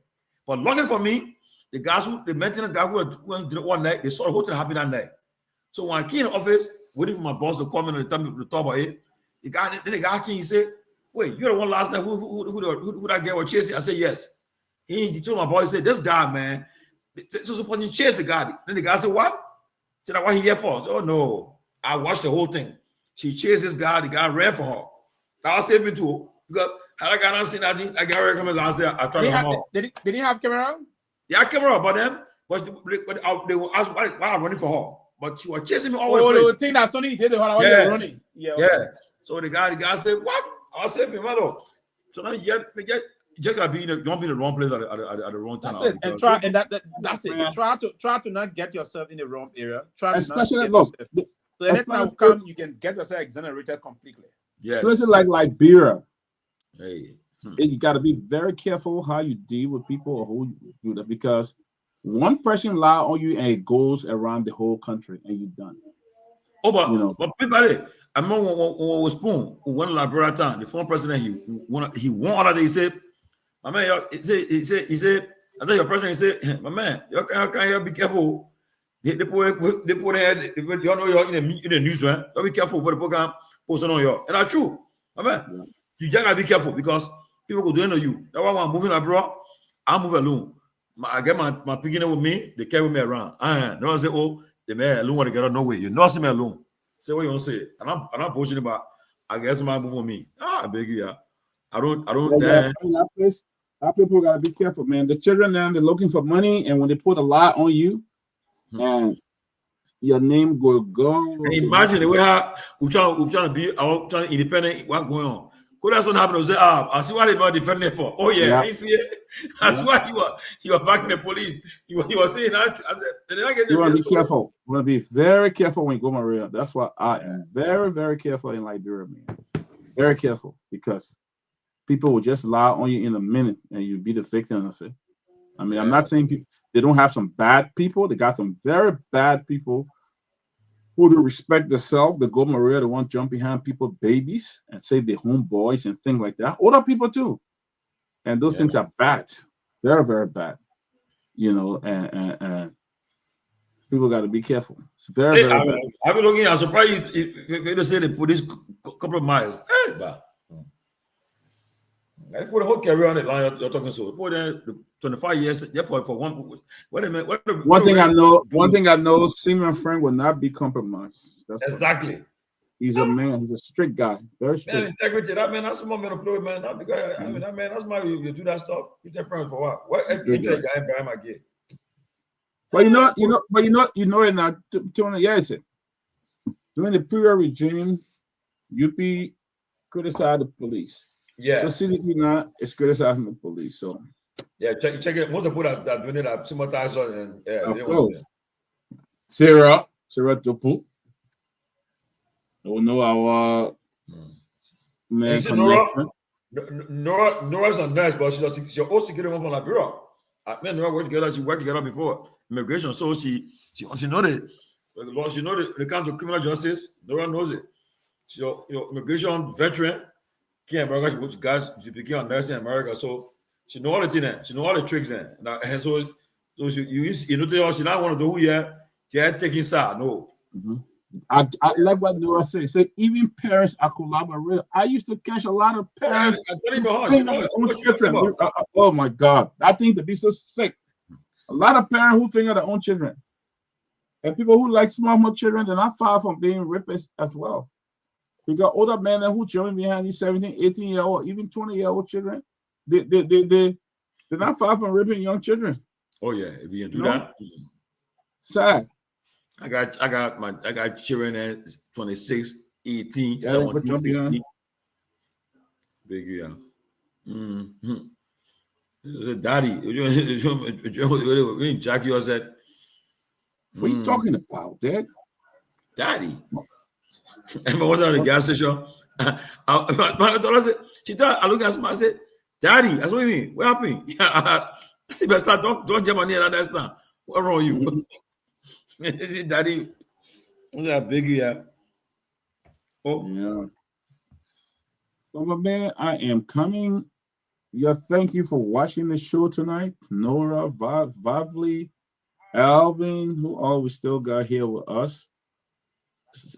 Sarah, Joman Jala, the chief himself, John Heenan, thank you for watching, man. I'm what? Somebody said they want to talk to you. The person calling. They want to talk to me? Yeah, they want to talk to you. The person said they call, they want to talk. Hello? They want to go live? They want to come to the show? Want to be live. Go ahead. Wait.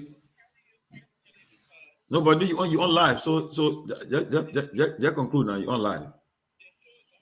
No, but you can still talk. Go ahead. Listen to you. Sarah. Okay, hold on. Okay, she on live. Go ahead. Call your name, please. Hi, my name is Letitia Roberts, and I'm calling from New Jersey. I listened to the show. Well, I didn't listen to it from the beginning, but I listened to part of it. But my main point for which I'm calling, can you hear me? Yeah. Okay, the main reason I'm calling is because of the altercation between Dr. Peabody and Mr. Garguah. Oh, nothing, man. No, it's something, because when we talk about professionalism, we all have to follow the guidelines. While it's true that maybe Garguah was a little heated, but you don't reprimand him on the show. So professionally, he should have called him in the back after he's finished speaking and said, "My man," or call the people that he feel he offended and apologize on their behalf. But to do it right on the show, this is what brings hard feeling, and then it looks like you guys are now on the same page. Yes, it's everybody's opinion. There's no script over there. So everybody speaks how they feel based on what the information they know or their experiences. So for him to chastise him, I think it was wrong. And that's why I did it in the back, but you didn't want to put me on front line. I just think, we should all be respectful of each other. And if anything, you reprimand patrons, people that are calling in, but not your fellow panelists on the show. That's what I thought. Well, thank you. For my opinion. Thank you. It's a serious matter, and it has to be addressed. You don't know how he's affected by what means. Rape is a big issue, but just as people said, we can't be what's the word? One-sided. If you do it for little people, you should do it for big people too.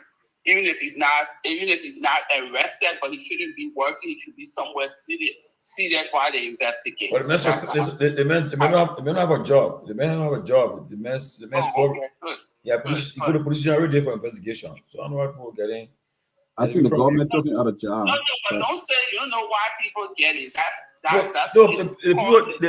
Who's speaking? My name is Letitia Roberts, and I am speaking from New Jersey regarding the issue where you came out and talked to Robert Garguah openly. I thought that was unprofessional as well. You can't.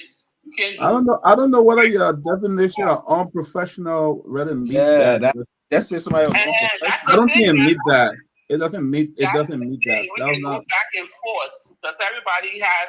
Well, I respect your opinion, but that was not an unprofessional or something. Sometimes people think. I respect your opinion, though. Everybody is offended with different words, so I'm not offended by that either. I respect your opinion, though. But you're on your obligation on behalf of the platform to why the guest is there to make the guests know that the platform position. So I don't. That was why he.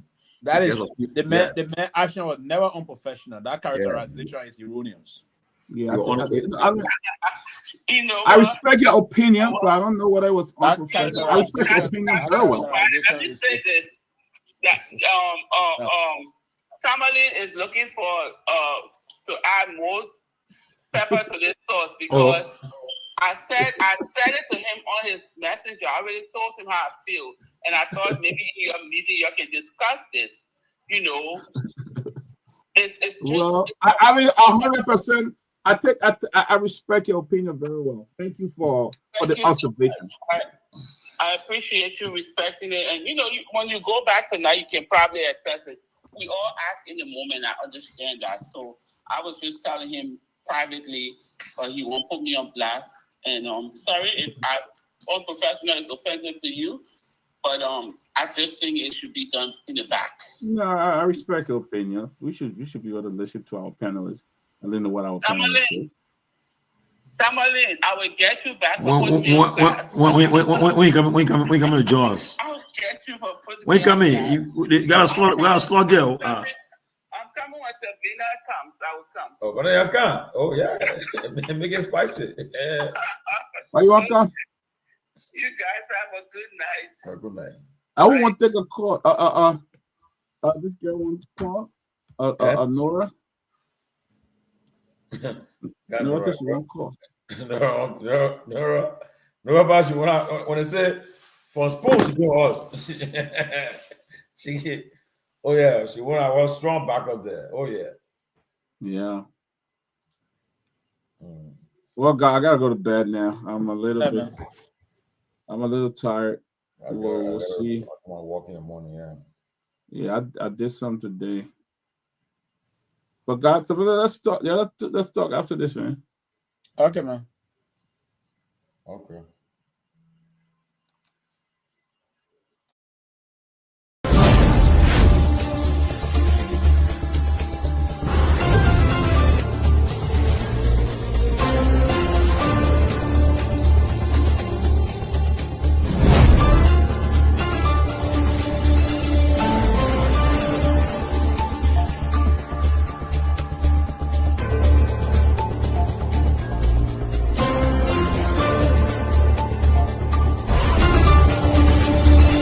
But listen to, did you hear the press conference of Seleke Kromah, the IG?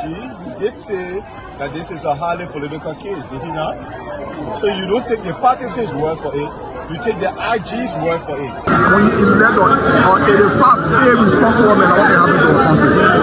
We elect on 85 irresponsible men to govern this country, not to be very irresponsible. Please place your left hand on the Bible being held by your wife, and you will kindly raise your right hand, sir, and repeat after me. All standing, please. I, Joseph Newman Boyka Sr.,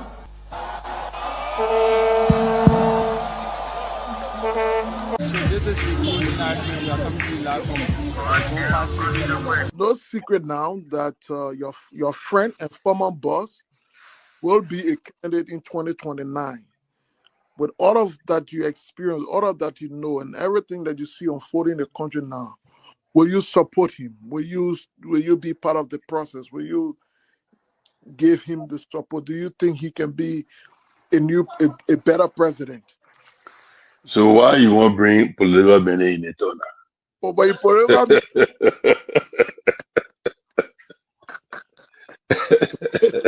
you're political man, before you go out, very active.